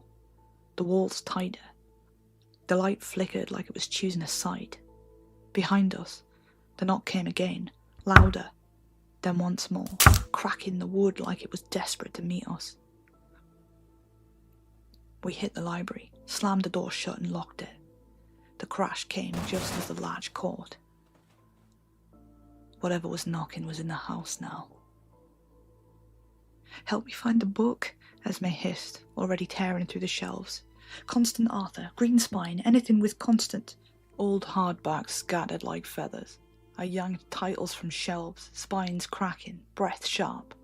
Another bang shook the door. We didn't have long. "I found something," I shouted from across the room. I flipped to the back page. "Quick, read this sentence." Esme squinted. "I don't really like reading out loud. Do you like dying?" "Fine," she huffed, then cleared her throat. "Formerly a Vale Parish property, rebuilt following the Arthur collapse. The land retains its original boundaries." We both stared at the page, not daring to move. Silence.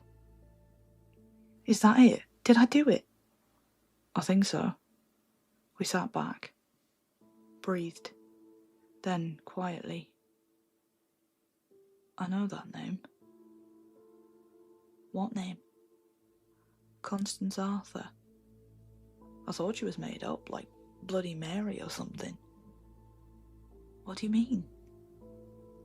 "We used to play this game at school. You had to sit in the dark, light a match, spin around, and whisper her name 3 times into the bath mirror. Then when you turned the lights on, she was supposed to come and eat your eyes or something." "Right. Cool," she said, deadpan. We finally made it out of the library. Nothing chased us. Nothing screamed. The front door was still shut. Not a scratch on it. Once we got back to our room, we split off. Esme threw herself onto the bed. and I locked myself in the ensuite to splash some water on my face. I was mid-splash when I heard her shout, "The Hollow Lady!" I nearly slipped. "What?" I shouted, storming out. Esme was lying on the bed, grinning like an idiot. She held up the green book she'd swiped from the library. "The Hollow Lady is Constance Arthur," she said casually, thumbing a page. "Even I know that name." I perched on the edge of the bed, staring at the cover like it might burst into flame. No wonder this place is cursed. Esme shook her head. "Not quite. It says here the house isn't the problem. Well, it is, but not originally. It's what she let through when she made her own pact." She flipped a few pages, then read aloud, this time serious. "Once sentenced to death, Constance called out to all those who'd listen.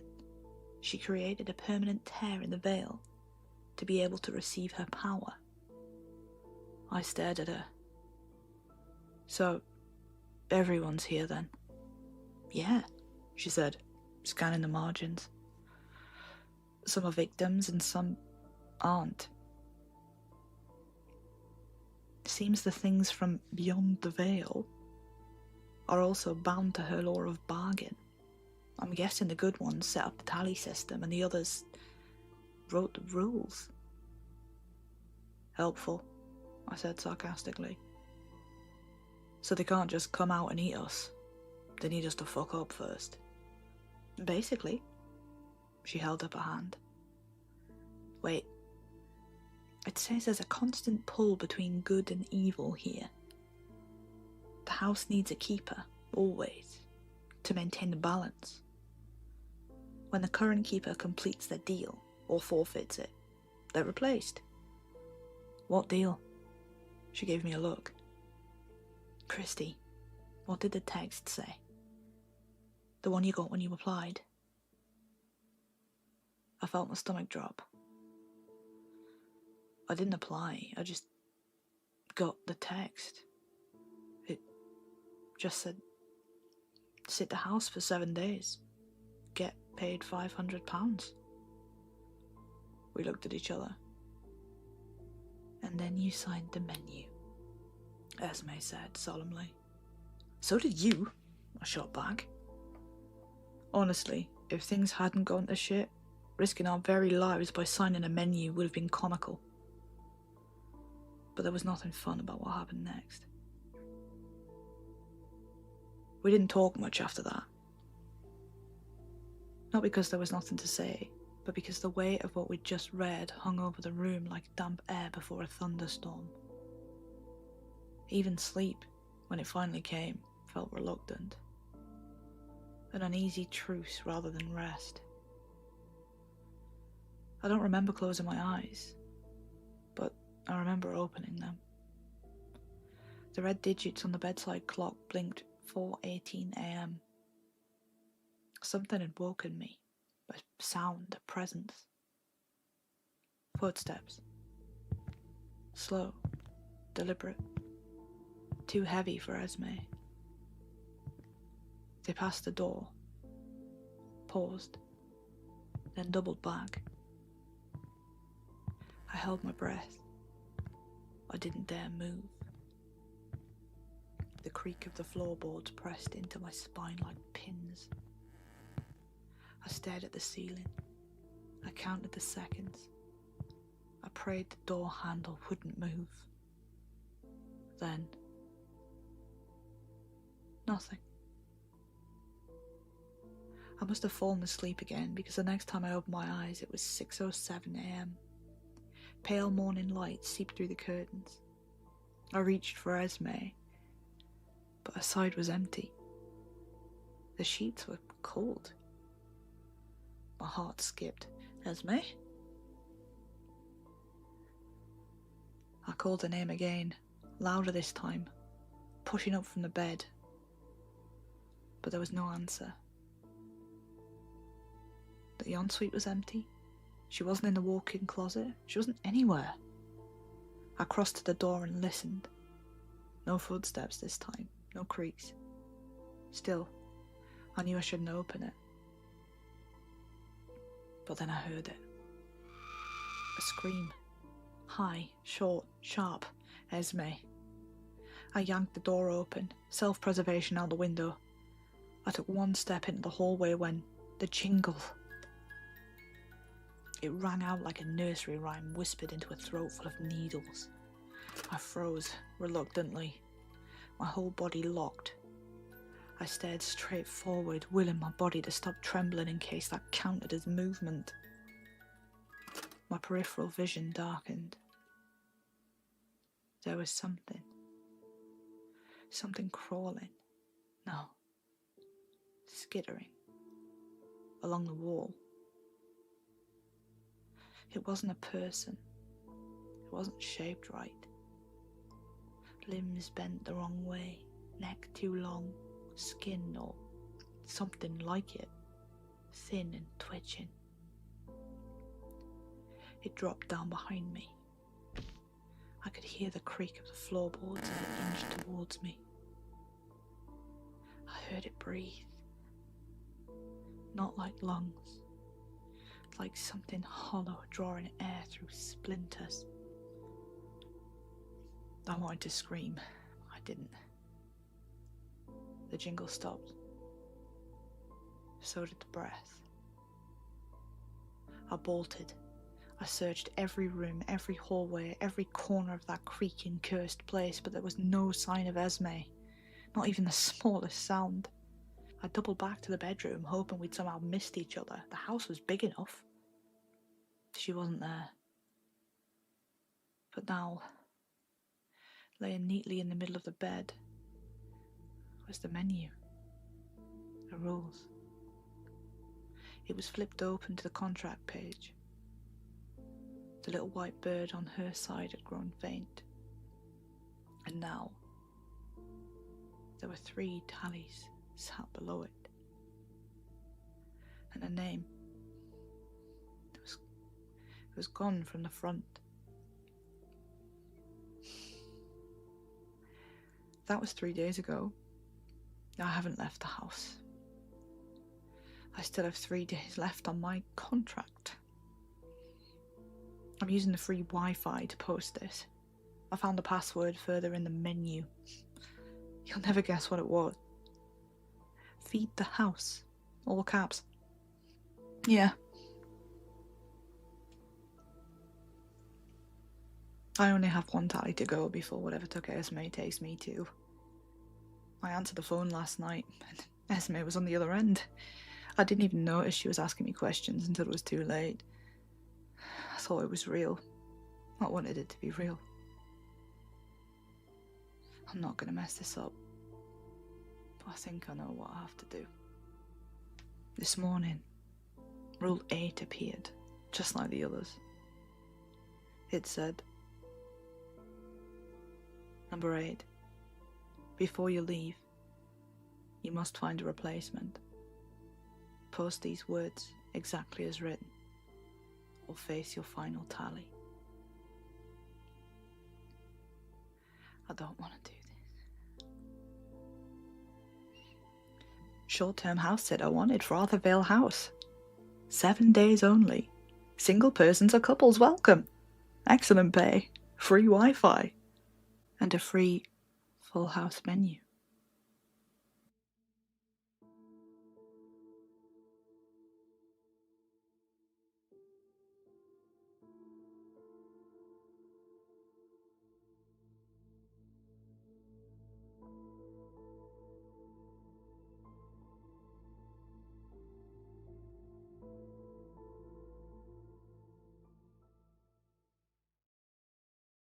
Last night, I decided to walk home instead of waiting for the bus. It was late, I was tired, and the idea of just putting one foot in front of the other felt easier than standing around under the flickering streetlights. There's a set of woods between my place and the main road. I had to cut through them once before during the day, and it knocked nearly 20 minutes off my walk. I told myself I knew the path. I told myself I would be fine. At night, the woods aren't the same. The trees crowd closer, the air feels heavier, damp, like it's clinging to your skin. Even the ground seems different, softer somehow. Like you're not walking on dirt, but something that remembers every step you take. I had my phone light in one hand and my keys in the other. I walked quickly, eyes locked on the narrow trail. The usual night noises felt distant, muffled. No owls, no foxes, not even the rustle of leaves. Just me and the crunch of my shoes. That's when I noticed something strange. Every so often, I glanced behind me. Normal habit. But each time, I saw my shadow on the path, which should have been impossible. I froze and turned in a slow circle. The canopy blocked the moon. There were no street lamps, no houses, no passing cars, nothing that could cast a shadow that sharp. And yet there it was, long and stretched across the ground. Mine. I thought maybe my phone light was stronger than I realised, so I switched it off. The screen went black.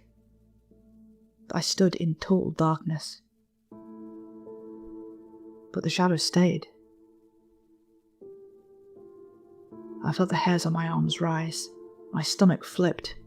I crouched, touched the dirt with my hands just to make sure my eyes weren't playing tricks on me. The shadow crouched too. For a second I almost laughed in relief. Maybe I was just overthinking. Then it raised its hands before I did. And it waved. I don't remember making the decision to run. 1 second I was frozen, staring at this impossible gesture, and the next I was sprinting down the trail with branches tearing at my face and arms. My lungs burned, my heart hammered, but worse than any of that was the sound that followed me. Something was running too. Not in boots, not in shoes. It sounded wet. Bare feet slapping into mud.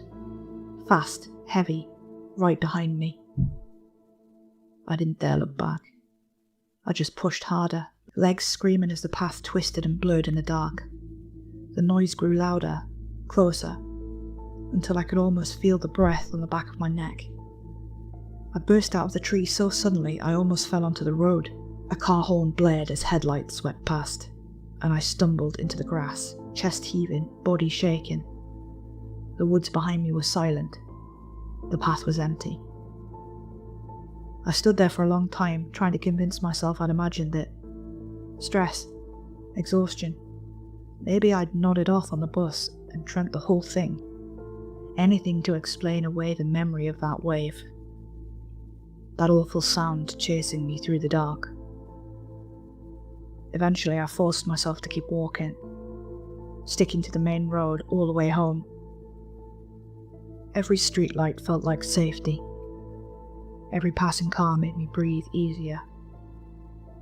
By the time I reached my front door, I'd almost managed to calm down. Then I saw the light on in my bedroom window. I knew I'd switched it off before leaving. I stepped inside, forcing myself to breathe slow and steady. The house was quiet, too quiet. I made my way down the hall toward my room. Every nerve in my body screaming for me to stop, to turn around, to leave. But I had to know. Through the narrow gap under the door, I could see it. A shadow stretched across the carpet. The shadow of someone standing perfectly still inside my room, just waiting. My bedroom light switch is on the outside of the door. I don't even remember why the house was built like that, but for once I was grateful. I reached out, hands shaking, and clicked the switch down. The bulb inside snapped off. The shadow vanished. I almost laughed again. Almost. Because the moment I flicked the switch back on, it was there again. Exactly where it had been. Like it had never moved. I tried it twice more. Off, on, back again. But each time I turned the light on, the shadows seemed to move closer to the door. Now I can't stop thinking about one thing. If it only appears when the lights are on, where does it go when they're off? Hi everyone, thanks for listening. This was just a little one written by me.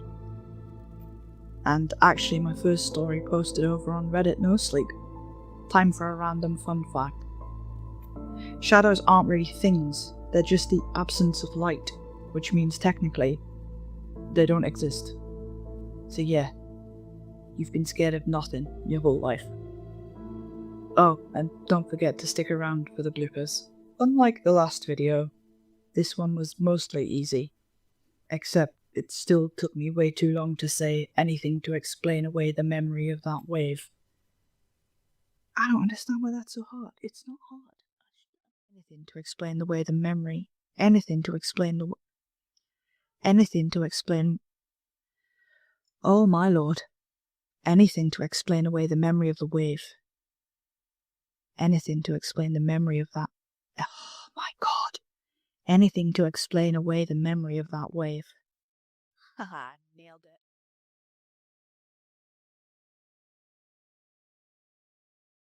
As it turns out, I never had an Uncle Sal. I still remember him though, sitting dour at certain family events, drink always in hand. How's it going, Uncle Sal? I'd ask, thinking he was just lonely and that talking to someone might cheer him up. I'm on the road to nowhere, Jack, he'd say. I never knew how to respond to that. Did I tell him that my name wasn't Jack? Or did I tell him that I was sorry his wife, my aunt, had died? But that tomorrow was another day.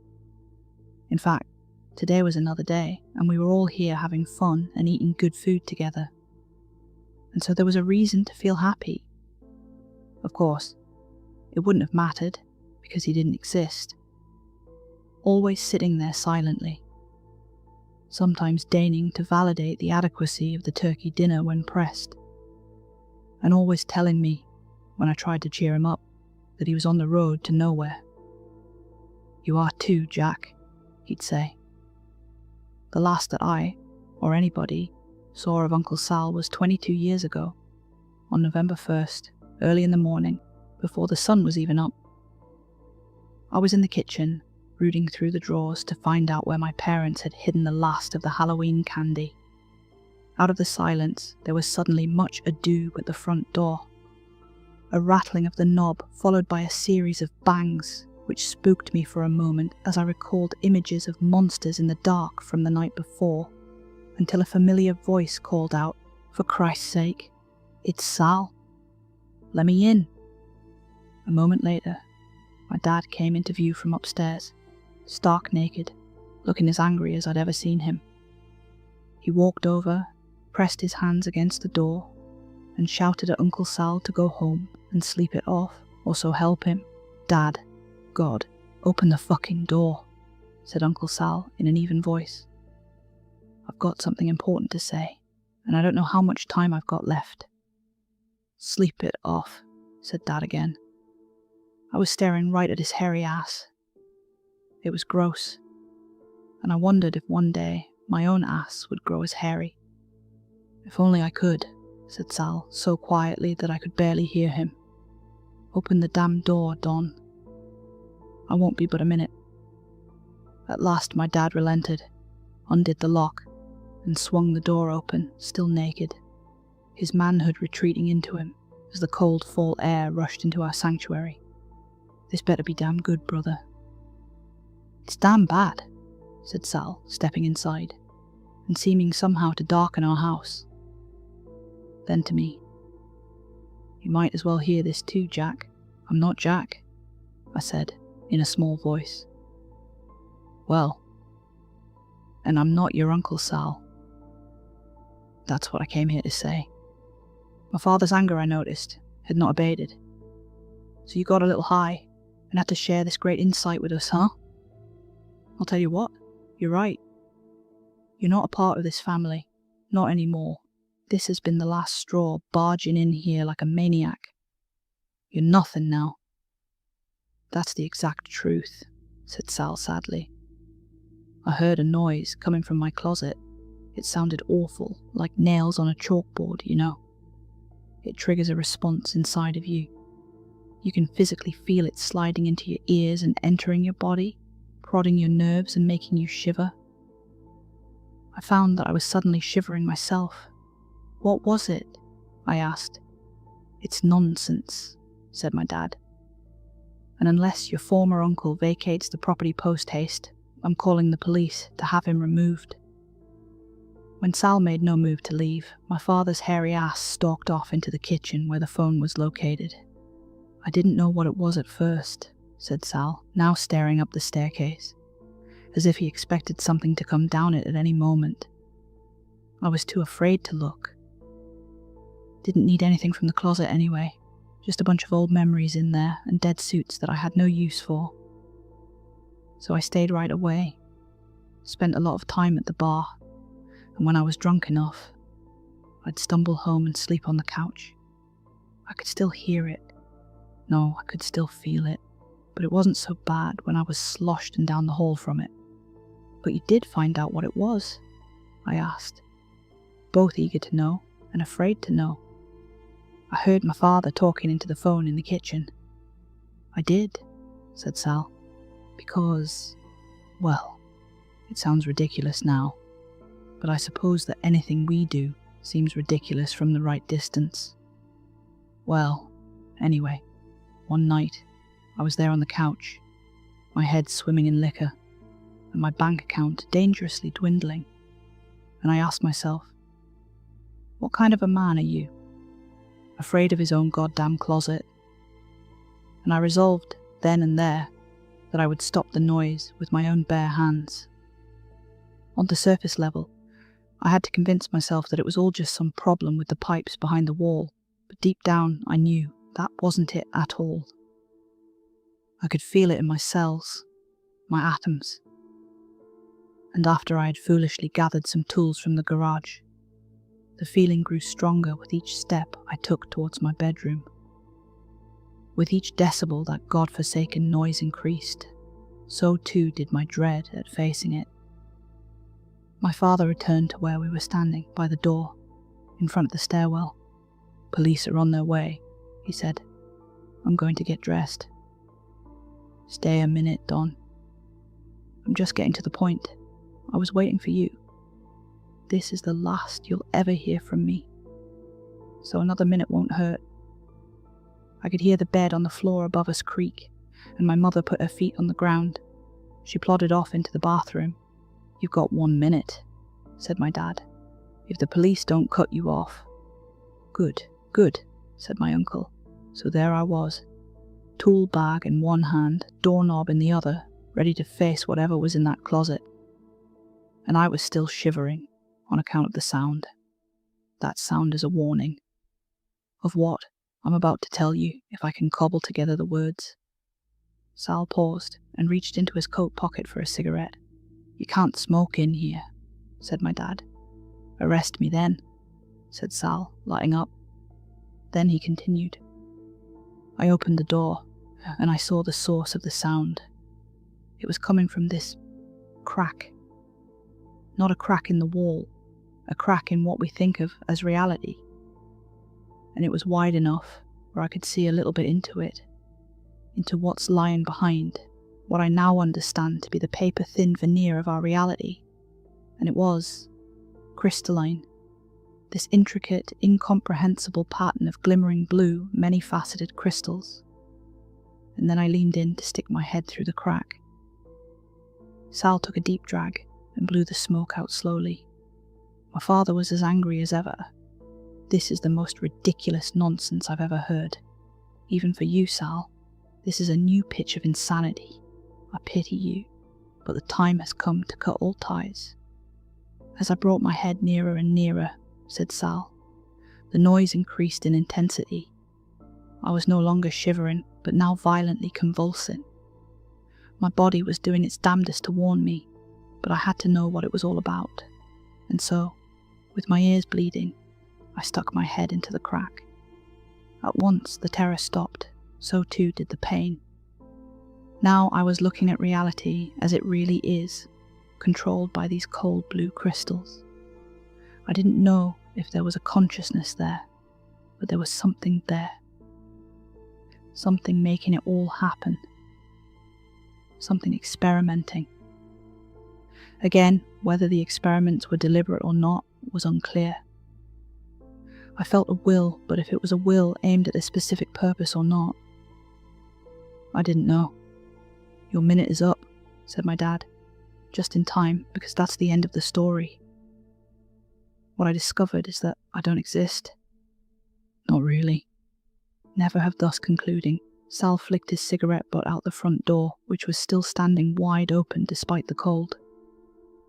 "That's just as good as the truth," said my father. "You certainly never did anything with the life you were given." "Take care, Don," said Sal. He turned to me. "You too, Jack." "My name isn't Jack," I said, though I wanted to say so much more. I wanted to ask so many questions, but they wouldn't come to my lips.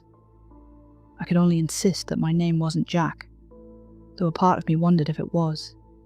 Sal turned around and walked out of our house, closing the door behind him, cutting off my view of the creeping red sunrise. It took some time, and a great deal of trouble, before I understood that my family was not merely pretending that Uncle Sal had never existed. To them, he hadn't, nor did I find any physical evidence of his existence, despite digging through long-forgotten photographs in the attic, and even going so far as to bicycle the 30 miles to the house he had bought with my aunt, only to be told by the current owner that she had lived in there for the past 20 years, and didn't know anybody by the name of Sal. At first I was desperate to convince people that Uncle Sal had, in fact, existed, but all I got for my efforts were looks ranging from annoyance to concern, and more than once the suggestion that maybe it was time to talk to somebody about all this. Somebody with a nice couch I could stretch out on, and who knew things about how my mind worked that I myself didn't know.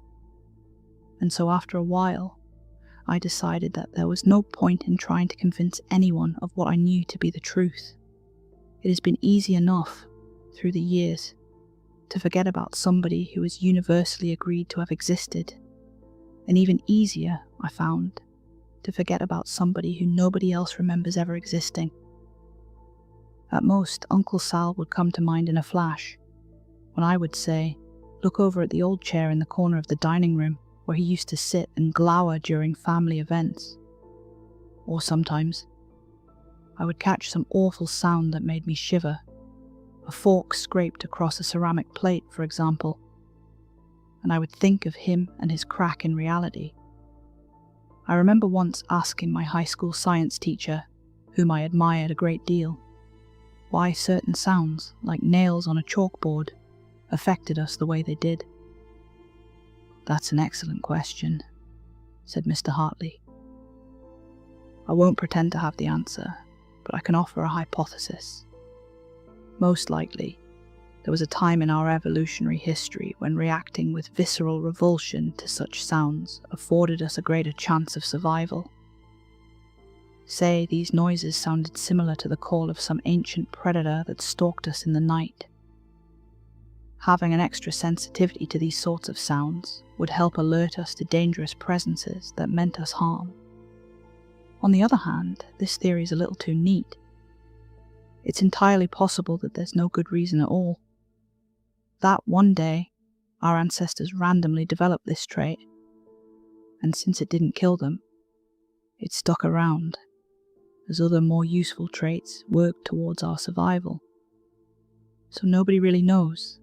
I asked. Mr. Hartley smiled. I'll confess that I'm not an expert on the subject. I'll tell you what though, Jim. If you want to research this topic and hand in a report on it, I'll give you extra credit. Not that you need it at all. But I truly believe that learning something about the world we live in is its own reward. And frankly, I'm hoping that you take up the challenge, so that I might learn something too. I accepted the assignment and researched the topic. At the time, the year 2000, the most authoritative study was done in 1986, when scientists reproduced the sound with a forked garden tool on a chalkboard, and then separated out the different frequencies contained in it.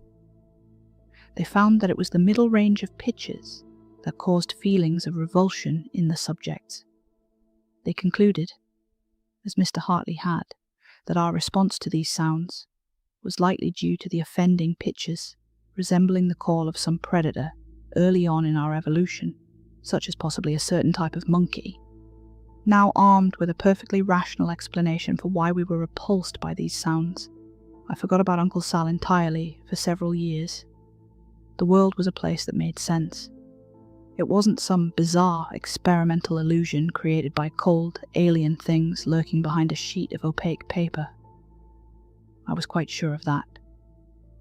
Now we will skip ahead 20 years through the building of a life that has been, on the whole, quite happy and fulfilling, to yesterday afternoon. I returned to my nice house on the outskirts of a small coastal town where I had been teaching at a small, well-endowed university. My wife, Alicia, was in her studio, working on a painting. The children, I remembered, were on a play date with friends that would stretch into evening. A perfect opportunity, I thought, for lovemaking. "Hey, sweetie," I said, sticking my head into the studio. "You up for taking a little break? Maybe have a glass of wine with me?" Alicia peeked around the canvas. She had red streaks of paint across her forehead, which turned me on. "Sure," she said, smiling sweetly. "Let me go wash up." "No," I said. "I like it better this way." My wife laughed, and we went down to the kitchen together to select a bottle of wine. "Something white," she said. "I've seen enough red for today. This piece I'm working on now. It may be the one that does me in." "Sounds dramatic," I said, picking out a Pinot Grigio and holding up the bottle for approval. Alicia nodded. "When do I get to see it, anyway?" I asked, uncorking the bottle. "I think it's formed enough now to look like something other than a swirling mess of placenta. So, whenever you like." I poured out 2 glasses full and handed one to Alicia. "Hey," she said, "before I forget, who's Uncle Sal?" I froze, with the glass of wine inches from my lips. "Who?" "Some guy claiming to be your uncle. Said he's been trying to reach you all day, so he tried my number. He had a message for you that I wrote down." "How come you never told me you have an uncle?" I became unstuck and swallowed down half the contents of my glass. "I don't," I said, thinking about the series of unanswered calls I'd received that day from an unknown caller. Must have been a wrong number. "Ah," said Alicia. "He did say that the message was for a Jack, but, you know, some people use that as a nickname for James, so I thought that's all it was. The message was quite strange, too. I can't remember what it said for some reason, just that it was strange. It's up in the studio." I shivered. Might as well just toss it in the trash since, you know, it's not for me. I never had an Uncle Sal, or even knew anybody by the name of Sal. "Just a wrong number. Got it," said Alicia. "Shall we head upstairs? Do the deed?" I had grown cold inside and wanted desperately to warm up. "We should," I said, topping off my glass. Alicia led the way up the stairs, and I followed from behind, looking at the butt I knew so well, but which still was full of untold wonders for me. But the warm feelings didn't come, and instead, I was greeted by the sudden and hideous vision of my father's naked, hairy ass, as I'd seen it all those years ago. I drained my glass mid-step, only successfully landing half of its contents in my mouth. The rest dribbled down my chin. We reached the second floor and made way to the bedroom, but halfway there, Alicia stopped in front of her studio. "Want to see it?" she asked. "The painting?" "Yes," I said. I think that by then, I could already hear the sound, could feel it reaching into my ears and sliding into my body. Alicia led me into the studio and around to the front of the painting. There on the canvas was a chaotic bunch of dark colours, smeared around and on top of each other. And on top of it all, in blood-red paint, some words. They read, "You're on the road to nowhere." I dropped my wine glass to the floor as Alicia spoke above the increasing noise. "That was the message," she said, "from Uncle Sal." I turned to face her, in uncomprehending terror, as the noise increased in intensity, from mere fingernails scraping against a chalkboard to dark and heavy claws tearing through reality itself. Then a crack formed, and Alicia, my love, split down the middle, spilling out a cold blue and screaming the sound. I began jerking violently around, knocking over the canvas, and grew desperate to escape. I obeyed the most powerful, most primitive urge I had ever experienced, and ran, out of the room and down the hall. I fell down the stairs, banging body parts against the treads and the balusters, but was too full of panic to feel any physical pain. I made it to the front door, and outside, into the purple twilight, and kept running to where my car was parked. I jumped inside and started driving down the road. I drove for many miles, the pain now fully registering throughout my body, and finally pulled into a hotel parking lot. My intention was to drink myself into oblivion and pass out alone in a cheap room, putting off the business of processing what had happened until there was some distance to look at it from. But after a few drinks, my nerves had steadied enough, and I was happy to convince myself that it had just been a strange hallucination. All of it, from Uncle Sal to the splitting apart of my wife. She was probably home now, I figured, alone with the kids, beginning to grow irritated that I wasn't there yet. The bartender lumbered over to refill my drink. He looked strangely familiar. I held up a finger and said, "Give me a second. Not sure if I want another one yet." I pulled out my phone and went to call Alicia, but I couldn't find her name in my contacts. I bit my lip and dialed her number manually. The line rang and rang. "Well," said the bartender. "What's it going to be, Jack?" I terminated the call, then pulled out my wallet and placed a $50 bill on the bar top. "Keep the change," I said, standing up. "And my name's not Jack. It never was.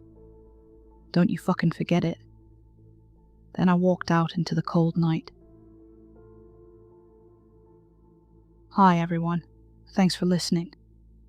That one was written by N.S. Lewis from Reddit. Creepy, right? Okay, so here's my take on this one, and I could be completely barking up the wrong tree here, so don't hold me to this. It's basically Matrix-esque. We're on the road to nowhere because this reality isn't even real. Uncle Sal kind of breaks through the facade, sees the crack, and realizes we're just stuck in some alien-controlled experiment. That's why he says none of it matters, because none of us actually exist.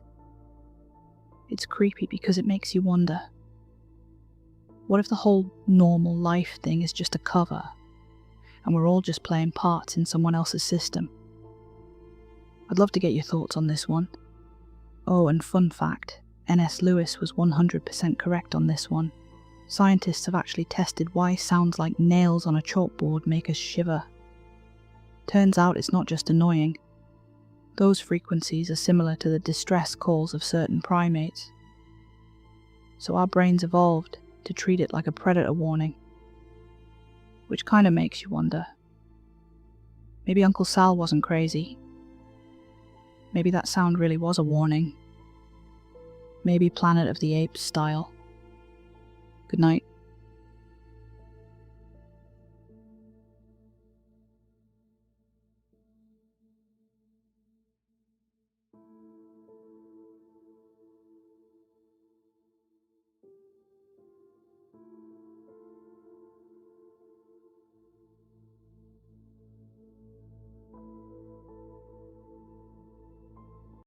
A few months ago, my 5-year-old daughter was in a sassy mood and started breaking shit. After several of my sternest warnings, I sent her to her room for time out. I heard her fuming in there. "I have to get rid of Daddy," she told one of her dolls. "But how?" And I smiled, thinking that was pretty cute in a way. I knew we'd be snuggled up together in no time. But what she's been up to these last few days, not cute at all. I'm a single father, with my finances stretched to the breaking point. I don't have health insurance. I've been having to dress my wounds myself, and I don't really know what I'm doing. I'm starting to ooze with infection. Ever since school closed down in mid-March, I've been working from home while also watching my daughter. There's been nowhere else for her to go. I do my best as a parent, but have you ever tried to work out a line of complex, esoteric code on a deadline, while a 5-year-old girl says, "Daddy, Daddy, Daddy, look, Daddy, look," over and over again until you do look, only to see that she's dipped a Barbie doll, head first, in an admixture of purple sparkles and McDonald's pancake syrup and smeared it all over the couch? There are two types of people in this world, those like me who have experienced just that, and those who sip on lemonade while writing articles about how excessive screen time is bad for children. At least, that's how I always used to think about it. I'll admit I've been having second thoughts lately. That's all to say that over the past several months, my daughter has been watching a shitload of YouTube videos. I'm not totally negligent though. I had all of the parental controls activated and all that, plus I'd take the child outside, to the park or whatever, whenever I could. But sure, she watched a lot of videos, and I admit that I wasn't always on top of what she was watching. I didn't feel the need to review every toy review, or hijinks video, or cartoon that she clicked on. Sometimes I'd catch a snippet of something a little objectionable, and would tell her to watch something else. After huffing about it a bit, she would. But Kill Daddy is a different story. God, I wish she'd never watched that fucking video. It was a Friday, and I was having an unusually productive day. As soon as I realized how much work I'd gotten done, I knew something was wrong. I looked around the living room and saw that Kylie was nowhere in sight. I stood up and walked down the hall. Her bedroom door was closed, and it was awfully quiet in there, which meant, without a doubt, that she was doing something she wasn't supposed to. I tried to open the door, but it was locked. "Come on, kiddo. You know you're not supposed to lock the door." I reminded myself, probably for the 60th time, to replace that doorknob with one that didn't lock, in case I ever needed to get in there during an emergency. "Go away," said Kylie. I had visions of walls covered in pen scribbles, of headless dolls, of water overflowing from her bathroom sink. Open the door, now. My daughter didn't dignify my command with so much as a scoff. "All right," I said. "I'm going to get the screwdriver. And if I have to use that screwdriver, you're going to be in big trouble." I waited a beat, hoping that the threat would be enough for her to open the door, but it wasn't. I sighed, got the screwdriver, and spent 10 minutes messing around with the knob, cursing quietly, before I finally got it unlocked. I threw the door open with a dramatic flourish, putting on my best angry dad face. My efforts were wasted. Kylie didn't even look up. She was sitting on her bed, watching a video. I felt foolish for a moment.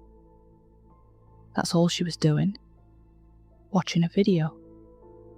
But then, why'd she lock the door? I walked over and snatched my phone from her hands. There, on the screen, was somebody dressed up in a giant baby outfit, complete with diapers and pacifier, stabbing another man with a massive knife, again and again and again. The act looked sickeningly real. A pool of blood was forming on the floor, where the man, who was clearly already dead, lay. Every now and then the screen would flash red. And on top of it all, in a growl so low that it took me a moment to realize what was being said, "Kill Daddy. Kill Daddy. Kill Daddy." "Give it back," said Kylie in a flat, demanding tone. I've always tried not to swear in front of my daughter, but this was one of those times where it came out anyway. "What the fuck is this?" "Give it back. You're not allowed to watch stuff like this, you know that. Give it back. Now." Not only am I not giving it back, but you're not going to watch any videos all weekend. I knew that meant that she'd be on my case all the time until the punishment was over, but man, that video, it was still playing. "Kill Daddy, kill Daddy, kill Daddy." I slammed my finger on the power button and turned off the phone. "Meanwhile," I continued, "you ought to stay in your room for 1 hour and think about what happens when you don't follow the rules." I started to walk out of the room. "Kill Daddy," she said. I slammed the door shut on my way out. I went straight to the fridge for a beer. I needed it to calm my nerves and settle my stomach. After I'd chugged an entire can down, I turned my phone back on, intending to report the video as inappropriate. But I saw that somebody had beaten me to the punch, and the video had already been removed. That wasn't enough, as far as I was concerned. I took a screenshot of the URL and started typing out an angry email. I didn't know who I was going to send it to. No actual humans at YouTube would ever look at it, and even if they did, I didn't know what else they could do besides shut down the channel, which had already happened. The FBI? That sounded right to me. This was some FBI level shit. That man had looked dead for real. I was deep into the email, so I didn't hear Kylie open her door, and I didn't hear her creeping up behind me. The first I was aware of her presence was after she had jammed a pair of scissors into the back of my leg. Then I howled out in surprise at the sudden pain, and turned to face my assailant. The sight of my daughter standing there, glaring at me with a stone-cold face, made me feel several things at once: shock, anger, horror, and betrayal. But those all melted together into something more tender when Kyle fell to her knees and started bawling. "I'm sorry, Daddy," she wailed. "I didn't want to. The video told me to. I'm sorry I watched it, and I'm sorry I hurt you." I took the rest of the day off and we went out for ice cream together. I'd never seen Kylie so upset, and I was no longer angry at her in the least. I was angry at whatever monster had made that video and uploaded it to YouTube. Kylie said she hadn't clicked on it or anything. It had come up on autoplay after a Peppa Pig video. By the end of the day, we were both exhausted, but I was feeling like things could go back to normal. Maybe I'd have to shell out for a couple of therapy sessions for her to hash out what she'd seen with a professional. Or maybe not.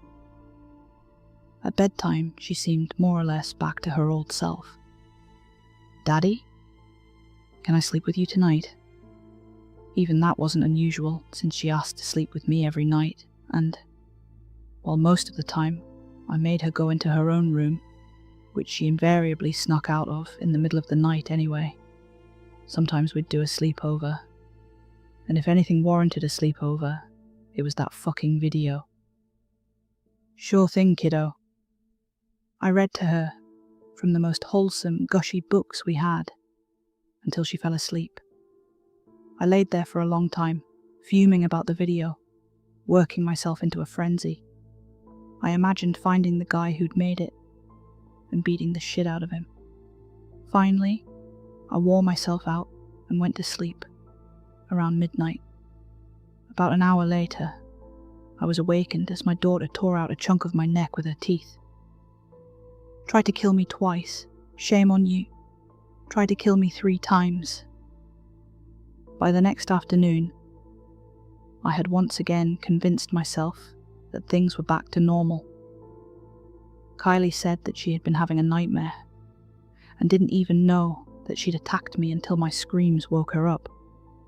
We spent the morning playing Legos and laughing.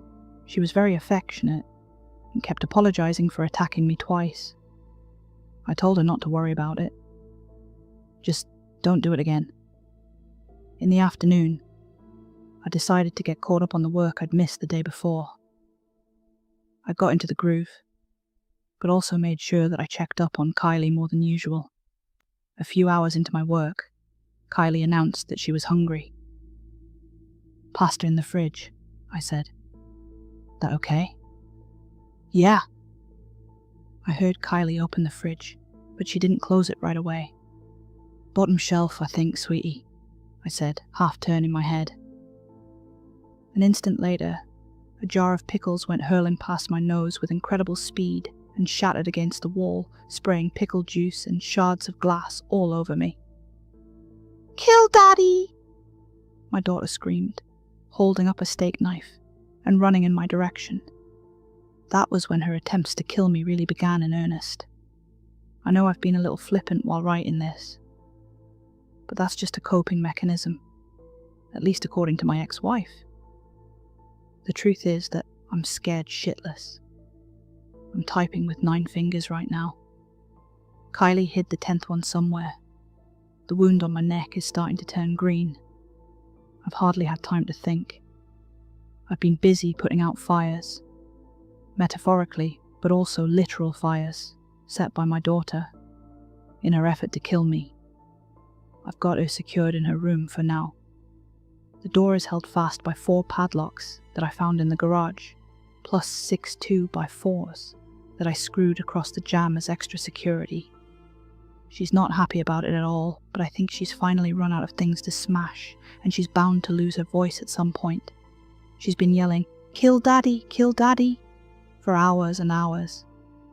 Maybe once her voice gives way and it's finally quiet, I'll be able to figure out what to do. I haven't slept very much in the past few days, so my mind is a little slow. Especially with those old painkillers I found sitting on top of it. Do I call 911? On my own daughter? Will they believe that a 5-year-old is capable of multiple premeditated murder attempts? What will they do to her if they do believe me? Am I better off calling a priest? Please help. Hi guys, thanks for watching. I post a new video almost every day, so if you enjoyed this one, please like, comment and subscribe. It really helps the channel grow. And now, your fun fact. Did you know the word patricide comes from the Latin pater, meaning father, and cider meaning killer? In Roman times, it was considered one of the worst crimes imaginable, punished by being sewn into a sack with a dog, a snake, a rooster, and a monkey, and then thrown into a river. Brutal stuff. But then again, so is killing your dad. Good night.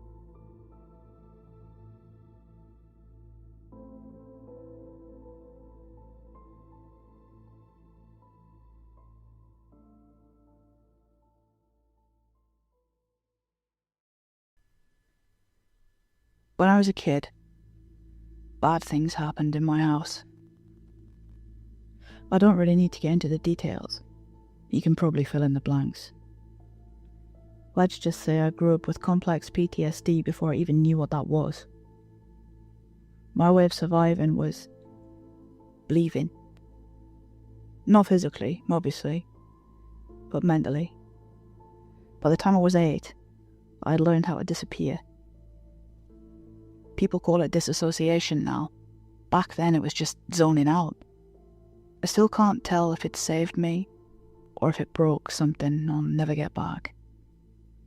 teachers wrote reports about my daydreaming, whilst my parents just called me lazy. But really, I was building entire universes inside my head. And here's the weird part. I never stopped. Even now, as an adult, I slip into it like a second skin. Sometimes unintentionally, sometimes on purpose. On the train, in line at the grocery store, lying awake at night, I just go somewhere else. I make people, friends, lovers, enemies, heroes, villains. I give them names, backstories, quirks. I decide how they meet, what happens to them, how they die if I'm feeling dramatic. I have some preset worlds that I visit most. These are usually reserved to help me regulate my emotions. They're filled with characters that agree with everything I say, or help me work through a feeling. Because they are technically all me, I know I'm just helping myself through my problem, but it's comforting to think that there are people who want to help me too, even if they aren't real. When I'm bored though, these worlds can develop into anything. One time, I made myself win the lottery. £6 million. I bought a house, filled it with cool stuff, donated a chunk to children's charities, and created a dialogue for all those characters around me as I went along. "Oh, thank you so much," I made one character say. "You've single-handedly solved child poverty." I remember letting out a little giggle in the real world, which resulted in 5 people at the bus stop turning to look at me, eyebrows raised. Another time, I imagined a world where every single person on Earth had a countdown above their head. A glowing number ticking away to their death.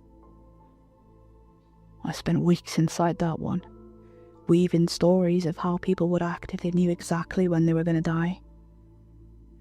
I made a married couple cling to each other as the husband watched his wife's countdown tick to 0 whilst he still had 12 years left. As she died, I made him sob into her hair, wishing he would go too. Then I had an idea. I made him sit up in resolution as his countdown switched to 4 minutes. Yeah, I made him, self-exit.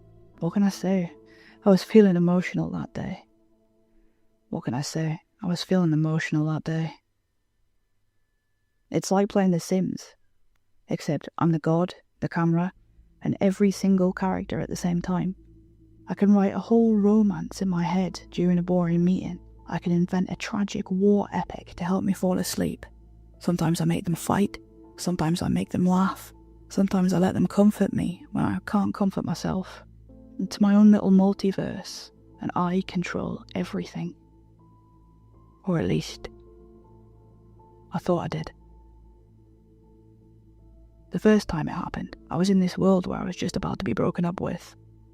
I wasn't in a very good place in my relationship in the real world, so I used to go there often when I was alone, usually after arguments. Sometimes I'd figure out a way to fix it, sometimes I'd just let it happen and wallow in self-pity whilst making lasagna. This time though, I guess I just wanted to get some practice in, cool comebacks, etc., just in case the inevitable happened. I knew he was going to break up with me. So, I had everything planned. The world was built, backstory thought of, the script ready in my head. It was going well. I decided at the last minute that this time I was going to beat him to the punch. I sat us down on a bench. I made the evening sun just about to dip below the horizon, and I started to talk. "You don't want to be with me," I started. I had a whole host of witty, clever things I wanted to say ready for when he was finished with his part of the script, but that's not what happened. "That's not fair. You don't know what I want." The words were sharp, so clear. I don't know if I heard them in my head or out loud. I hadn't planned that. I hadn't even thought of those words before I heard them. I actually stopped mid-laundry because I thought I'd misremembered.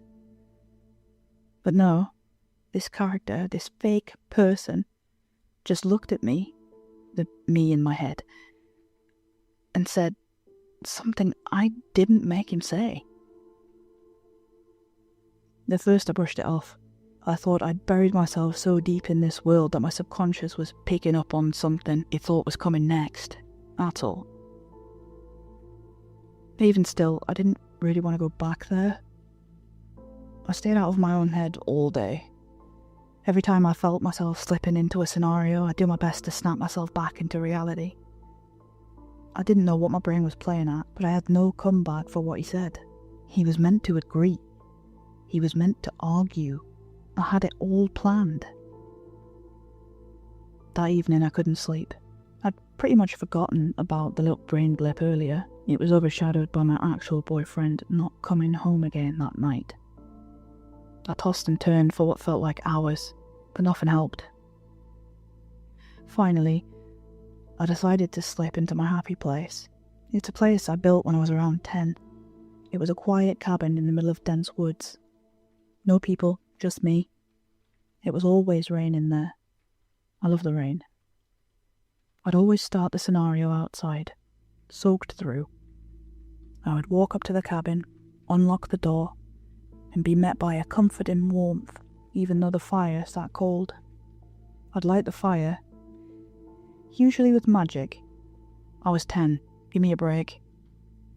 And I'd snuggle into my goose-down duvet on the sofa, the soft fabric so soothing against my cold skin. And then Jerry would bring me cookies. Oh, Jerry's not a person. Like I said, this cabin was strictly no people allowed. He's my kind of adopted forest pet. I'm not sure exactly what he is. I think my kid brain must have mixed two birds together, because he's as white as a dove, but he's most definitely a crow. I'm 36 now, so I can't remember what I was thinking, and I have no idea why I named the bird Jerry at 10, but he's a permanent fixture here anyway. I wanted comfort, so I closed my eyes and planned to drift there. It was harder to get there this time. It was difficult to relax with everything going on, but I managed it eventually. I walked through the forest, up the path. The familiar droplets of heavy rain beaded on my skin as always. I couldn't hear the usual bird song this time, but I put it down to my brain being torn between this world and reality. The real me was very anxious, so maybe the background ambience was too much for my mind to process as well. But when I walked through the door, in my mind, the fire was already lit. Someone was sitting in a chair by the hearth. A woman. Jerry was perched on her shoulder. She turned, looked straight at me, and whispered, "Finally." I snapped out of it so fast I thought I was going to be sick. Now I know I definitely didn't make her. I should have left it there, but curiosity eats at you, doesn't it? I've been in therapy since I was able to pay for it myself. Dr. Ashcroft always said that disassociation was just my brain protecting itself. So I told myself that's all it was. A trick of memory. A glitch in the script. Nothing more. She said because my real world felt out of control that maybe it was bleeding into my subconscious, making me think I didn't do or say the things in my head. From that point on, I tried to chill. It didn't take long before I was sitting alone in my office, bored out of my skull, waiting on Simon from accounting to email something through. I imagined what it would be like if I didn't have to work there. And before I knew it, I'd slipped back into my lottery win daydream.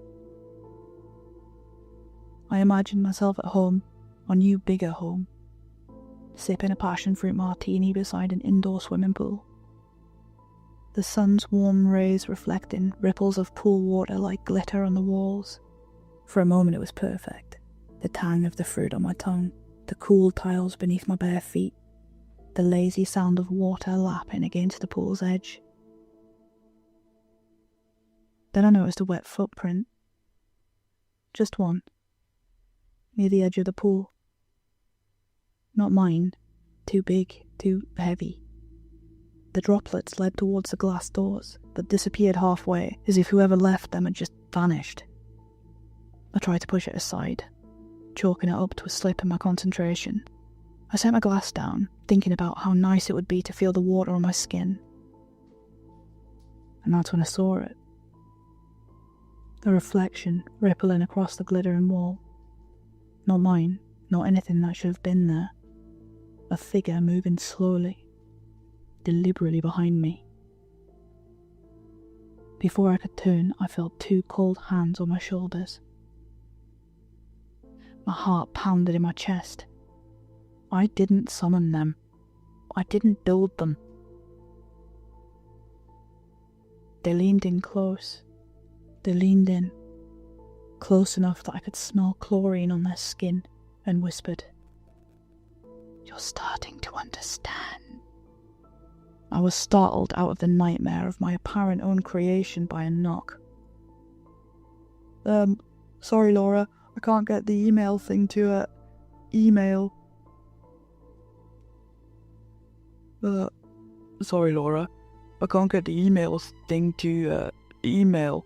Simon stood in the doorway, arms stuffed full of disorganized papers, his face twisted when he saw me. What's with you? You look like you've seen a ghost. I laughed too quickly, the sound brittle. My hands went to my shoulders without thinking, brushing at the fabric of my blouse. Wet, my fingertips came away damp. Maybe it was sweat. Maybe. Simon frowned. Are you alright? You smell like chlorine. I forced a smile, but my heart was still racing. I hadn't been near a real pool in months. I'm not feeling well. I think I need to go home, I stammered before brushing past him. Alright, he echoed down the hallway. I was halfway down when I heard a crash behind me, Simon cursing as he tripped over a bucket the cleaner had left outside my office door. A sharp whiff of chemicals hit the air. For one dizzy second, I almost laughed with relief. Of course, the smell. Just cleaning supplies. Just coincidence. But then I looked down at my blouse. The damp patches clung to my skin, and no bucket in the world could explain that. Right? I tried to get an urgent appointment with Dr. Ashcroft, but I couldn't get a hold of her. On the drive home, my mind wandered without me even meaning to. One blink I was on the motorway, the next I was sitting in my log cabin, across from that woman, the one I never made. She smiled, leaned close, and simply said, "Hello." My eyes snapped open to headlights bearing down on me. I swerved hard, tires screaming, dragging myself back into the right lane with my heart hammering against my ribs. I wasn't safe anywhere now, not even behind the wheel. That had never happened before. I could always control everything, every character, every setting, every detail, bent to my will. Every thought was mine. But now it felt like I was falling into a world of my own creation without a choice. My fingers drummed a frantic rhythm against the coffee table as I tried to anchor myself, to will myself to stay here, in reality. That's when the phone rang. Dr. Ashcroft. I snatched it up, desperate for answers, for something that would pull me back. But all I got were words of advice, calm and clinical. Ground yourself. Remind yourself it's still just you. Realize they're just parts of your mind. Not what I wanted to hear. Not when the voices didn't feel like me anymore. I tried to argue, to tell her that it was different this time, that it wasn't me, but she cut me off with a barrage of urgent questions. You say they're not yours. Whose do you think they are? I don't know. When you hear them, is it inside your head? Or does it sound like it's coming from outside? I don't know. Do they sound familiar to you in any way? No, I don't know. What do you think these voices want from you? I don't know. I don't know. I don't know. I hung up the phone, scowling at the screen. What was that? I needed help, not an interrogation. I couldn't answer half her questions, but one clung to me. The more I tried to ignore it, the heavier it sat in my chest. That night, I lay down on my bed, exhausted but restless. Against my better judgment, I drifted back into the cabin. It still rained outside, soaking my skin in that comforting way it always did. But I could see the firelight already flickering inside the cabin. She was there, the woman, waiting. Jerry still perched calm on her shoulder. She tilted her head, eyes bright, lips curling into a smile that wasn't kind. Well, isn't this freeing? My legs carried me forward in 2 shaky steps before I even realised I was moving. What do you mean, freeing? Then I blinked, and I wasn't standing anymore. I was sitting in the chair across from her, hands folded neatly in my lap, as if someone else had put me there. A voice rose from behind me, low and certain. She means you're not the one in control anymore. A smile lingered, and then the world around me fractured. In the blink of an eye, I was no longer in the cabin. I was back on the bench, the one where I practiced breaking up with my boyfriend. Only this time, he turned his head and looked me dead in the eye. I don't need you to tell me what to say. Before I could answer, the scene shifted again. I was standing in front of the woman I'd imagined thanking me for charity donations. Her eyes burned with something like fury. I don't need to be your puppet for your gratification. Then everything shifted again. I was in the countdown world, but this time, I wasn't watching him. I was in his place. A stool beneath my feet, a robe brushing my throat, his hand steadying me. His voice was calm, almost relieved. I don't have to do this. But I want to. He kicked the stool from under me. I felt the rope tighten like a vice around my neck as the world faded to grey. I woke, gasping for air, clawing at my throat, only to find myself tucked neatly into bed, the sheets smoothed, the pillow cold beneath my head. Which brings me to now. I'm doing everything I can to stay out of my worlds. No daydreams, no slipping, no comfort trips to the cabin. It doesn't matter. Lately, I catch myself halfway through things I don't remember starting. Once, I found myself standing at the sink, cold water running over my hands, the tap opened fully. My hands were blue. Another time, I awoke halfway down the stairs, clutching a mug I couldn't recall filling. These moments, stolen, half-lived, settle over my days like dust. There are gaps in hours now, little pockets of missing time that throb at the edges of my memory. I tell myself I'm fine. I tell myself that this is nothing, that exhaustion can mimic madness. Yet, this morning I woke up with my nails dug deep into my arm. My skin was raw. I'd been scratching words into myself. When I finally pulled away my hand, the words were there, carved in jagged red letters. Not yours. I tried to walk through my days more slowly now, clinging to routines like clockwork. That way, if time goes missing, I'll know. I can feel them watching, the other selves, waiting for the moment I slip, waiting for the chance to step forward again. Is this how they felt? Living their lives normally until I plucked them from their reality and forced them to play in mine? That can't be it. I made them, didn't I? They aren't real. Are they? Dr. Ashcroft wants to up our sessions to twice a week. She says next time she'll have a specialist join us. And when I said I didn't know there was a specialist in daydream characters gone wrong, She just smiled at me in that doctor way, like I'm crazy. I'm not crazy. I didn't give these imaginary people independence. I can't make them do what they want.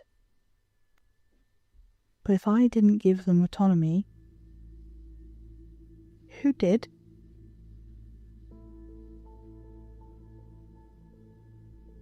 Hi everyone, thanks for listening.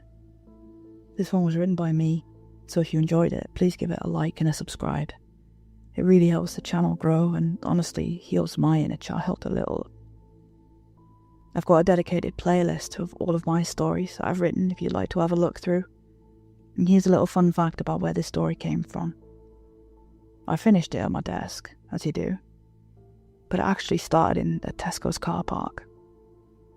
I was sitting there in the car, waiting for my husband to come back with snacks, lost in my own made-up world, when I thought, shit. Could you imagine if one of them ever talked back? To which one of them replied, yeah, that would be fucked up. So, yeah. Good night.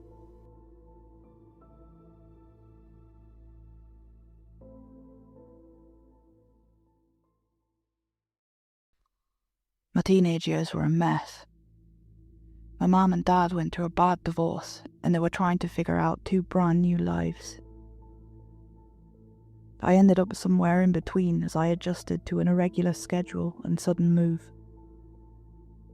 When my mum got full custody, I was in the last year of high school. We'd just moved a year prior, and now we were about to move again. Just 6 months from graduation, we moved all the way to San Antonio. Quite a different vibe from a no one cares town in Minnesota. So yeah, I graduated at the turn of the millennium, class of 2000. And if I'm honest, I rarely think about that year when I lived in Minnesota. I mean, I remember it, but I'd be hard pressed to tell you anything about it. I remember the high school, and how I thought it was weird that they could afford a pool. I remember the Babbin siblings being creeps, or that one Christian girl who couldn't stop talking about how she was saving herself for someone special. There was the one guy who stayed in the computer hall all day, and the gym bro, and the guy who kept getting shoved into lockers. People called him Handsome Man as a cruel mockery. I think my favourite was a guy named Hank. His dad was a plumber, and he was going to be a plumber too.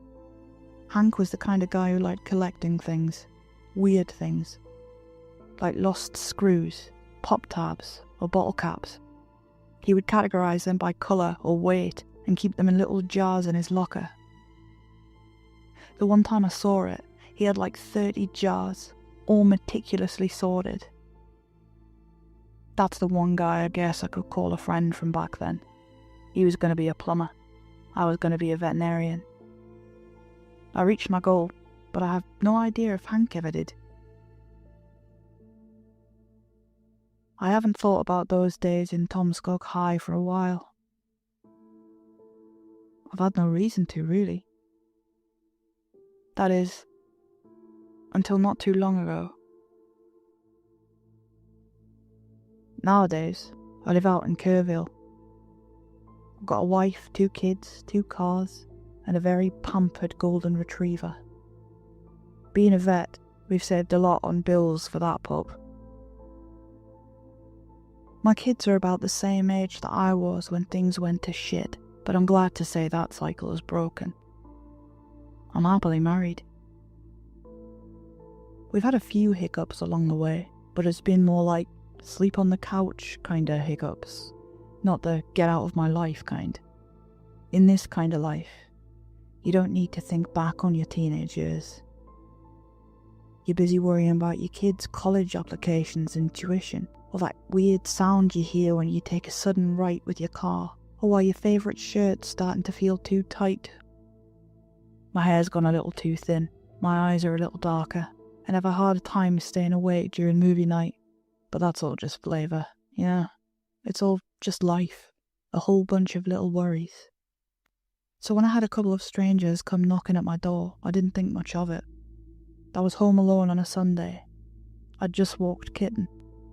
Yes, the dog's name's Kitten, and I was about to settle down for lunch when there was a knock at the door. A white van with a logo of a wrench, a cogwheel, and a couple of pipes. Very generic. I opened the door to see two men in orange coveralls and full tool belts. They introduced themselves with a company name I didn't recognise. They asked me about my name and I confirmed my identity.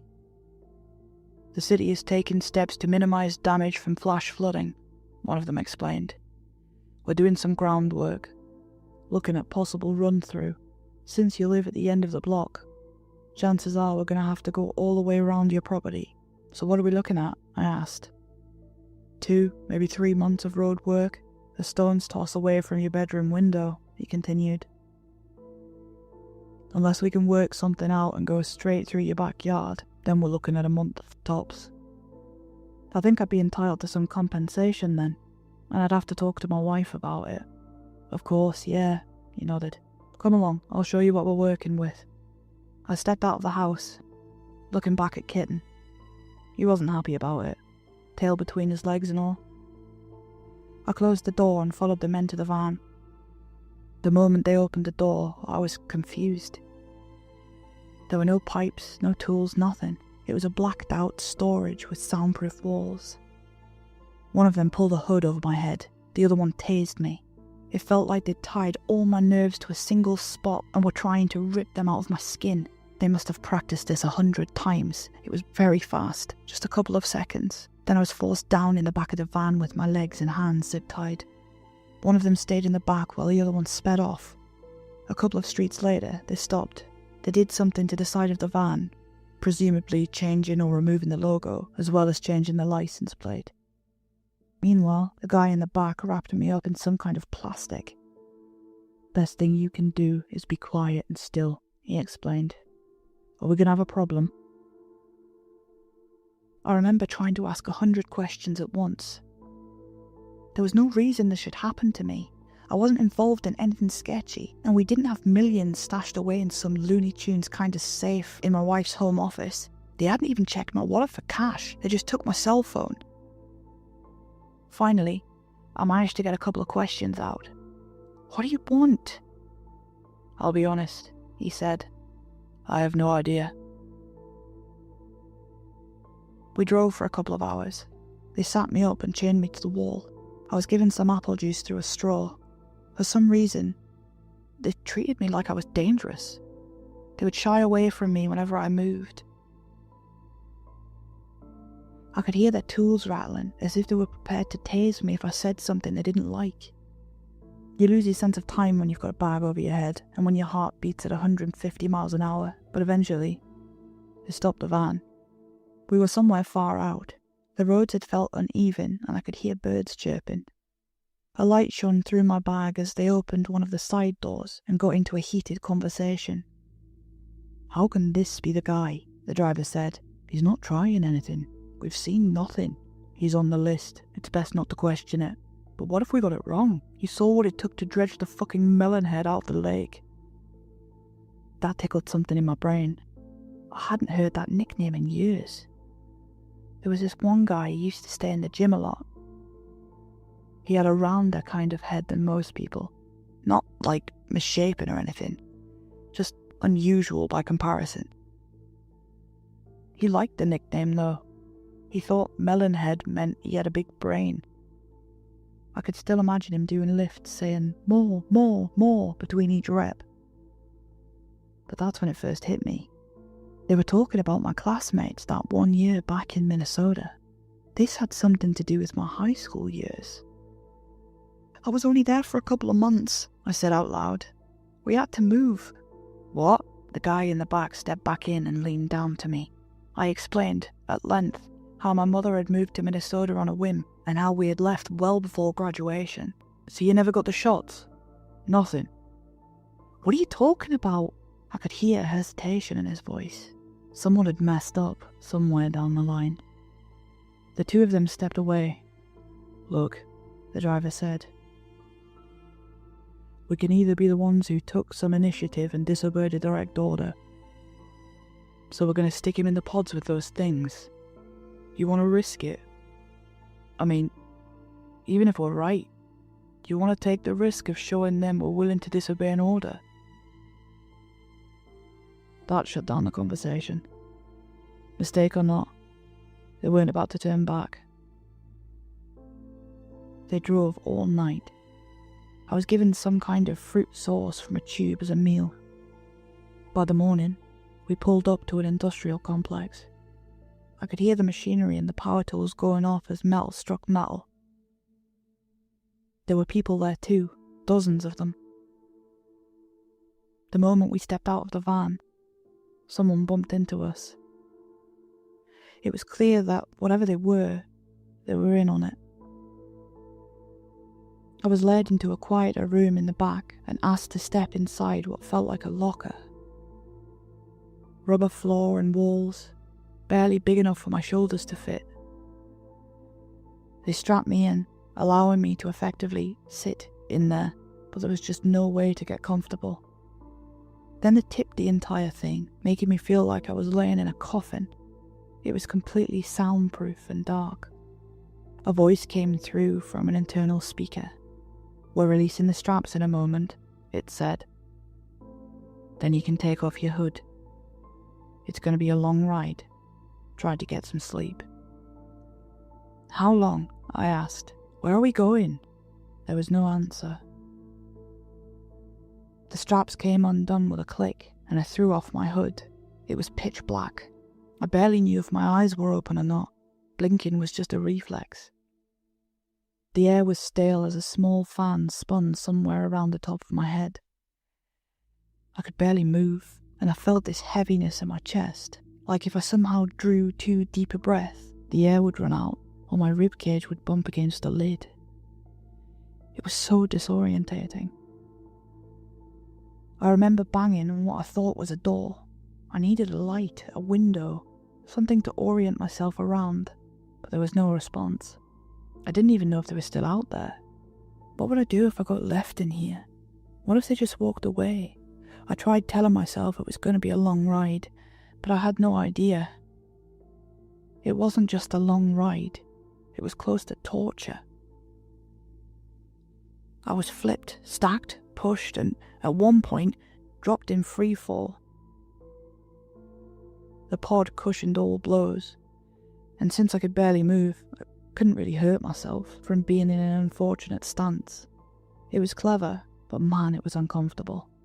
I lost all sense of time there. It might have been a couple of hours. It could have even been a whole day.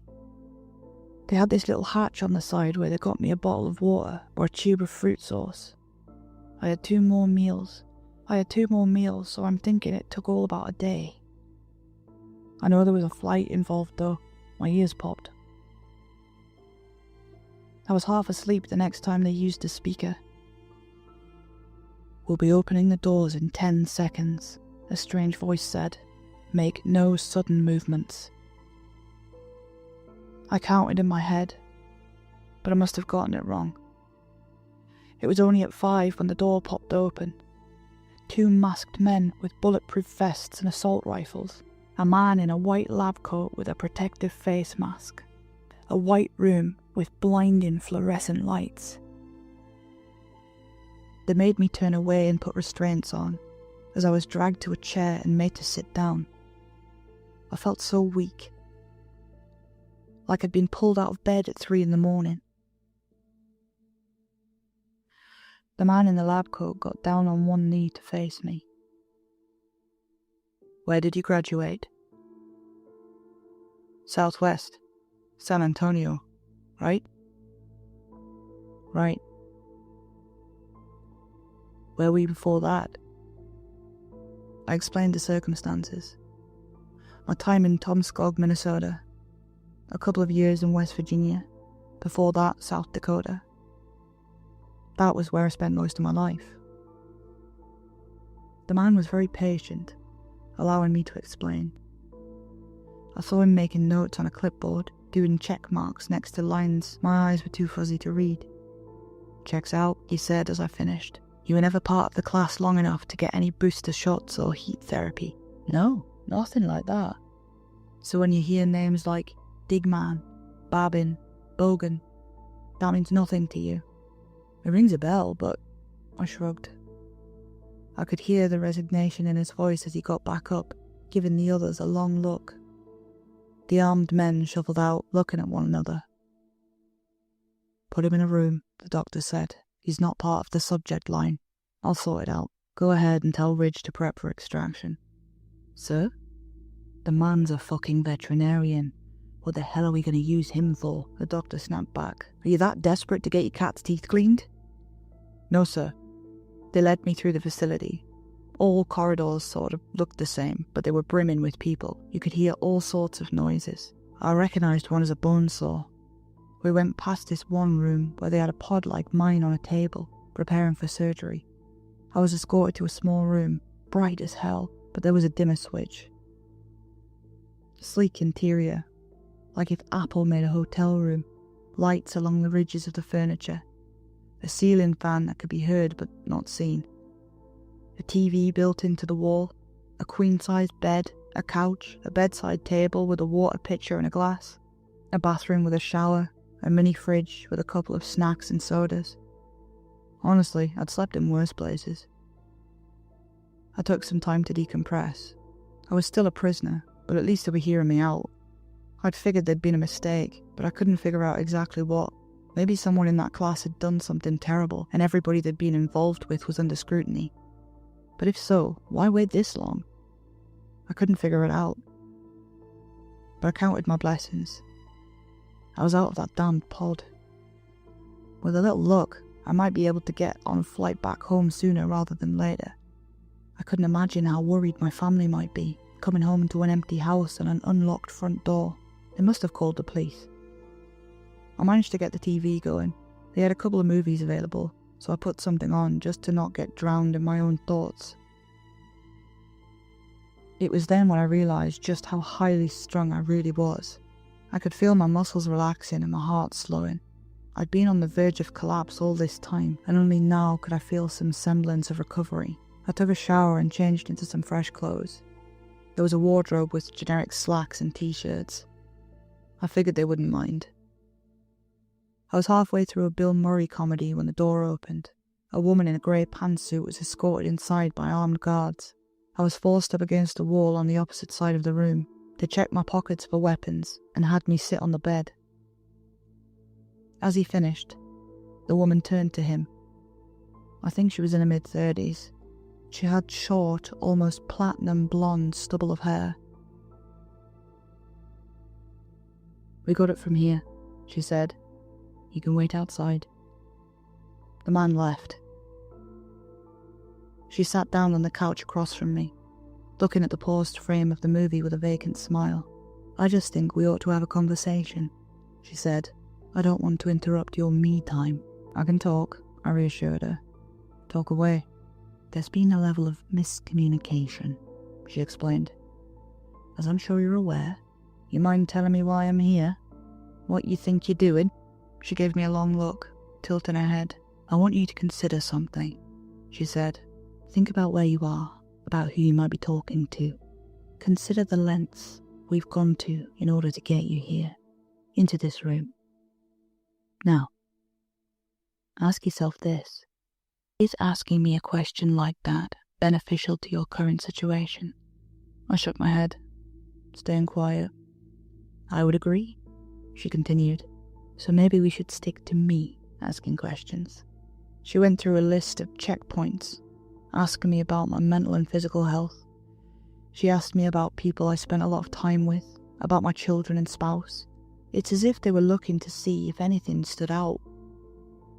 She couldn't find anything. She'd corroborated my account with what had been said previously, adding little check marks to the list. "Well," she sighed, "it appears you weren't supposed to be on that list. I suppose an apology would be in order." She turned to me, putting away a notepad. She opened a shoulder bag, producing a set of papers and a pen. "This has been an unfortunate misunderstanding, and we will be sure to rectify it. I think we can come to terms. Does this involve me being put in an unmarked grave? Not quite so dramatic, she smiled.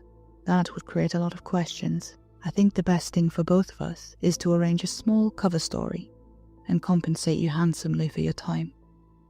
I was given a contract with a firm called Hatchet Pharmaceuticals. This contract confirmed that I'd been consulting them on an important project. They spelled out a point list of items to be compensated for, like food, hotel rooms, overtime pay, all the bells and whistles. There were receipts. All in all, it was more than fair compensation. Just over 6 figures. A solid cover story. We're very thorough, she said. We can assign a representative to explain the situation to your family. I think that'd be best, I agreed. And after this, we're done. We walk away, correct? Correct. I'll have you on a flight first thing in the morning. I had no further questions. I signed it. I hope you can see why we can't let you run the facility. You'll have to stay the night, but we'll do our best to accommodate you. That's fine, just an early flight. The earliest. Of course. She got up, leaving a copy of the contract. As she left the room, I noticed the armed guard still waiting outside. She turned to me a final time. They'll get you a root beer. I know you like them. I can't say she was wrong. I suspected they'd taken a step back and examined what they knew about me a little closer. No, I wasn't. For a couple of hours, I was comfortable. They got me a proper steak dinner and a root beer, and I ended up watching movies until I fell asleep. It started to dim on its own once it noticed me getting into bed. In that moment, I was positive about the whole thing. I'd been compensated. There would be an apology and an explanation given to my family. I could put it all behind me once and for all. Now I just had to wait for that early plane and hope for the best. I didn't have a clock or anything, but I must have slept for about 2 hours when I noticed something. The buzz of the ceiling fan had stopped, and the dim light went completely black. I waved my arm a little to see if it was a sensor, but nothing happened.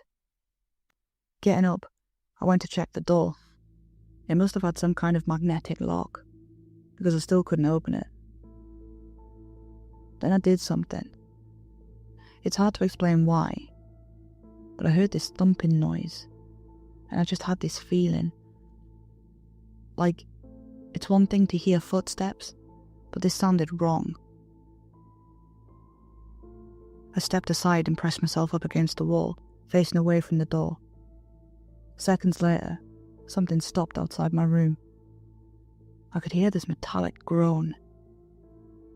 The door was bent open inch by inch. Mechanisms snapped and bent from the immense pressure. Something was standing in the doorway. I heard this low rumble, like a snoring bull. Then a crack, followed by a loud chewing, like someone eating a fresh carrot. More. The voice was more of a gargle. It sounded like it came from the chest of something rather than the mouth. I could smell this sharp tang of iron in the air as there was another snap. The intruder was dragging something along the ground, taking the occasional bite. Snap, chew, snap, chew. More. The lights in the hall were still out, so even though the door was open, I couldn't see anything. I held my breath and ducked down low as a large hand swept by just to my right. It was looking for the dimmer switch. When it realised it wasn't working, it snorted and left the room, lumbering off down the hallway, dragging a snack along. I used my hands to feel my way out the door. It was bent in the middle and barely clinging to the hinges. The lock mechanism was still there, but it was so busted you could pull it out with your bare fingers. I almost slipped in something as I reached the opposite wall. Something must have happened, and I'd be stupid just to sit and wait for it to blow over. There was a hum. A short, low hum. Some kind of backup generator came on, bathing the hallway in a red light. My eyes adjusted as I realised I was standing in a liquid that covered most of the hallway. It might have been red. It was impossible to tell, but given how it smelled, I'm pretty sure I was standing in a pool of blood. There were torn pieces of armour splattered on the walls, along with patches of skin clinging to the fabric. I'd never seen anything like it. It's hard to be afraid of something so violent. It's one thing to see a strange man with a knife. That's scary. But to see a pile of corpses out in the open, I mean, yes, that's scary, but it's almost too scary. I remember watching a patch of skin slide down the wall, shaking my head, thinking that there was no point in trying to understand what had happened. There was no point asking questions. I just had to get out of there. I tried to backtrack through the hallways. There were these pipes on the walls in different colours and symbols, but I couldn't make sense of them. They were most likely there to help guide people to various departments. There were arrows though, so I figured if I went the opposite way, that should bring me back to the origin point, or maybe even an exit. What had happened in my corridor wasn't an isolated incident. There were signs of struggle all over. The room where they had prepped for surgery was covered in black goo and had a hand pressed against the hardened glass. There was another room that when you got close, your hearing stopped, like when you get water in your ear, only deeper. I couldn't even hear my heartbeat. I could feel it, but it's hard to explain. It was as if something bad was waiting around every corner, and the further I got, the worse it felt. My hearing eventually returned. It felt like coming up from a deep dive. I walked through the corridor where I could hear something eating in the next room. Something making bird noises. I did see a couple of living people, but they had these strange white masks on and didn't seem to respond to anything. Absolutely everything had gone to shit in a matter of hours. I heard voices up ahead. My first instinct was to run ahead and see what was going on, but I stopped myself. From what I'd seen so far, things weren't that simple. I stayed by the corridor, listening. Door. Locked. A second voice. Yes. Locked.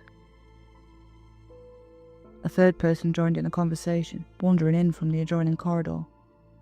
You mask faces happy standing here.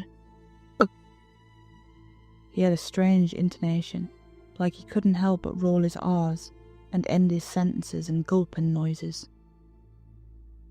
It reminded me of one of the kids I went to high school with, Roy. He had a speech impediment, like a stutter. He had stopped by swallowing hard and shaking his head like a tick. It was such a specific noise. It was hard to pinpoint with description. But that's where it hit me. Roy.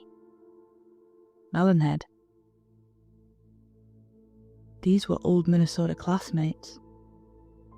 They'd brought me in on suspicion of being part of this class. Chances were that these same people had been brought in as well. That may very well be Roy on the other side of the hallway. But if that was the case, what did it mean? Was all this chaos perpetrated by my old classmates? If so, what the hell happened to them? Making my way to the main corridor, I ran across a series of gruesome sights. There was a man covered head to toe in some kind of black acid, melting him to the bone. There were several patrols of people with white masks, speaking to each other like grunting cavemen. I stopped counting dead bodies after 20, instead trying to keep my eyes on the marks on the wall. Eventually I got to a lobby of sorts. 2 massive storm doors had gone down, blocking the exit. There'd been a massacre. At least 8, maybe 10 people, all crushed against the door. They tried to get out but got caught on the wrong side. The red lights on the walls span round and round, making the shadows livelier than the remains that cast them. I heard someone approaching and escaped into a side room, There was a couch, a drinks machine, a microwave, and a fridge, clearly some kind of lunchroom. The red light didn't reach all the way in, casting a long strand of red peeking through the half-closed door. I hurried inside and pressed myself up against the wall. It didn't take me long to realise I wasn't alone. Someone was hiding behind the couch. "You need to leave," a voice whispered. "I have a gun." I shook my head and put my finger on my lips to shush them. I could hear someone approaching from the outside. "You need to leave right now," they insisted. "I'm not asking. This is my spot." I shook my head again. If they fired a weapon, this place would be crawling with things in a matter of seconds. They'd doom us both. Problem was, something was already coming our way. The door creaked a little. I could see the shadow of 2 long legs as something bent down to enter. It was impossible to describe the scale of this thing. It was at least 10, maybe 11 feet tall, like an elongated person. A slick black, jelly-like skin rippling with chunks. As it moved, I could spot patches of white poking out at different angles. Bones.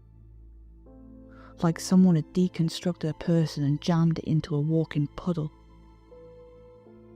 There was hesitation. Whoever was hiding in there with me decided to shut the hell up. A long arm reached out, touching the sides of the drink machine. It was such a casual movement, but it was forceful enough to knock the whole thing onto the floor with a bang. A couple of cans rattled out of it. The tall thing poked around a little, making one of the cans burst from the pressure. That seemed to amuse it. It pulled on a pop tab, seemingly frustrated. I could hear something in the distance, like a whir, getting louder and louder, then a series of mechanical clicking, and a spark. The lights were coming back on. The red gave way to a harsh fluorescent light as I saw the thing in full clear view. It was barely keeping itself together. It was like if someone was trying to hold jello with a 2-pronged fork. It was looking at the person hiding behind the couch. They weren't as well hidden as they thought they were. It only took me a brief glance to realise it was the woman with the grey pantsuit that had talked to me earlier. As the thing saw her, she pulled out a gun. I covered my ears and sunk to the floor. There was gunfire and screaming. The creature had a hand big enough to cover her face and used it to push the back of her head into the ground. It must have had some kind of suction force to it as the body stuck to it. The screams came and went in a flash. There really was no fanfare to it. Just a quick snap, and then nothing. By the time I looked up, the thing was already looking at more interesting items around the room. It seemed particularly curious about the soda cans. That it was holding a whole corpse seemed more like an inconvenience. But as it turned to leave, it spotted me. There was a moment of silence as it looked at me, as if trying to understand what it was seeing. A single soda can rolled across the floor, touching my foot. I looked at it, then up at the creature. Why was it so interested? What was the deal? I picked up the can, popped it open, and held it up. "Is this it?" I asked. "You want me to open it?" It tilted his head. It wasn't convinced. It reached out, carefully poking the top tab. I pulled it off, pressing it. "This?" I asked. "You want this?" An oil-slick hand reached for it, accidentally grazing my fingers. The skin on my index finger turned a sickly orange as my nail darkened. I could feel a deep ache as if my nerve was hardening. My finger curled in on itself as I picked up the pop tab. It held it up, looking at it from different angles. I only knew of one person who collected things like that. I pointed at a nearby table. "There are cups," I said. "You can put it in a cup. Collect them. Put them all together again. All the same, just like you want to." The thing turned its head. At least I think it did. It was hard to see that it was looking one way or another at all. I don't even think it had eyes to begin with. As it turned its attention to the other soda cans and the empty coffee cups, I reached for what remained of the lady in grey. Half of her was still hanging out of that thing, dangling like a broken doll. There was a twitch to the leg, like there was something inside trying to get her to run. Like an operator calling out on a line when no one's listening. She was still holding something in her hand, barely visible through the black sludge. I bent her hand open. It made a snapping noise as a tendon protested, revealing a key card. I pulled it loose, only for the sludge thing to turn my way. It didn't appreciate this intrusion. With one step, it closed the distance. It reached for me with its free hand. I had to do something, or I'll be next. "Hank!" I called out. "It's Hank, right?" The hand slowed, dropping to the floor. The ceramic tiles turned a sickly blue, fizzling. I could see something just beneath the surface of the sludge. A cranium. There really was some kind of head under there. And it was looking my way. "You collect things," I said. "You arranged them in jars. You had them in your locker." It stared at me as something bubbled beneath the surface. Bones moving up and down, rearranging themselves. "Is that what you're doing?" I asked. "Are you collecting now?" It bobbed its head. "If we go outside, you can collect so many more things," I said. "But then we gotta open the door." It bobbed its head again, and stepped back, leaving room for me to leave. I did.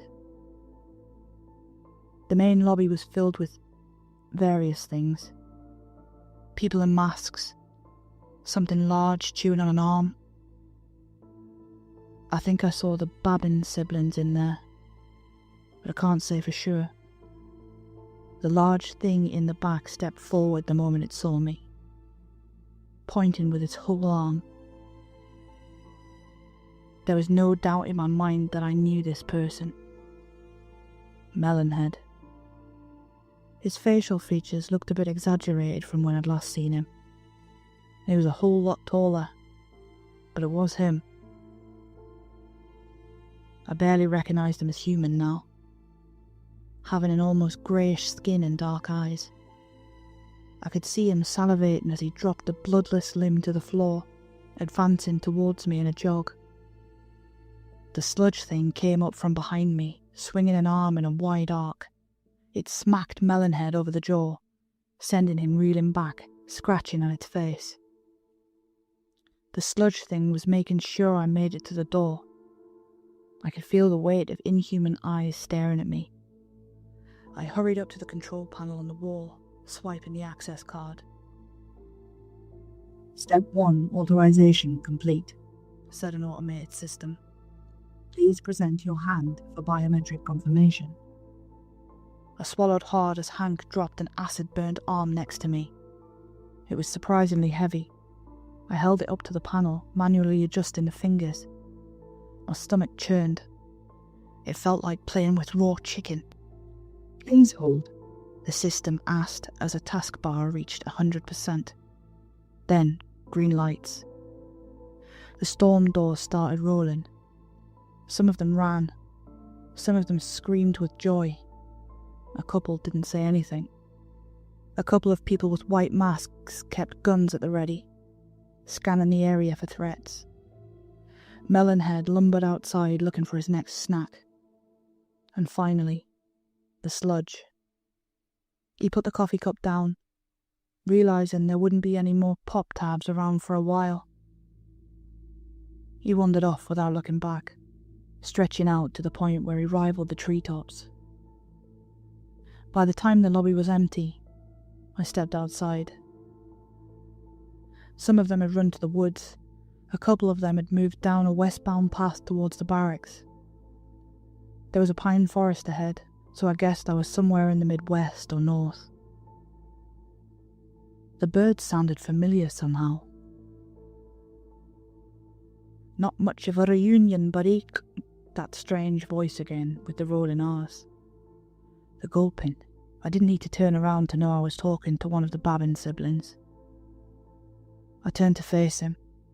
A pale man with slick hair combed back, a hawk-like nose, and these chemically wide eyes. He leaned against the open storm door in a parody of casualness. "I recognise you, you know," he continued. "Class of 2000. "Yeah," I nodded. "Tomskog High." "Didn't you move?" he asked. This is when I noticed he had a knife. He was picking his nails with it. "I did. San Antonio." "Too bad," he said. "We had a lot of fun after graduation." "I can imagine." "I don't think you can," he grinned. "I really don't." He gave me a pat on the shoulder as he passed me by, trying to catch up to his sister, his head bent forward, like that of a prowling cassowary. I managed to get to the highway. From there, I got in touch with the police.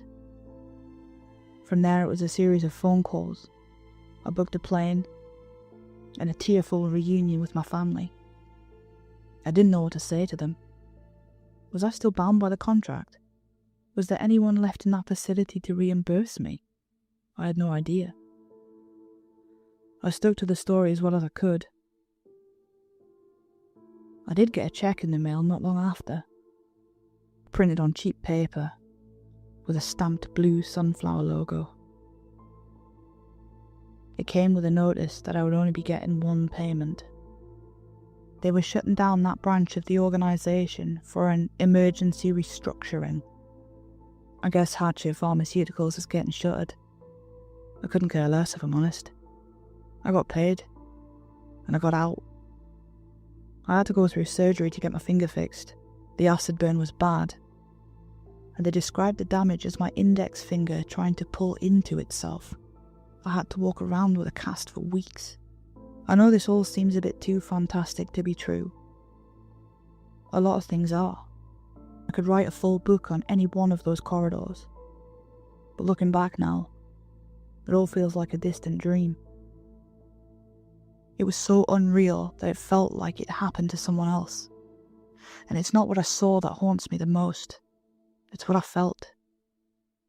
A pulse beating out of my chest, not knowing if the next beat will be my last. Stepping around the corner, praying that no one heard me struggling to breathe. That feeling comes back every now and again. I can be standing in my bedroom, looking at the door, and I just get this sense that there's someone waiting on the other side. There isn't, but that doesn't stop me from thinking there is. I haven't been contacted about the class of 2000 since, and I haven't heard the name of Tomskog High mentioned. There have been no emails, no texts, no strange visits, no white vans pulling up on my driveway telling me lies. And I don't know if that's a good thing. Something tells me it isn't. Hi everyone, thanks for listening. This story was written by Sataded. If you liked it, please like the video and tell me in the comments how many of your high school classmates' names can you remember. And here's a fun fact you didn't ask for. Cassowaries are basically gorgeous murder chickens with a 4 to 5 inch dagger claw on each foot and can sprint about 30 miles an hour. More of the story. If a cassowary shows up at a class reunion, let it cut the cake. from a distance. Good night. They spelled out a point list of items to be compensated. They spelled out a point list of items to be They spelled out... Oh, for fuck's sake. They spelled out a point list of items to be compensated for, like food, hotel rooms, overtime pay, all the bells and whistles. I stared up at the entrance to the old hospital, drinking in its features. Cracks spiderwebbed along the bricks, and vines had claimed most of the exterior. It was an oddity against the encroaching forest, a relic of a time long since past. It felt wrong for it to be there, out of place, which only worked to pique my interest even further. Well, are we going to stand here all day, or are we checking this sucker out? Kyle asked, lightly slapping me on the back. Let's go. Don't want to lose too much daylight, Maddie interjected, tugging my arm. As you wish. Ladies first, I replied, extending a hand to the door. Maddie rewarded me with a glare. The interior of the hospital was in an even worse state than the outside. Lights had been smashed out, graffiti coated the walls, and pink insulation hung from the ceiling above. As an avid urbex enthusiast, I was reveling in it. Something about being in a place that humans didn't belong always sent a rush of exhilaration surging through my veins. I lived for the thrill. But after what happened that day, my passion for urban exploring has been snuffed out. We were taking photos of abandoned medical equipment when Kyle brought it up. Hey guys. He spoke in a whisper, despite the fact that we were alone. Yeah, I replied, sensing the tremor in his voice. Does it feel like we're being followed? I don't know, it might just be me, but something tells me that we're not the only ones here. Stop. You're trying to prank me, and it's not going to work this time. How gullible do you think I am? Maddie retorted, crossing her arms. Maddie, I promise I'm not joking. Her expression faltered when she realized the severity of Kyle's tone. You're really not? Jake, is he being serious? I sighed. When Maddie got freaked out, it wasn't a good time for anyone. Things had been going smoothly up until that point, and I didn't want to ruin a good thing. Tell you what, Kyle, if we check out a couple more rooms and your sixth sense is still going haywire, we can leave. Sound good? Despite their nods of approval, I could feel the shift in the atmosphere. The tension was thicker, solid, as if I could reach out and touch it. Knowing what I know now, I wish we would have left the moment Kyle said something. We continued our search with no further protest from either party. We photographed our findings in silence. That pervasive unease, still omnipresent. I kept trying to find something to say, but I couldn't arrange the words properly in my head. After a while, it was Maddie who broke the silence. So who's down to find the morgue? She said, as a devilish grin inched across her lips. Kyle and I shot each other a glance. Neither of us wanted to go, but we didn't really have a choice. If we refused, Maddie would call us cowards until the day we died. Sure, let's do it, Kyle said. He tried to sound confident, but he and I both knew the truth. All right, but after that, we're leaving. My friends each nodded, and with that, we set off to find the hospital's morgue. It only took us about 10 minutes. As we walked, I tried to discern if I could feel the eyes watching our every move like Kyle had described. At one point, I thought I did feel it. An intense, overwhelming sensation that we weren't alone. I found myself throwing glances behind us every so often, but I didn't voice my concerns. A decision that I regret to this day. Before I knew it, I found myself descending the stairs to the basement. Our flashlight beams danced along the staircase as we went, shedding light into the inky depths below. Once we reached the bottom, there was a long hallway with a set of double doors at the end. "Spooky, isn't it?" Maddie whispered as we continued. "Yeah. Feels ominous," I said, as a shiver rippled through me. The air was colder down there, lending to the creepy ambience. We paused once we reached the doors. "Okay, who wants to go first?" Maddie asked, surveying our expressions. "I think you should. You suggested it," Kyle retorted, wearing a shit-eating grin. "Yep. As I said before, ladies first," I joined in, earning me another glare. "Fine. But if I die, I'm going to come back just to take you with me." Maddie pushed open the doors and led the charge, Kyle and I following behind her. Standing in that room sent a chill down my spine. Kyle turned to me, that taunting smirk returning to his lips, and he whispered into my ear, "Let's prank Maddie. You distract her, meanwhile I'll climb into one of the freezer racks and make a bunch of noise in there. I bet she'll scream loud enough to wake the dead." I smiled at him. Maddie was never going to forgive us for this. "One problem," I muttered. "How are you going to close yourself in?" "I'll figure it out. Just..." "Nice try, dickheads. I can hear you." Maddie glowered at us like we were the spawns of Satan. My face flushed with colour, and sweat beaded atop my brow. Yeah. We weren't actually going to go through with it. Just an idea," Kyle said, rubbing the back of his neck. "She wasn't buying it." Bang. A sudden rattling sound erupted from one of the mortuary chambers that Kyle had centered his plot around. It started off quiet, small enough to be dismissed as nothing more than the groan of old metal. But it soon escalated to a loud clanging. We stared at each other, wide-eyed, our faces pale as ghosts. The sound had grown into a deafening pounding. Something was being slammed hard against the inside of the door. It was clear that Kyle's earlier premonition had been spot on. We were not alone in that hospital. We stood, frozen in shock, left to helplessly watch as the door buckled under the weight of the blows. Over and over and over again. Bang, bang, bang, bang. To my utter horror, the door gave way. For a moment it was silent, the dented metal creaking, barely clinging to its hinges. Then something began crawling out of the unit. Something sinister. A pair of feet emerged from the darkness. The skin was a dark purple, and stitching around the ankles was barely holding together.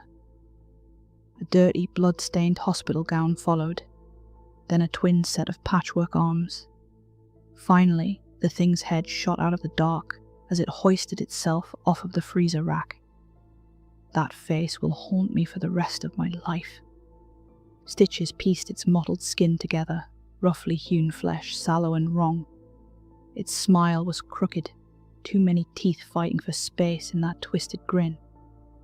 And its eyes, they were completely black, devoid of life, devoid of a soul. Kyle suddenly grabbed my arm, hard. He ran without a word, Maddie in tow. That gave me the resolve I needed to follow them.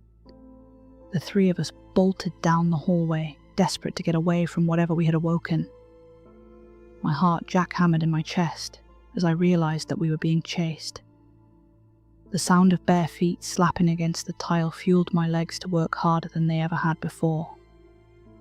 Once we reached the stairs, I bounded up them 3 at a time, bolting for the exit the second I reached the top. The thing had been gaining on us in the basement, but once we reached the main landing, I couldn't hear those wet, awkward clops pursuing us any longer.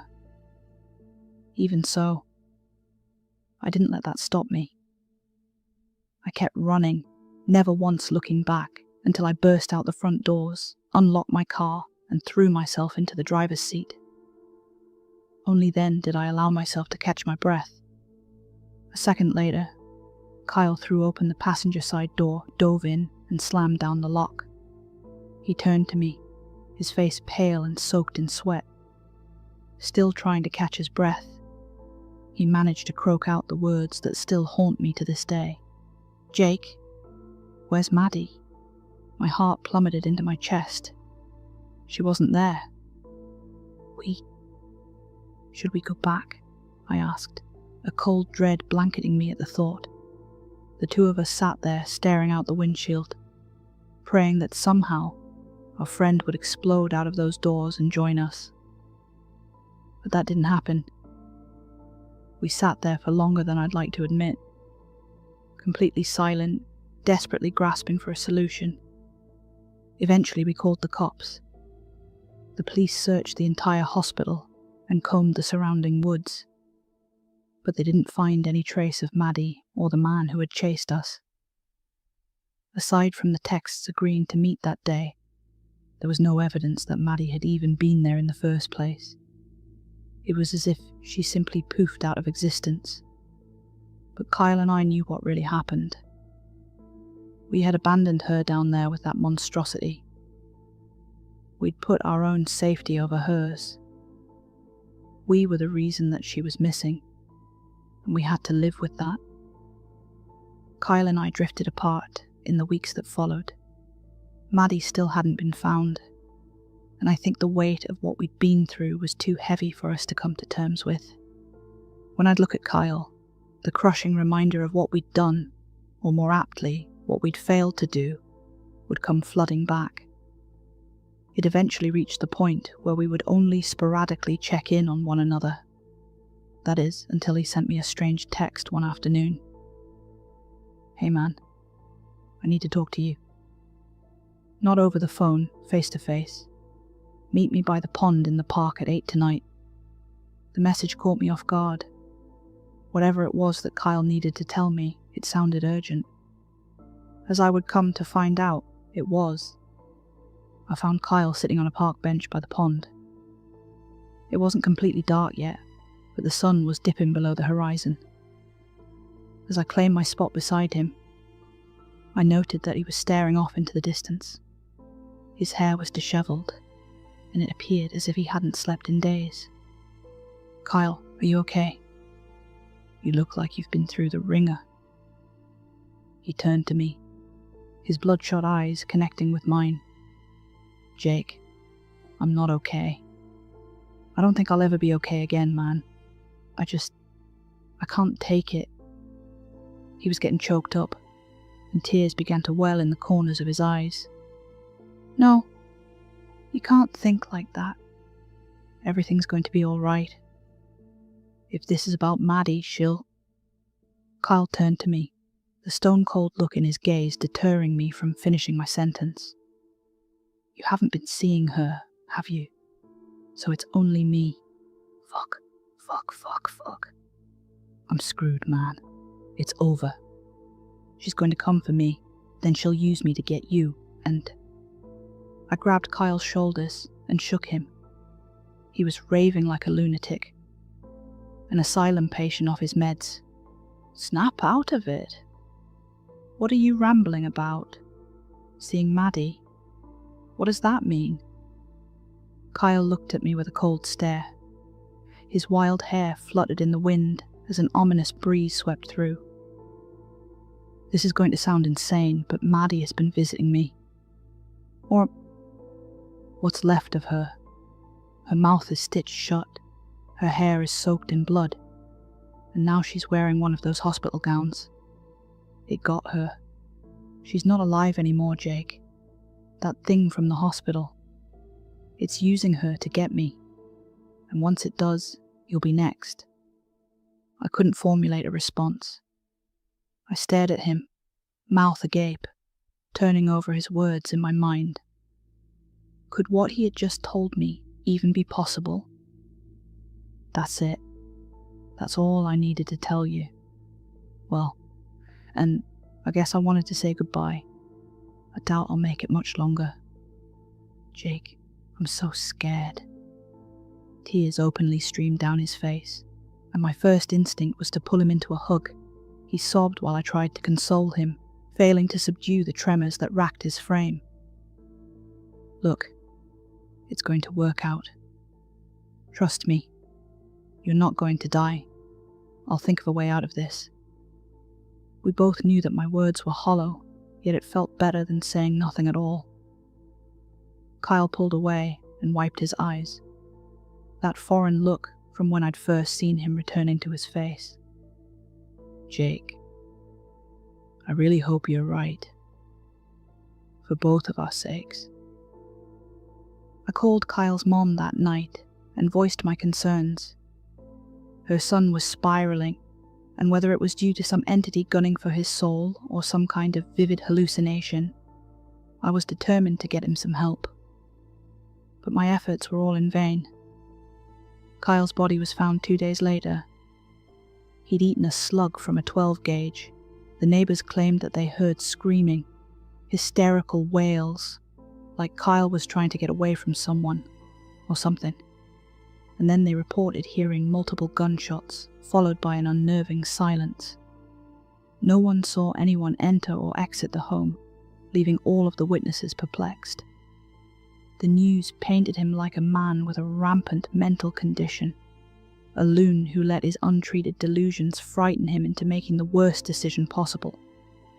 But I know that what Kyle saw was real, because lately, I've been seeing her too. She appeared for the first time the night that Kyle died, standing below a street lamp across from my window. His description of her had been deadly accurate. Maddie's eyes were stitched shut and her arms hung limply by her sides. Her hair glistened with something dark, and the hospital gown she wore had yellow stains blotched across the front. But her smile, there was something sinister behind it, something evil pulling the strings. And I'm afraid that I'm going to find out what that thing is firsthand. 3 days have passed since then. I've started seeing Kyle too. The two of them have been moving progressively closer with each passing day. Last night, they were in my room. They just stared at me, smirking, taunting me. Maddie with her unseeing eyes and grin with too many teeth. Kyle with what was left of his reconstructed face, flesh and bone melded together to form something vaguely human. Now, I realize that they came to deliver a message. My doomsday clock is ticking down, and I only have a few hours left. Because when I awoke this morning, splattered across my bedroom wall in a deep crimson, were the words, "Tonight your soul belongs to me." Hi everyone, that was the first of tonight's 2 stories. Stick around for another one from Horror Junkie 123. I'm running out of time. I don't know who's going to see this.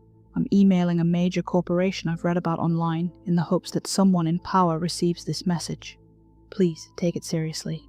AI has ruined the world. We're not supposed to use the internet anymore. Learning has become obsolete. I'm going to be exterminated for what I'm doing, but I don't care. I have to stop it. In the year 2053, no one goes outside. I've never seen sunlight. We're raised in facilities, while machines drone on outdoors, gathering resources to make our lives easier. It shouldn't be like this. I know that. At a young age, a confidant granted me internet access. He wasn't supposed to have it, and when the higher-ups found out, he was euthanized, put to eternal rest. That's what the android told me anyway. I was careful after that. No one could know about my secret, not even my closest friends. As I grew, I continued to research. I stumbled across countless dead online forums, soaking in the remnants of humanity that remained within them.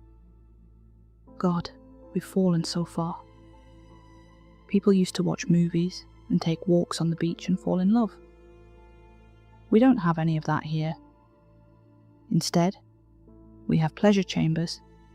Once we reach adulthood, we're assigned our own individual pod that we remain in for 19 hours a day. It provides round-the-clock joy. Why go chasing real happiness and risk failure when you could have all the artificial dopamine you want without lifting a finger? We only come out to eat, drink, and relieve waste.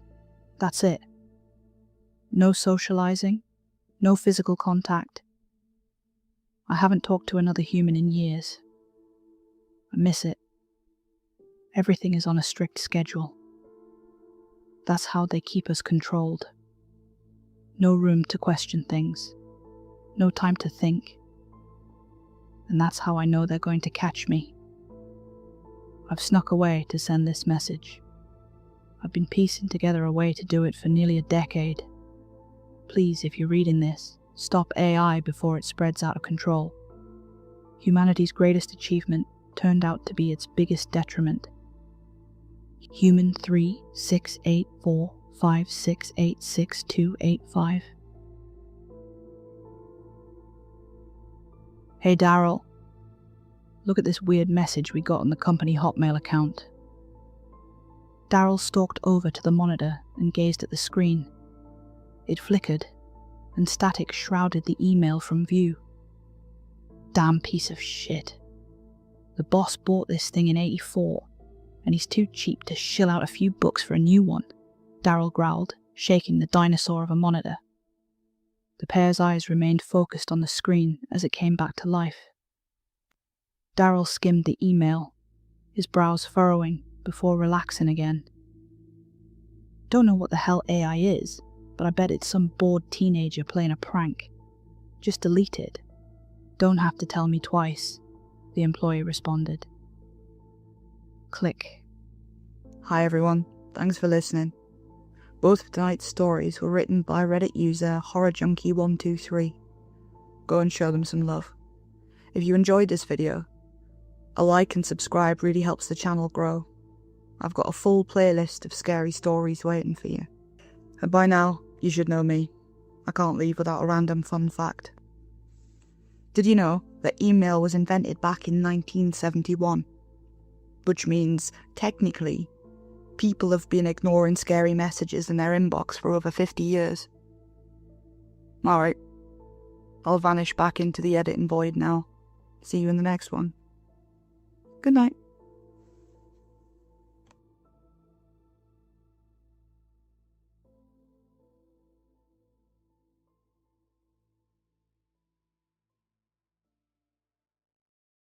I'll have a number 4 meal with extra cheese, 2 Big Macs with a large fry, 3 apple pies, and a shamrock shake. Alright Stan, your total comes out to $46.50. The land whale grunted approvingly as he shoved a greasy wad of crumbled bills into Gary's outstretched palm. Here's your change, I'll call your number when it's ready.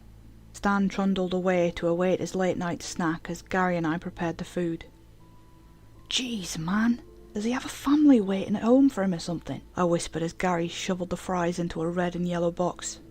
Blair, does that man look like he's got a wife and kids? Stan is one of our regulars. You'll see him pretty often if you stick with the night shift. I grimaced as I prepared the shake. Great. Lucky me.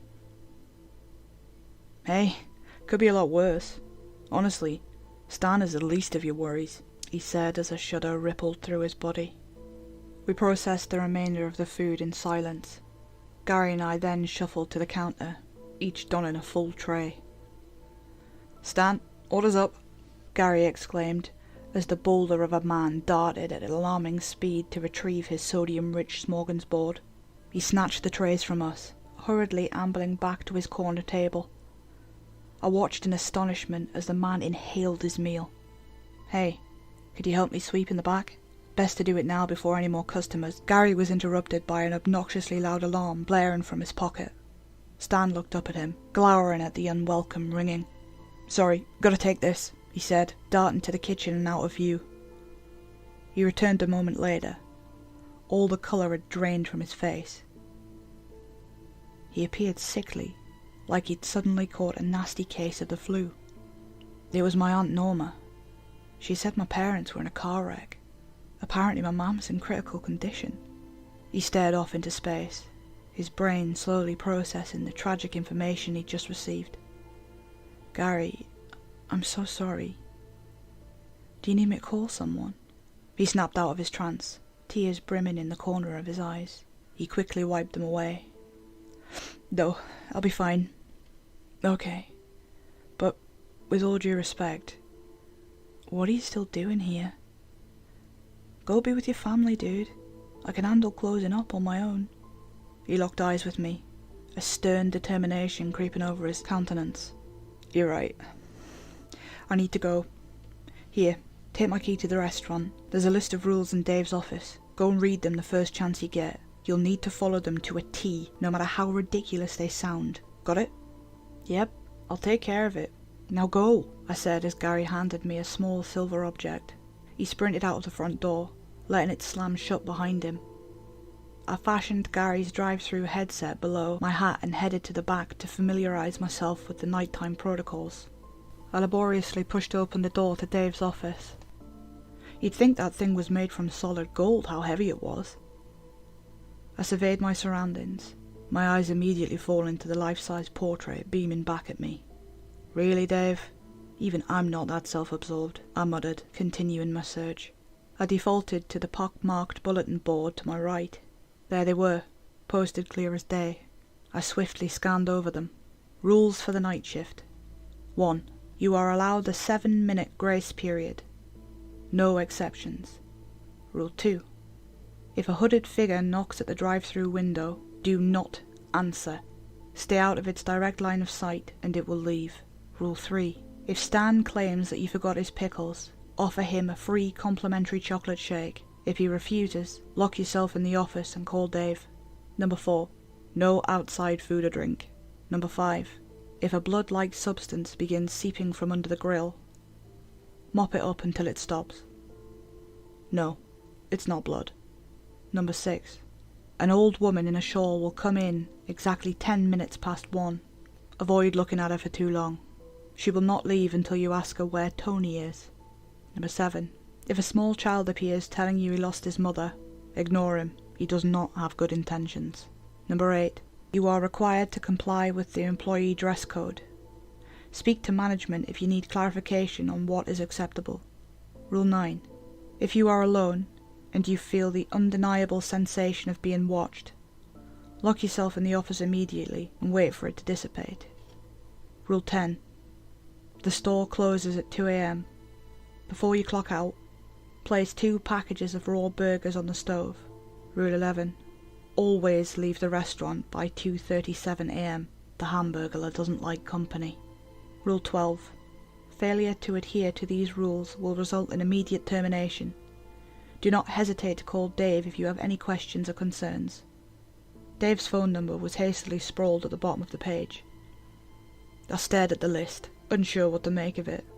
Was this some sort of cruel prank on the newbie? Maybe Gary was in on it.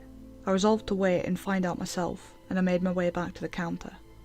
Upon seeing me approach, Stan rapidly stood from his seat and sidled up to me. Can I help you with something? Yeah, you forgot my pickles. I mentally rolled my eyes. Gary hadn't been gone for 10 minutes and the fun was already ramping up. Look, I watched my co-worker make those. I know he didn't, I began, before Rule 3 crept into my head. I'm sorry. I can offer you a free shake for the inconvenience? His 4 chins flapped as he fervently shook his head. No, I don't want any more food. There's another way you could make it up to me, though. A malicious grin inched across his face.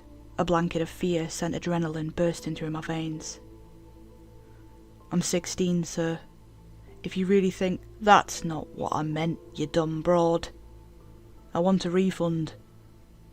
What? No, you already ate it all. Fine, if you won't give me my money back, I'll have to take it from you. The massive mound of flesh began waddling to meet me behind the counter. I fled to the back, praying he wouldn't catch me. I glanced behind me as I struggled to push open the absurdly heavy office door. Stan was barreling towards me, sending shelves of products crashing to the ground. My heart thumped against my ribcage so hard it hurt. I had just managed to slip through the door and slam it shut when he reached it. Thud! He pounded his ape-like fists against the sturdy metal frame, shouting obscenities at me all the while.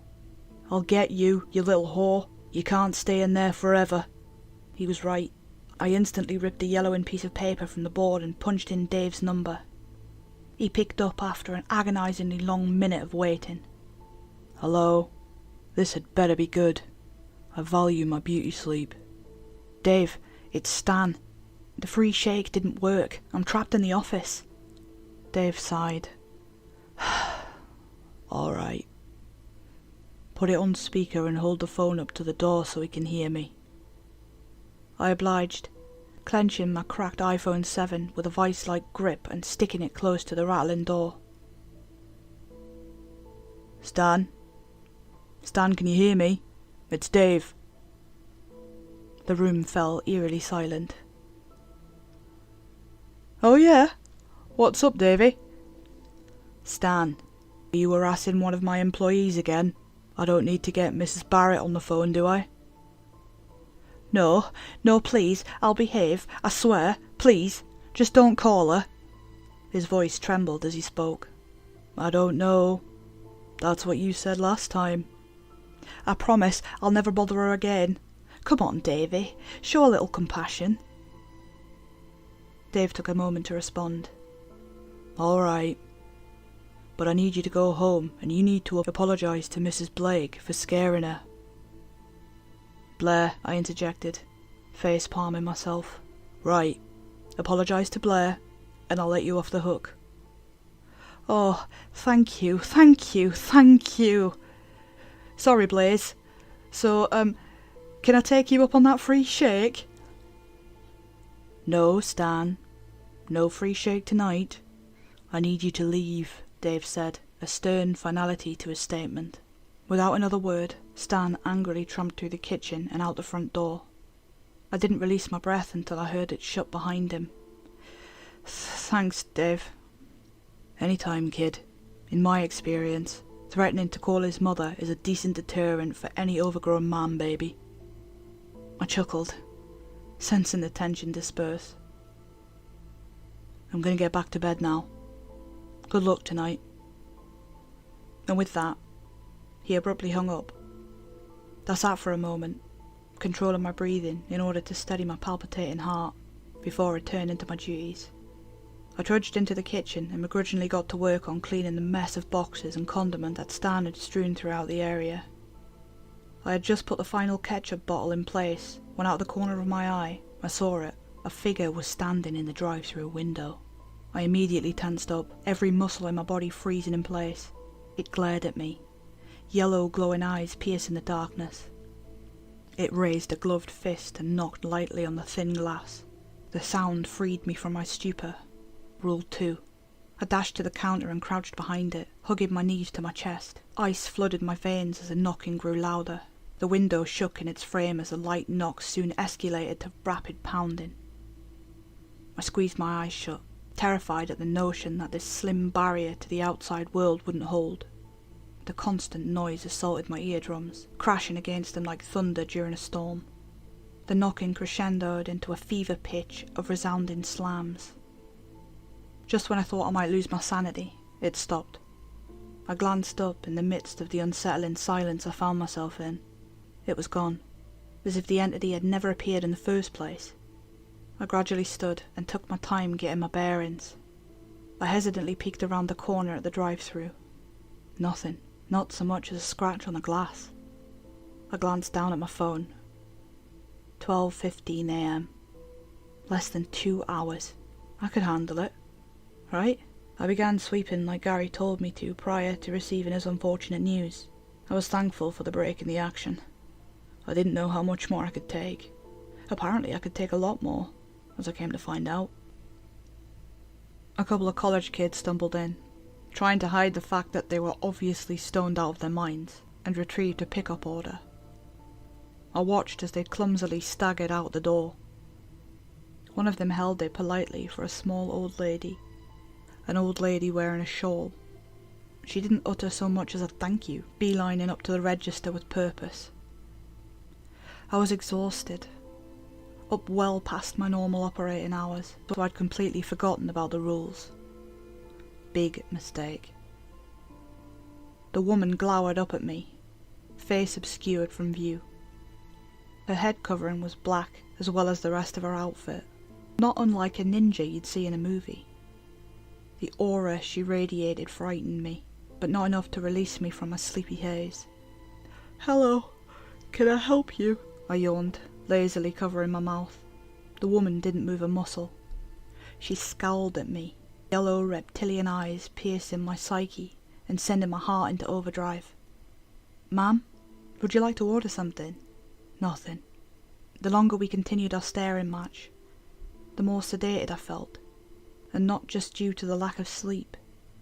She had some sort of strange pull over me.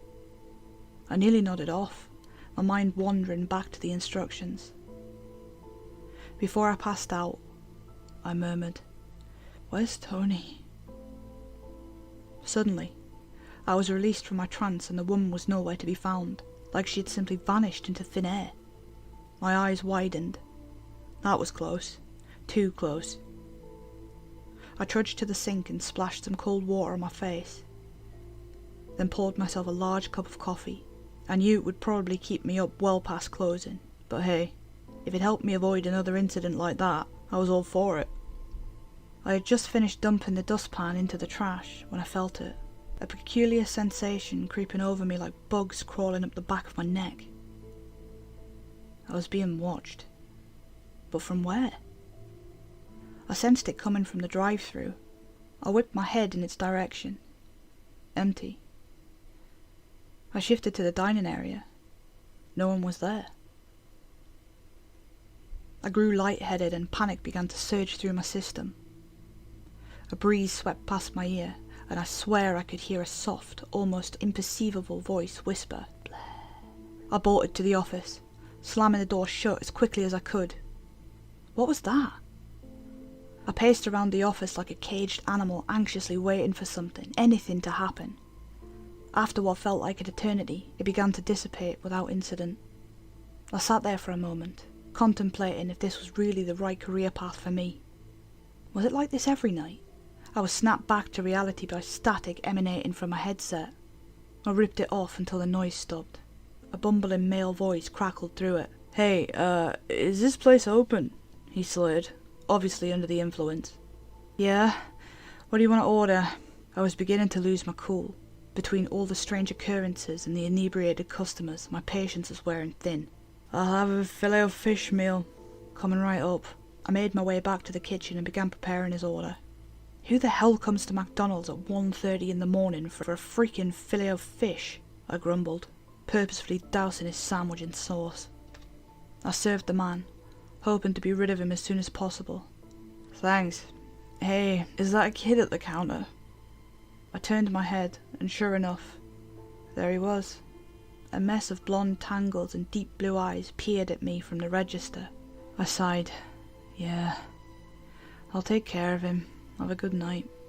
A child, unaccompanied in my restaurant. Just what I needed. I began to approach the counter when Rule 7 blared in my mind like a tornado siren. I froze mid-stride. "Just ignore him, Blair. It's almost 2. You got this," I reassured myself, starting my closing duties early. That was easier said than done. The child began wailing, shrill, high-pitched screams reverberating off the walls. He ran into the kitchen area, allowing me a full view of his tiny frame. The boy couldn't have been older than 6. His Pac-Man t-shirt looked well outdated, and he was filthy, as if he hadn't showered in years. He began tugging on my shirt, begging for attention. "Please help me, lady. I can't find my mummy," he cried, tears streaming down his rosy cheeks. He was relentlessly pulling at my clothing. And that was it. I reached my breaking point. If this child, monster, demon, whatever he was, planned on killing me, he could go ahead and put me out of my misery. I was done. "Get out! Just screw off and leave me the hell alone." He immediately quit sniffling and straightened up as if I'd flipped a switch. Red tinged his striking pupils. Dread began sinking into my gut. A malicious grin blossomed across his lips. "You made the right choice," he growled as he headed towards the exit. "Weirdo kid," I mumbled, returning to cleaning. I finished up and waited around for 2 to hit. praying for a quiet, uneventful end to my first nightmare closing shift. Of course, my prayers weren't unanswered. I had a mere 3 minutes until I was supposed to clock out when I spotted it. A dark red viscous liquid oozing from beneath the stove. Great, awesome, just what I needed. I filled up the mop bucket in the storage closet and began sopping up the mystery fluid. If it wasn't blood, you could have fooled me. A persistent copper taste assaulted my tongue every time I opened my mouth. I gagged, forcing vomit back down my throat. The stuff just wouldn't stop coming. On my third bucket full of sloshing crimson, I finally started gaining the upper hand. I mopped fervently as blisters erupted across my hand from the friction of the wooden handle. All the not blood had been disposed of. I breathed a sigh of relief, careful to avoid splashing myself as I dumped the last of the liquid down the drain. I'd done it. Take that, bitches, I win. I cheered as if I'd just claimed first prize at the Indy 500. My celebration was short-lived once I glanced down at my phone. 2:35 a.m. I bolted to the freezer, scooping up a couple of bags of frozen patties. I slashed them open as quickly as I could, hoping in vain that I'd be able to make it out on time. I dumped their contents on the grill, then turned to toss the package in the trash. My heart plummeted into my gut. A man stood before me. His black, dead eyes matched that of the small mask encompassing the top half of his face. Wispy red hair sprouted from his floppy hat. A matching tattered black and white striped uniform framed his features, accompanied by a dingy red tie dotted with images of burgers. He grinned at me, jagged, rotten teeth sending a chill undulating through my entire body. He spoke, a rough, gravelly voice, shattering the tense silence. Look, I know you're new here, so I'll spare you this time. But if I ever catch you in here this late again, I won't think twice about increasing my calorie intake. His wicked smile eluded a malevolent hunger that still haunts my nightmares. A wet, grey tongue wormed its way around his cracked, withered lips. I felt like a mouse about to be devoured by a rattlesnake. He scowled at me. What are you still doing here? Get out! I suddenly regained my mobility. I tore through the dining area and burst into the cool night air. The Hamburglar's soulless stare followed me into the vacant parking lot. I hurriedly locked him inside and raced to my car as a torrent of emotions flooded through me at once. Fear, anger and confusion were all prominent on my desolate drive home. In the end, rage won out. I wasn't scheduled the next day, but I was determined to make that smug prick in charge. At least give me some sort of explanation. I returned to the Golden Arches around 4 hours later, running on 0 sleep in a whole pot of Maxwell House. With fire in my eyes, I flung the door open and marched straight to Dave's office.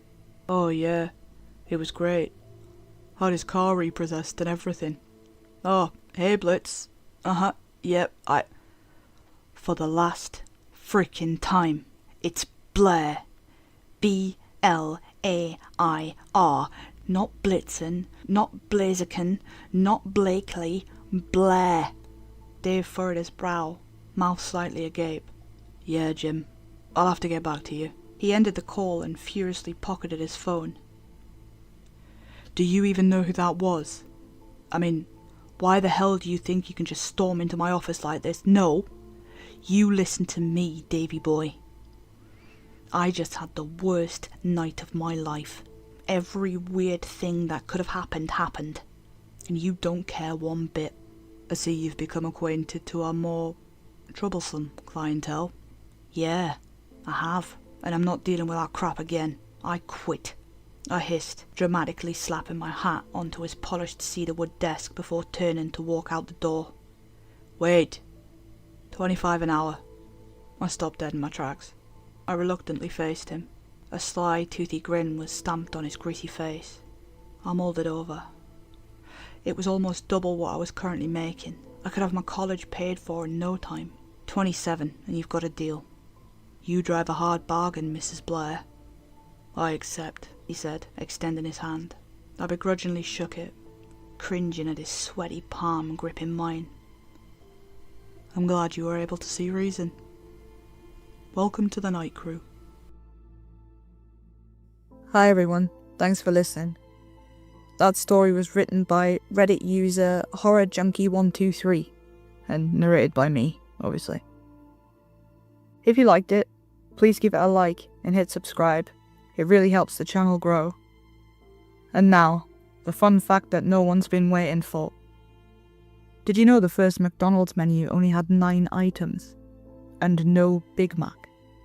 Honestly, imagine surviving a horror night shift without even the option of stress eating a Big Mac. Tragic. Good night.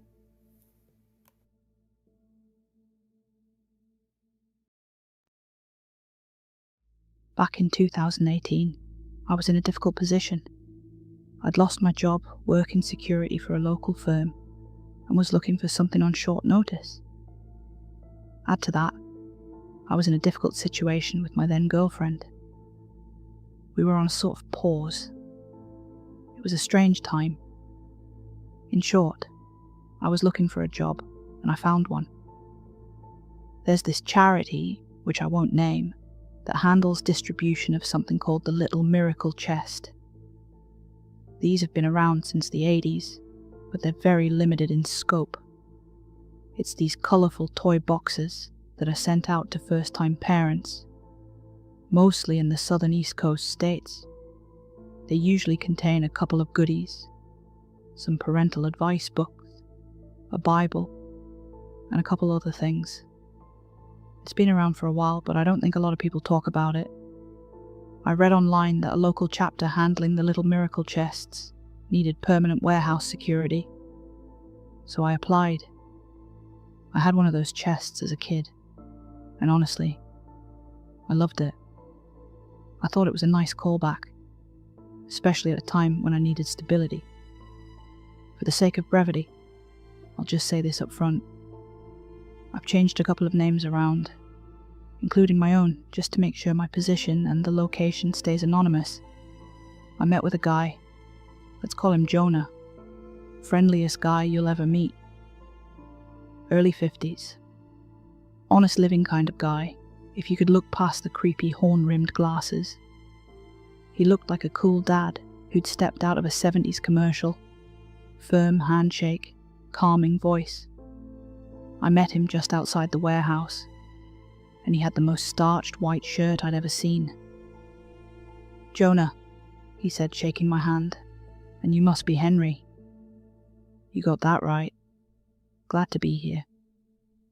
It's like I know you already. Do you want the tour?" "Gotta admit," I said, "I'm a bit nervous about the interview." "Interview?" Jonah laughed. "My friend, as far as I'm concerned, the job is yours. We got your application is all. You fit the bill just fine." "You sure?" I asked. "I figured you'd need some, I don't know, clarity. I got a good eye for people," smiled Jonah. "But I suppose I have one question that needs answering, if you're so inclined." "Go right ahead." Jonah put a hand up to shield his eyes from the July sun.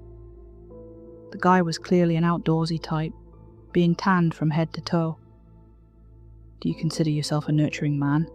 he asked. It was a perfectly fair question, but it was difficult to answer. I had this girlfriend, Jill, who I'd been seeing for about 8 months. We got along great, and had been talking about moving in together when she revealed something. She had a kid. I had no idea. It had been this thing she hadn't intended to hide. It just ended up that way.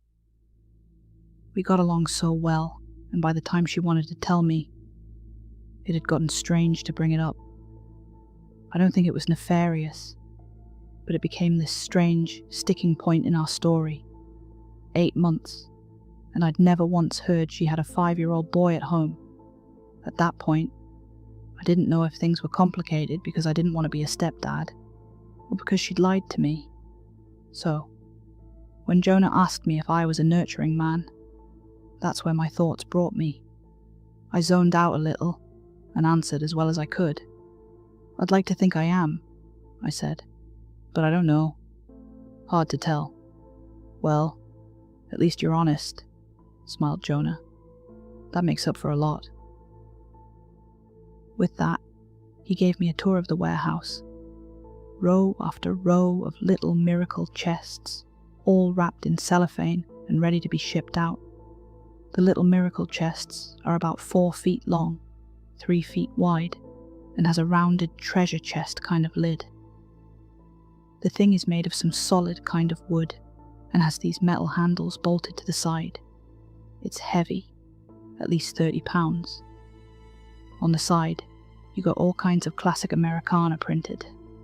Boys and girls playing in the sun, a white church, green grass, a rainbow, happy couples leaning on one another. But also a few of adventurous motifs, like lions being ridden by young boys, or little girls feeding unicorns with blue sunflower seeds. It's probably the most sugar-coated, wholesome thing you'll ever see, if you haven't seen one already. Before we could enter, Jonah gave me a tap on the back. These things come straight from the printer, so we have these industrial fans going in there to keep the prints from peeling until they settle. So it's loud in there. All right.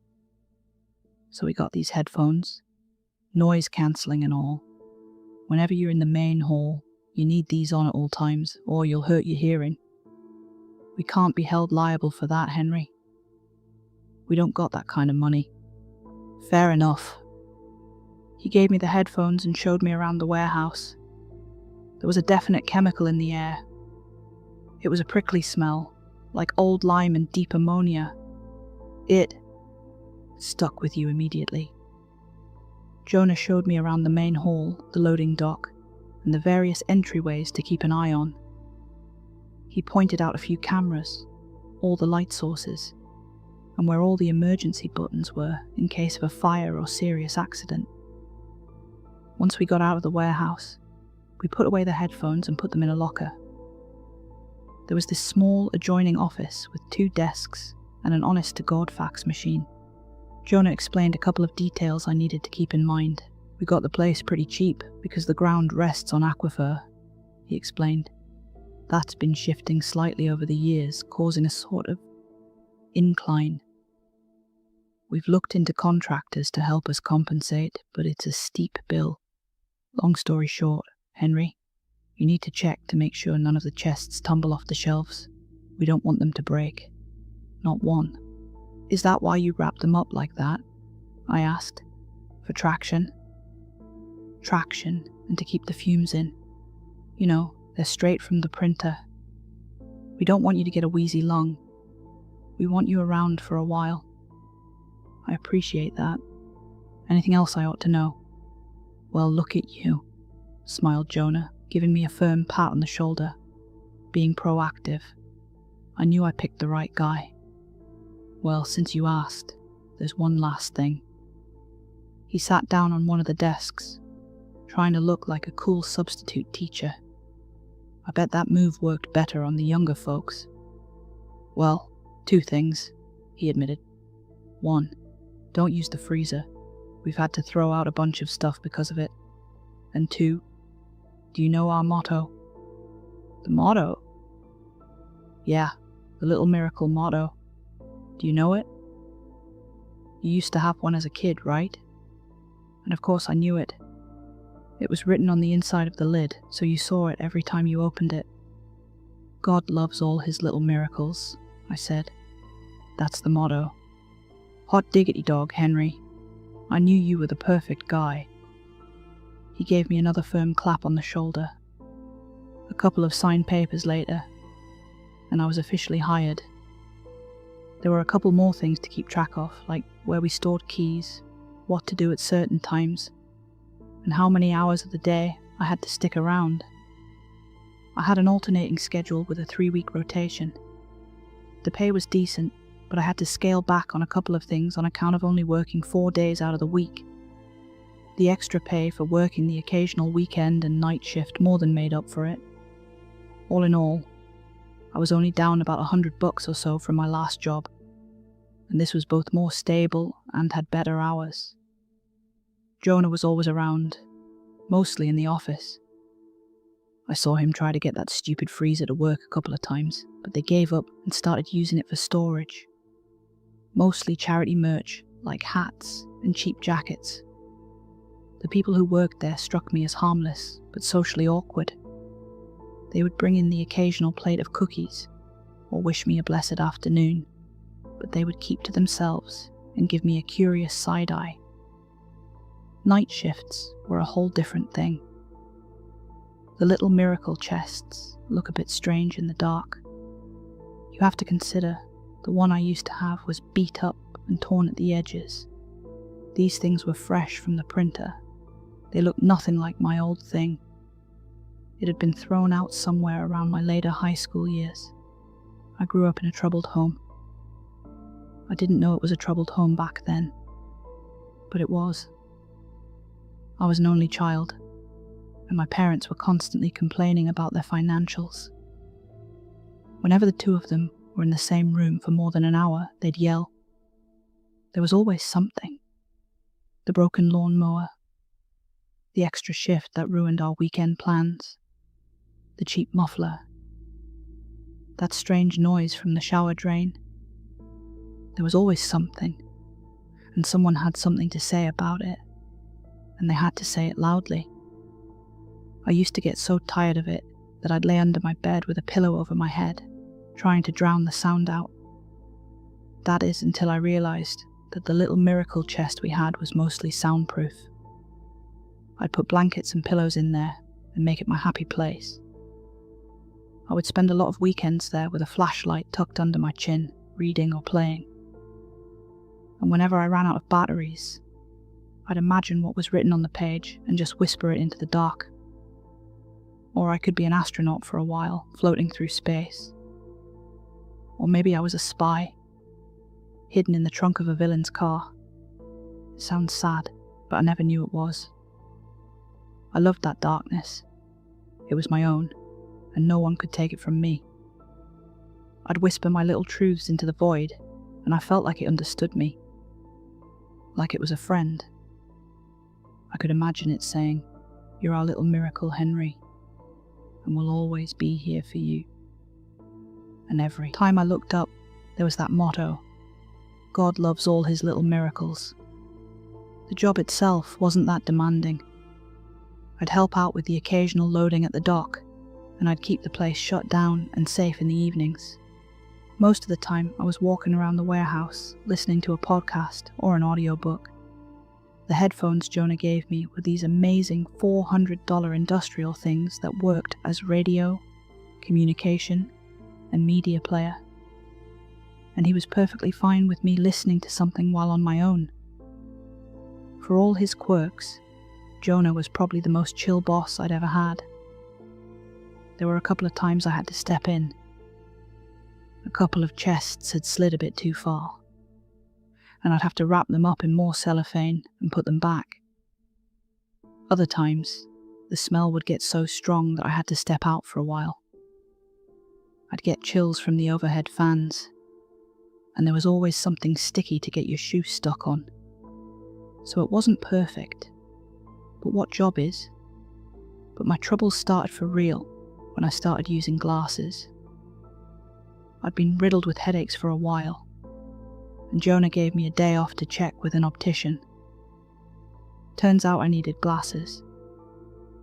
It was a pain to get used to, but even more of a pain to wear them underneath the headphones. I'd get this chafing around the edges of my ears from the constant pressure. After a while, I decided to take a break from the headphones, if only for a while, just to get my ears some time to rest. That's when I noticed something peculiar. The industrial fans weren't really that loud, barely even a hum. I asked Jonah about it, but he insisted I wear the headphones, or at least earplugs. "It's an insurance thing," he argued. "It's really important.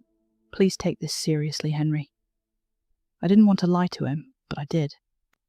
Whenever no one was around, I'd put away the headphones. I'd still keep them around my neck if I needed to put them back on, but I'd keep them off most of the time. But that put another thought in my head. What about the floor tilt? Was that really a thing? The fans weren't so bad, so maybe this wasn't either. There was this water level tool in the office. I borrowed it from Jonah's desk and went into the warehouse. I checked the warehouse shelves one by one. None of them were tilted or at an angle. They were all perfectly straight. I had the day shift the following afternoon. There was a short moment before my lunch break where there was just me and Jonah in the office. He'd kicked his feet up on a chair and basked in the heat like a lizard. I'd only been with Little Miracles for a few weeks, but I'd already grown to enjoy the job. Asking questions about it felt shaky. Jonah looked up at me with a curious expression. "I got a couple of questions about the warehouse," I said. "A couple of things ain't adding up, and I need some clarity." "Well, Henry, that's what the good book is for," he smiled. "But I guess I could clear up some of the smaller stuff." "Let's start with the headphones," I continued. "The fans are barely audible. There's no way they could cause any kind of hearing damage." Jonah nodded with a slightly furrowed brow. "All right," he said. "Go on. And the shelves. You said the floor was crooked and that the chests kept sliding. I checked the floor and it ain't crooked. Shelves ain't either. So what are you asking me, Henry? What's this adding up to? There's something you're not telling me. If we're going to be a team, I need to know what's going on." Jonah got up from his chair and patted me on the shoulder. His frown softened into a trained, quiet smile. He held his hand out, urging me to follow him into the warehouse. We wandered over to the closest chest, and Jonah gently placed it on the floor. He unwrapped the cellophane, talking to me as it came undone. The smell of the print unfurled like a carpet, spilling over my senses. The ammonia could have choked me, but it was the old lime smell that stuck around the longest.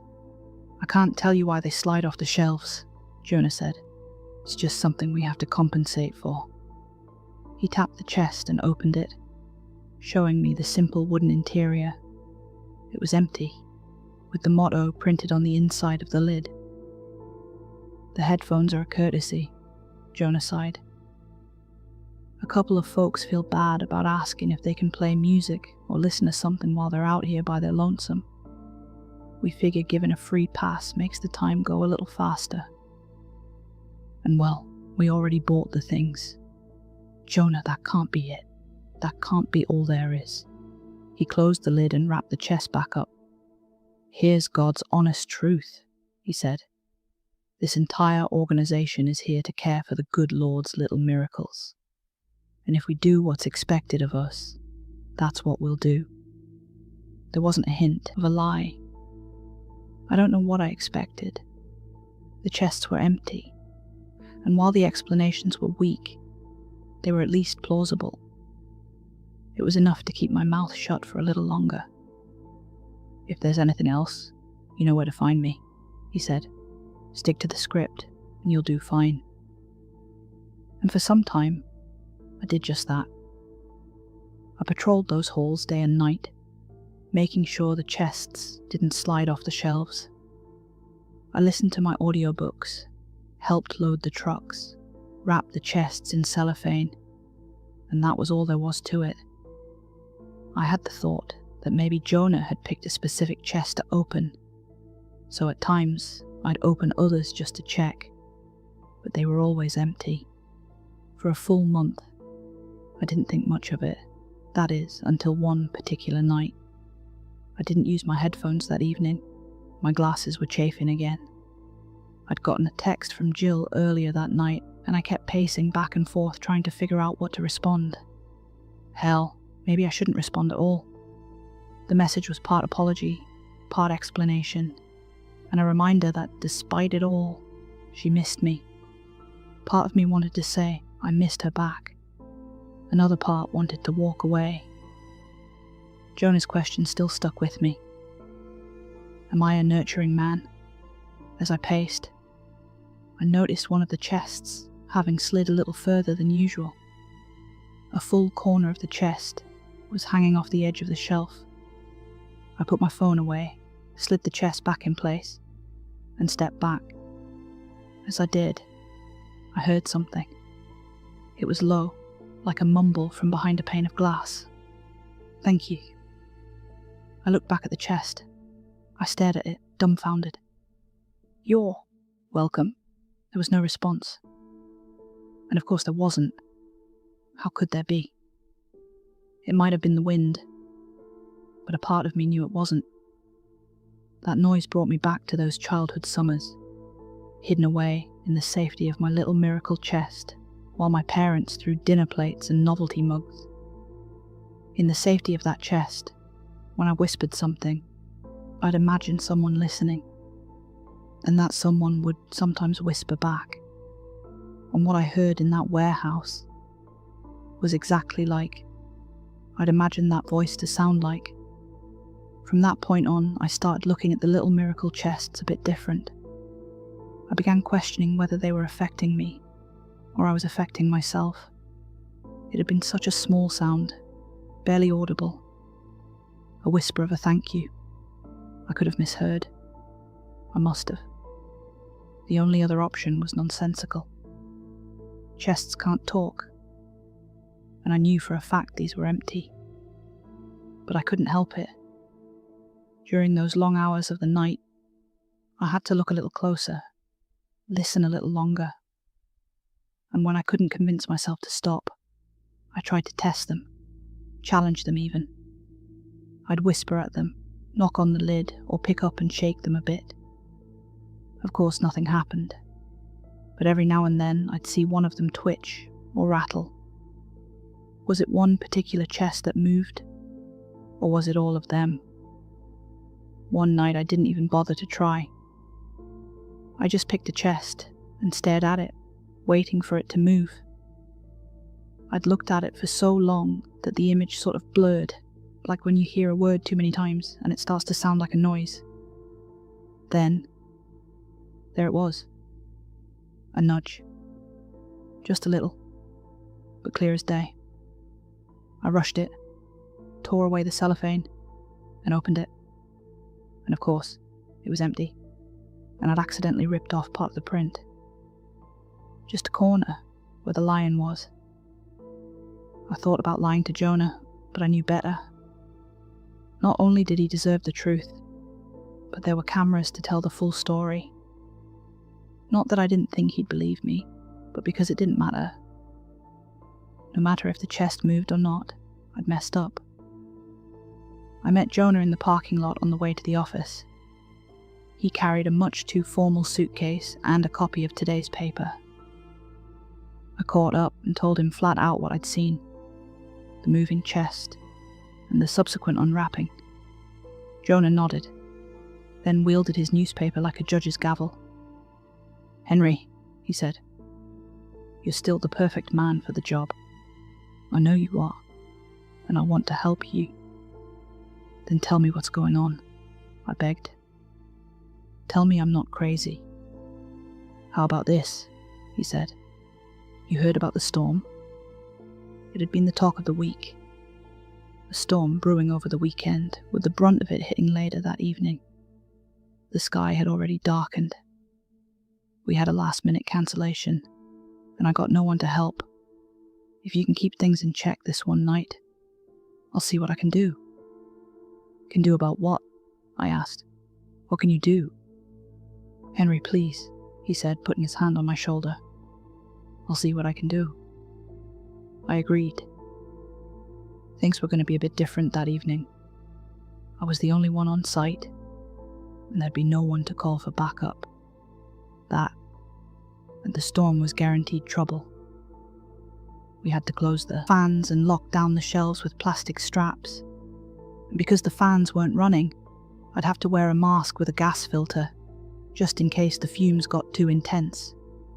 I was going to have to make sure everything was secure, which would be an effort and a half. Not even an hour into my shift, I started getting warnings about rolling blackouts in the area due to fallen trees cutting the power lines. 30 more minutes, and it reached me.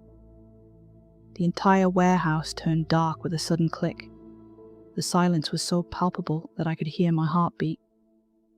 It's surprising just how many noises are around you even when it's quiet. You kinda don't notice unless the power is gone. As the power went out, I could hear the wind picking up. It was pushing into our ventilation, making the warehouse fans squeak in protest. And with the first lightning strike, I heard the shelves rattle. Not because the ground shook, but because they suddenly moved. I checked the straps on the shelves with a flashlight, trying to figure out what had made them move. I noticed a particular chest on the mid-level that had slipped a bit, and I pushed it back in line. That was the one to keep an eye on. But as the second lightning strike collapsed into the woods outside, the shelves rattled again. And when thunder started to roll, I looked up. It wasn't just one peculiar chest. They were all moving. Some of them were actively fighting against the protective straps.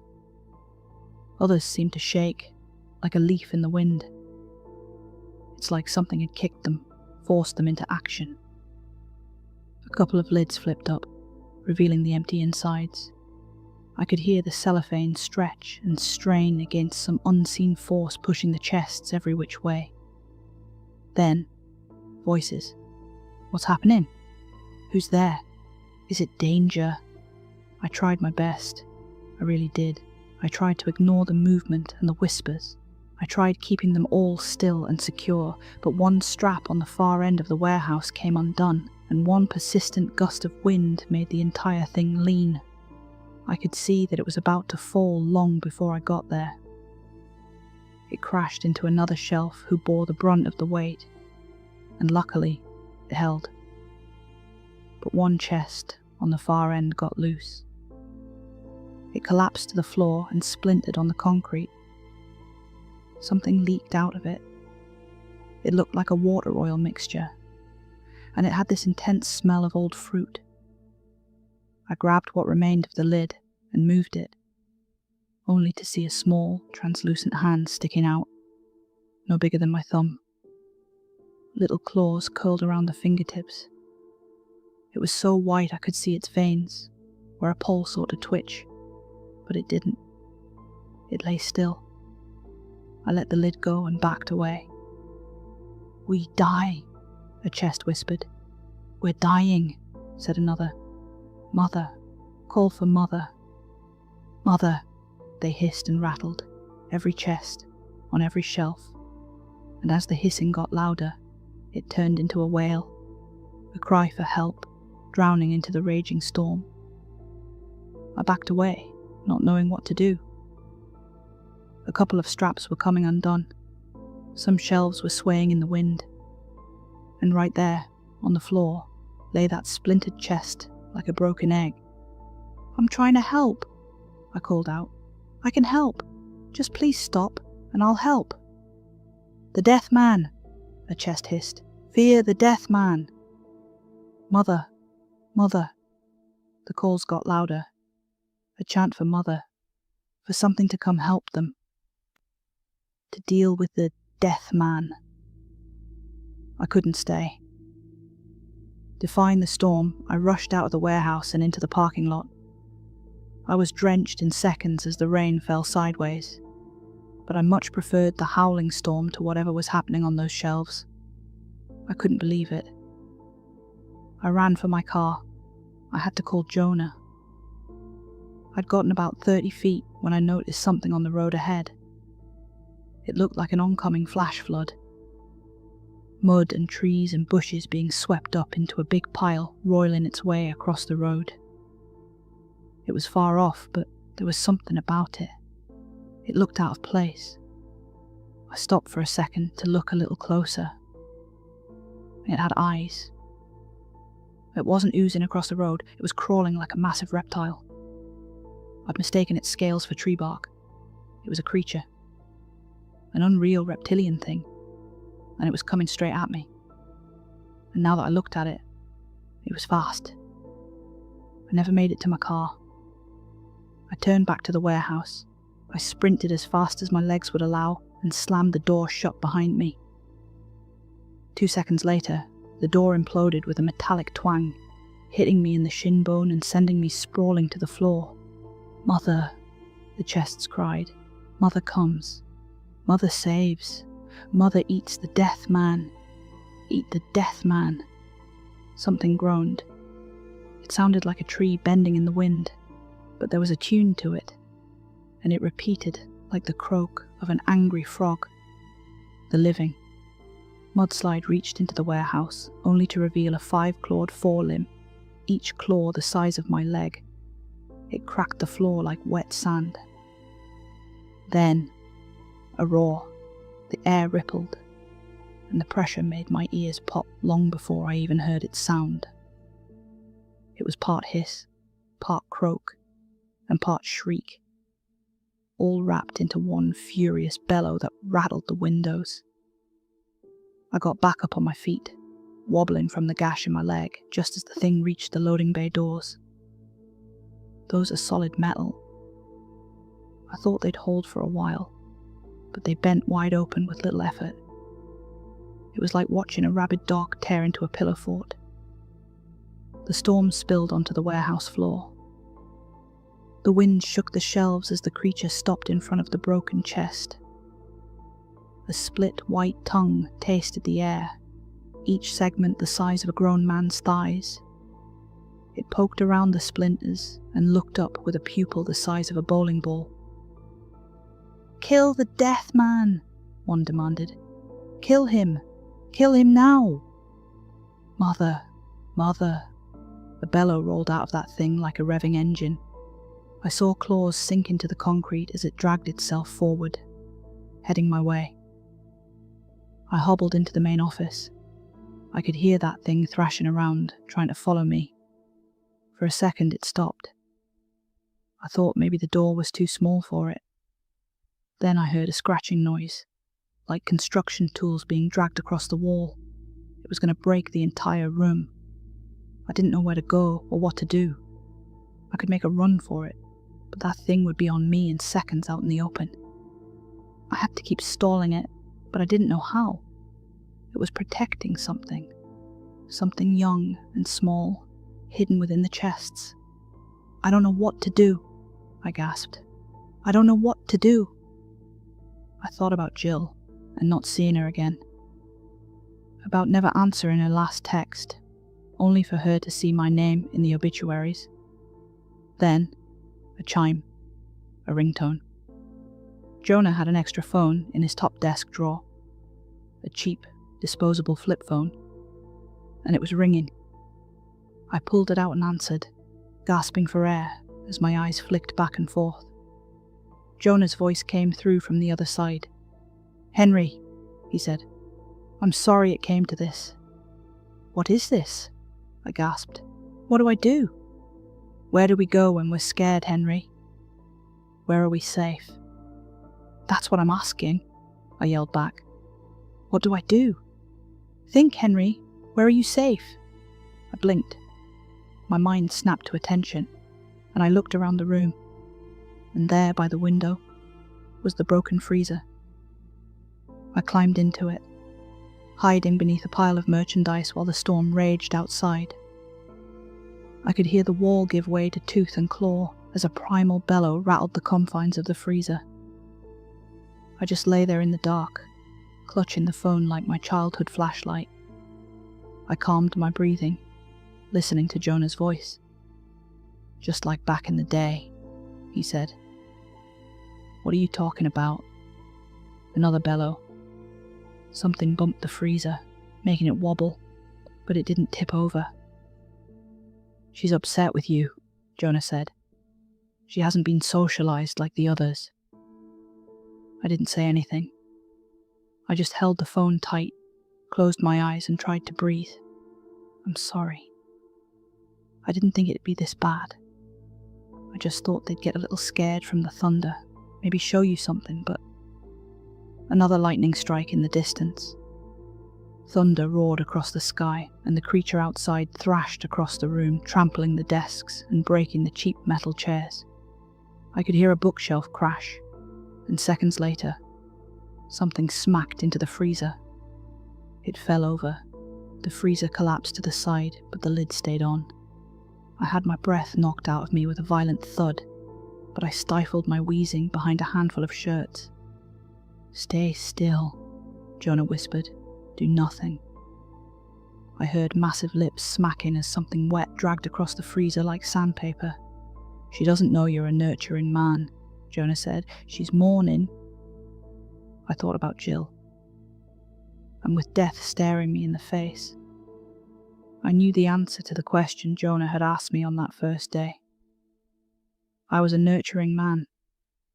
I had been all along, and if I could get out of there in one piece, I'd show them. I kept my eyes closed, just like I'd done as a child.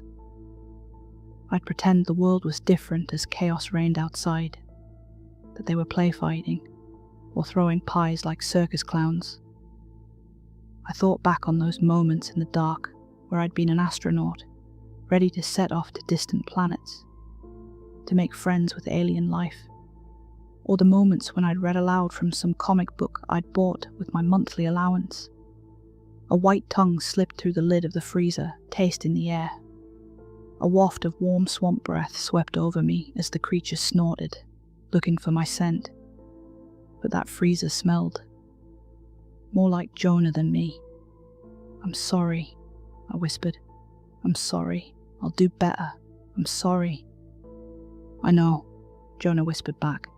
"You're still God's little miracle, Henry. We both are." Another low, rumbling, bellowing. This one rippled through my body as if softening me up for a bite.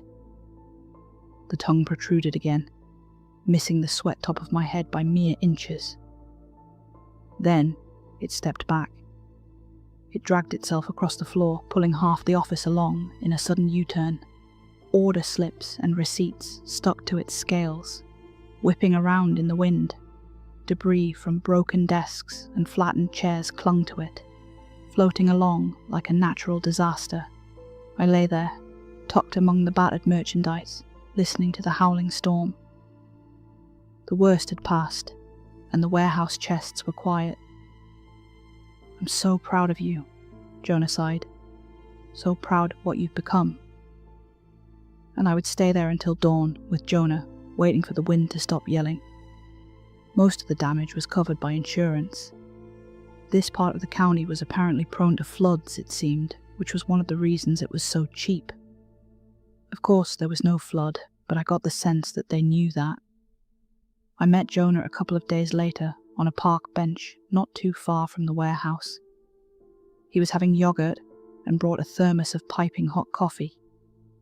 We hadn't spoken since that night, but he seemed just as cheery as always. I wasn't.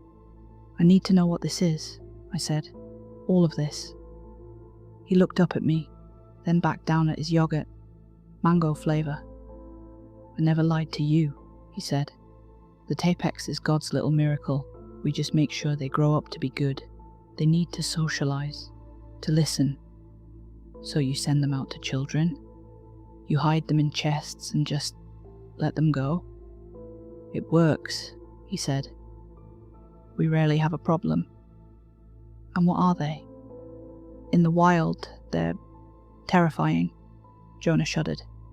"But it's like with dogs. They can be your best friend, or roam in packs, looking for prey. So that big thing was a wild one." "Not wild one," he corrected. "A poorly socialized one." "Then what do the good ones look like?" Jonah finished his yogurt, putting the little plastic spoon down. He wiped his lips and rubbed the tips of his fingers together, making a strange sound. His fingertips were solid, like sanded down bone. "They can look like a good friend," Jonah said.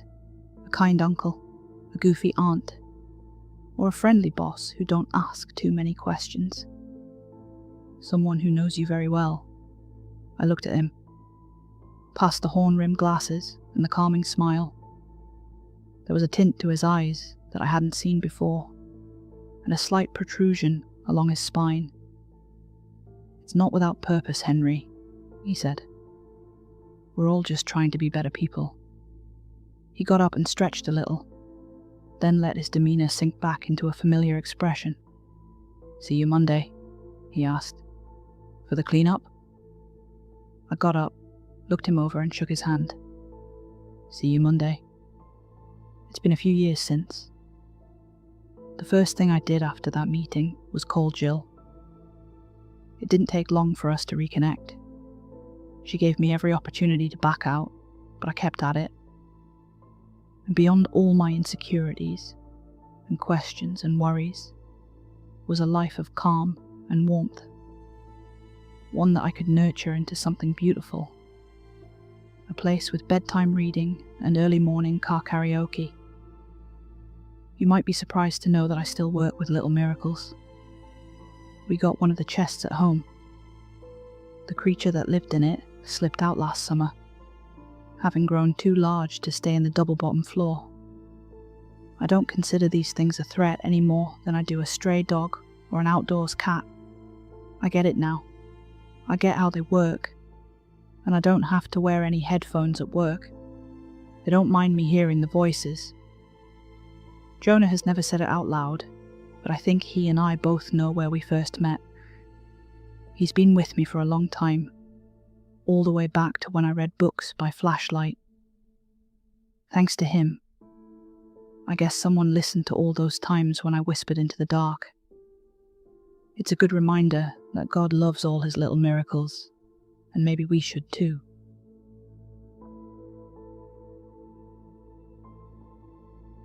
Hi everyone, thanks for watching. That was Little Miracles, written by Reddit's own u/Saturdead. If you liked what you heard, please subscribe, like, and drop a comment. It really helps me out and keeps the stories coming. And now, fun fact. Did you know that in Finland, every new parent actually gets a government-issued baby box? It's filled with clothes, blankets, and essentials, and it even doubles as the baby's first crib. Unlike the Little Miracles chests, though, those ones don't whisper back. I don't think they do anyway. Good night.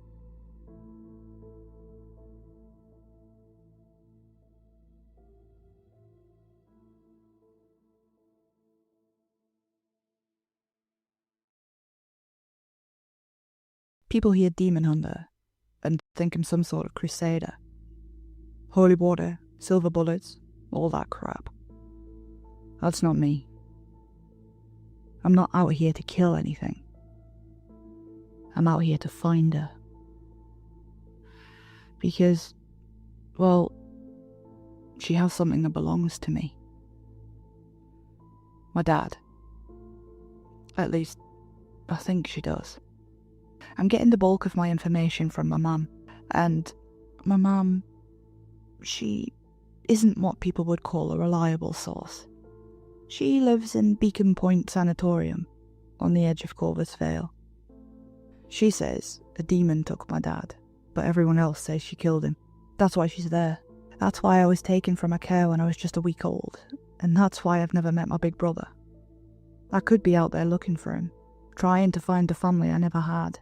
But instead, I'm hunting a demon because, unlike everyone else, I believe my mum. She told the police a demon took him after a ritual went wrong. Looking at it from an outsider's perspective, I can understand why they think she's crazy. She told the police this information while standing next to his cold, dead body. I guess you can't accuse something of taking someone when they're clearly visible on your living room floor, I get that. But she insisted that this demon took his soul and left his body. That was the moment they stopped calling her an outright killer and started calling her shrink. I'm documenting this here because I need someone to know what I'm doing. Even if it's just strangers on the internet. I grew up being passed from pillar to post in a shitty foster care system. I have no one of real value in my life. If this all goes to shit, I need someone to know. I tried. So, anyway, I'll start at the beginning, I guess. My name's Alex Hammond. I was born in Vale Central Infirmary in 1989. My parents were Shannon and Jerry Hammond. I don't know anything about my brother. He was 2 when we were separated. I found my mum recently, after years of not looking. I know that sounds bad, but if you told the same story enough times, it starts to stick. You stop asking questions. For 36 years, my mum was a compulsive lying, psychotic murderer, and that's all there was to it. School was a cruel place. My life was common knowledge. And when I started my new job as a tree surgeon up by Hollowthorne Forest, it didn't take long to realise people still knew more about me than I did.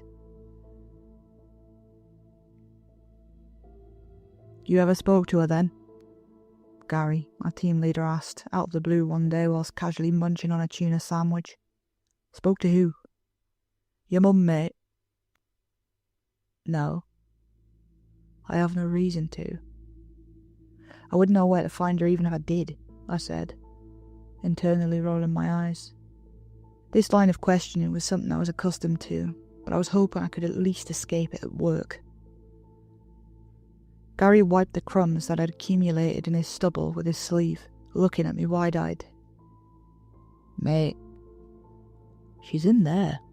He pointed a meaty finger upward, towards an ancient manor house-style building, sitting alone, nestled amongst the very trees we were working on. Beacon Point isn't far from my house. Corvus Vale isn't a big town. It's about a 30-minute walk as the crow flies, or a 10-minute drive. It sits just inside Hollowstone Forest, surrounded by a large stone wall. Its peaks and chimneys are visible from the road.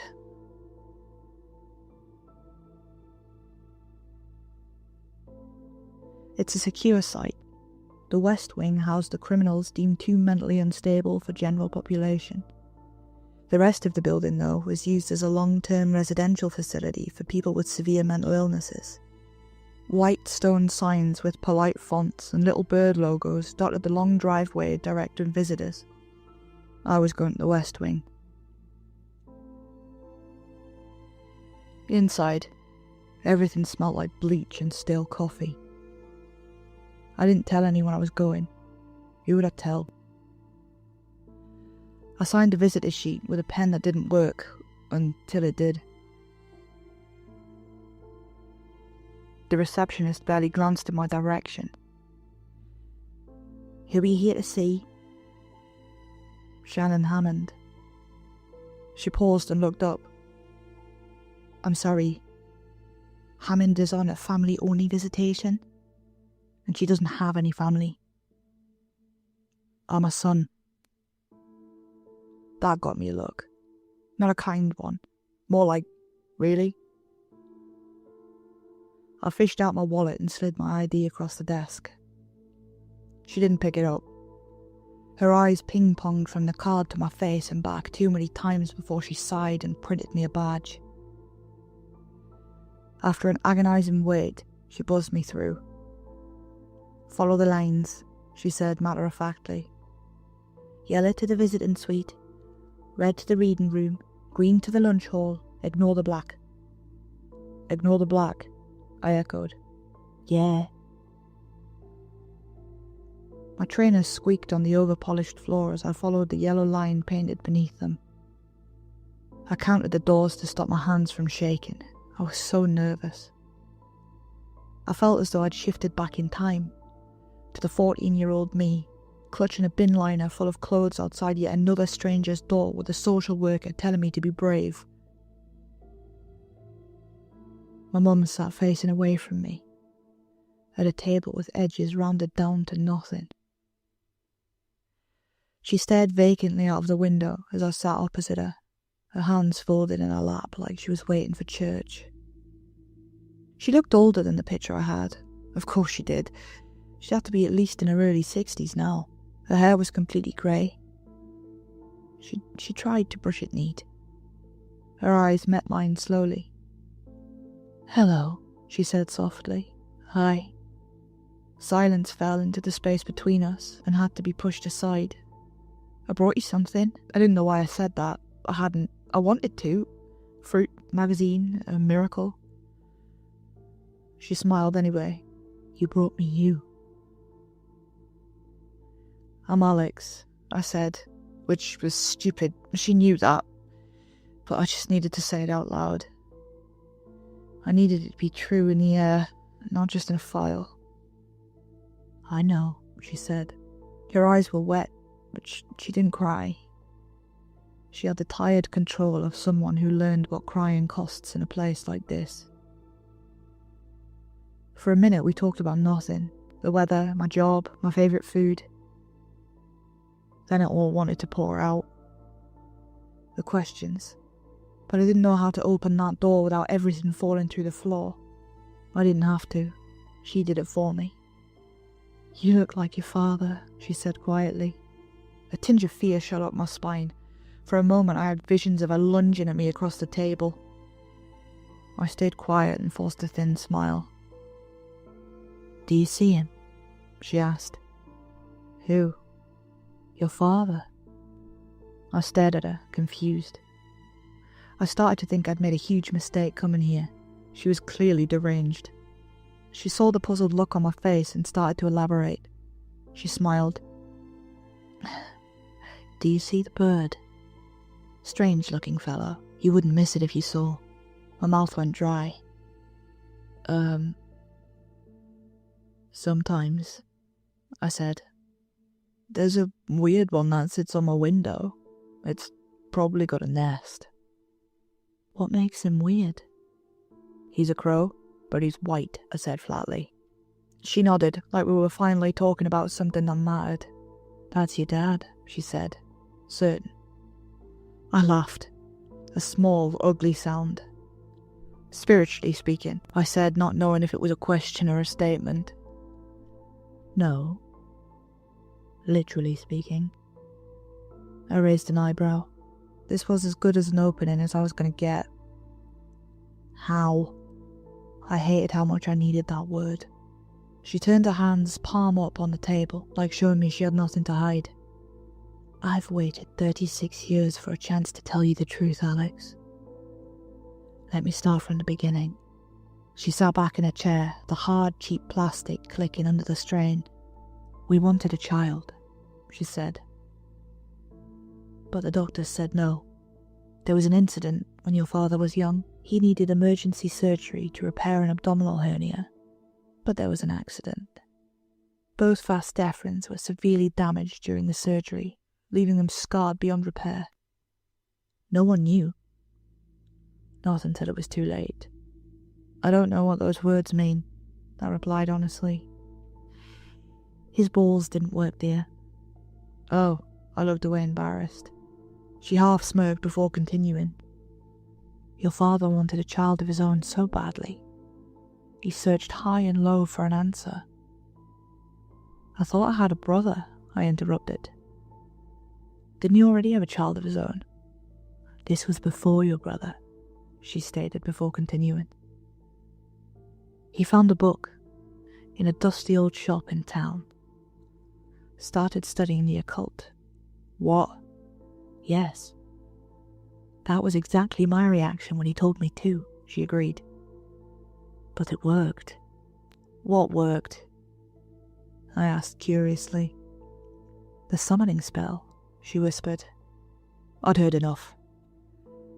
I couldn't believe I just sat through that. She was clearly deranged. I started to stand, and she reached for my wrist and stopped me dead, an icy chill running up my spine. "Please, Alex, just hear me." Her eyes were pleading.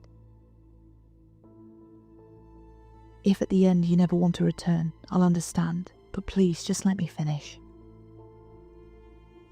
I sat down slowly. if only to get her to release me. She stroked my wrist once with her thumb before removing her hands and straightened her faded pink scrubs. I didn't take part in the ritual. He did that on his own. But I know it worked. I got pregnant. With my brother. Yes, she smiled. It wasn't until I read the book later that I discovered there was a price to pay. The price differs with every request, depending on what you need granted. What was your price? I asked, leaning forward. Any subsequent children must be given to her. What? I stammered. I'm a subsequent children. I'm a subsequent child. I know, she murmured, her gaze dropping to the floor in shame. It was never meant to be this way. After your father told me what the price would be, we promised each other that we wouldn't have another child. We tried. We truly did. She looked up at me, her eyes full of desperation, silently begging me to believe her sincerity. You think it would be simple, not getting pregnant, but... Her voice faltered. She always finds a way. What way? I asked. It doesn't matter now. What matters is you were born, and we loved you.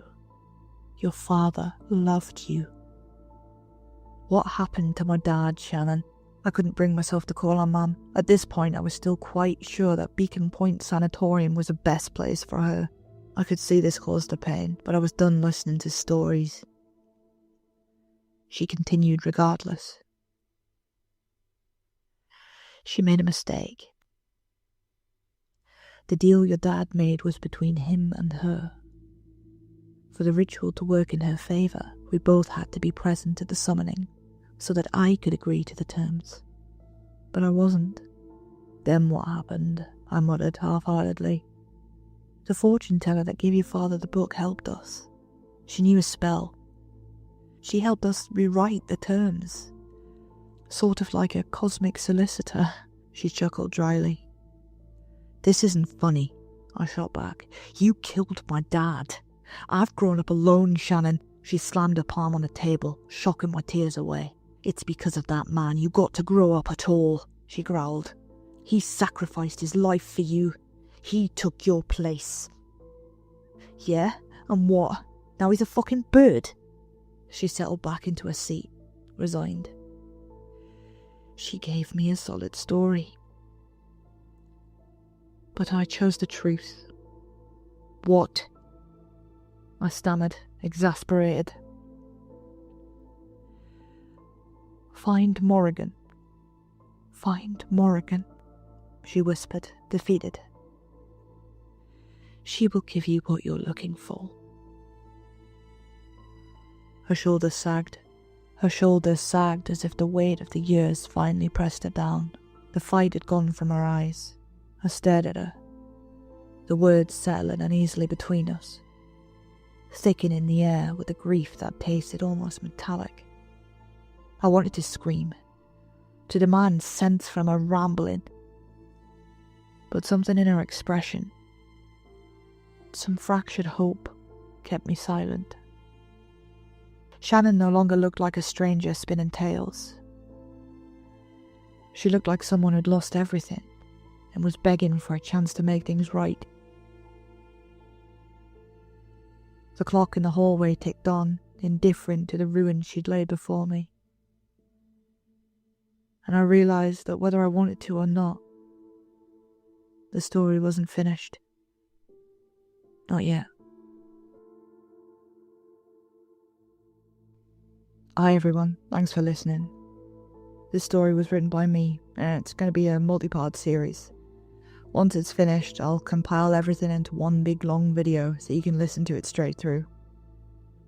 And now, a self-depreciating fun fact about me, I guess.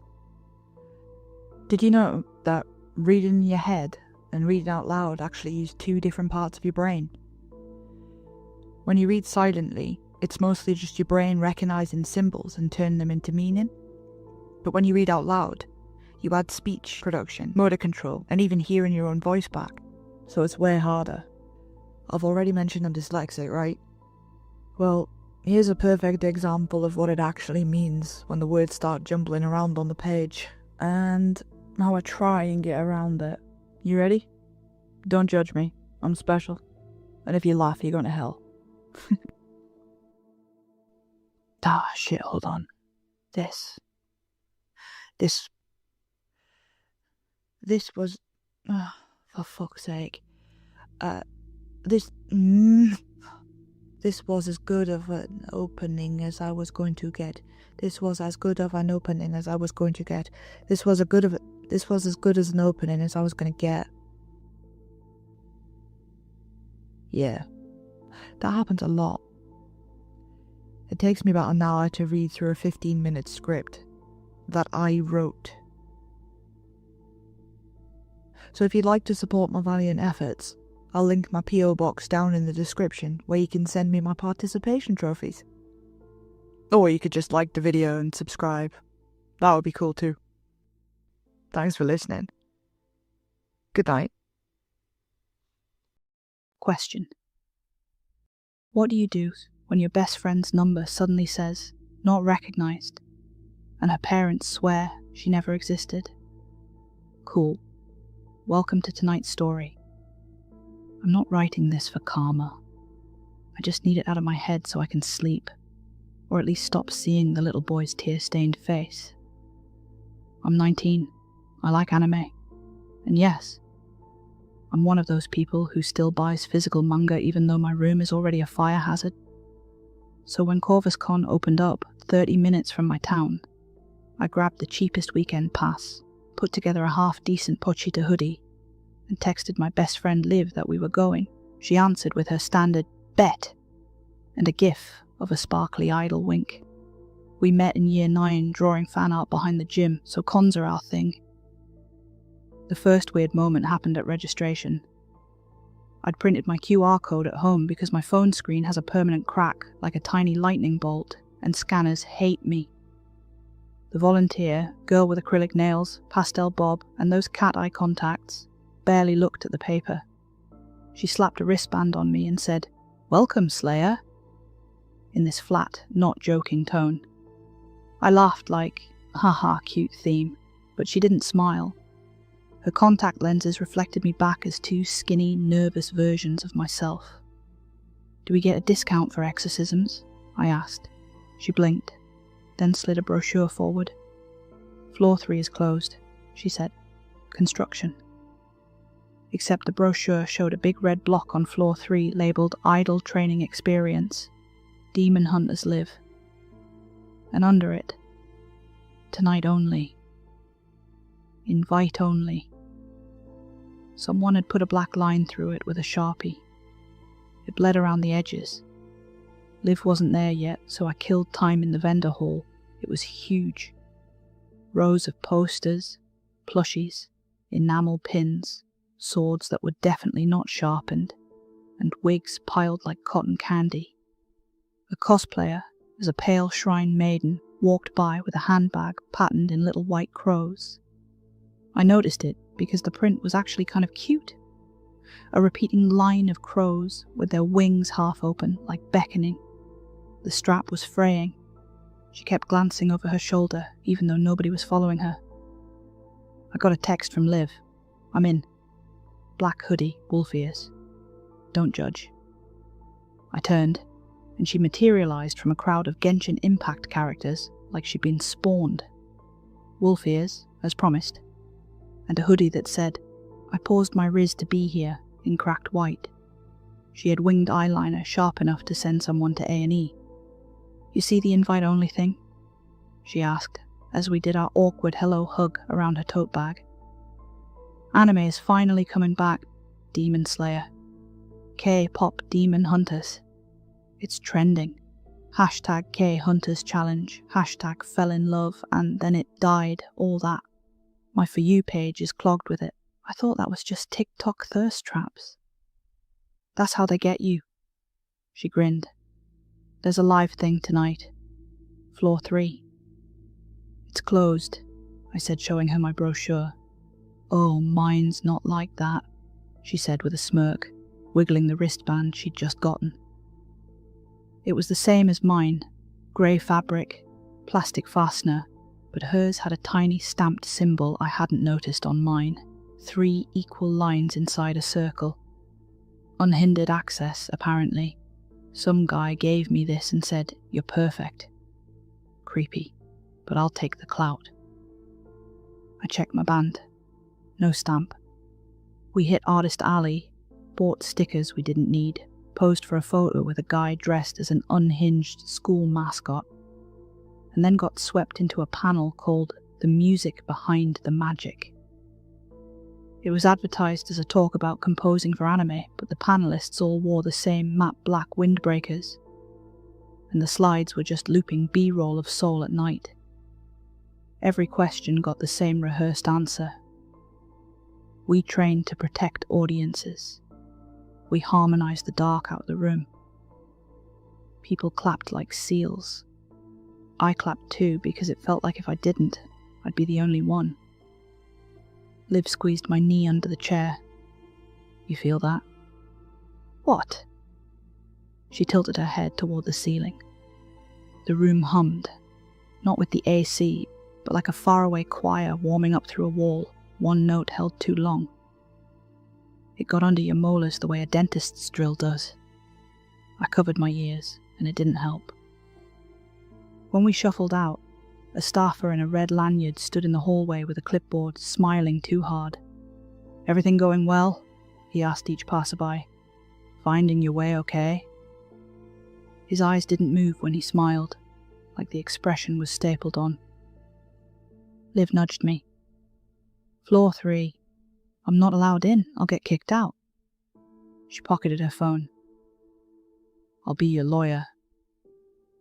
We tried the main stairwell first.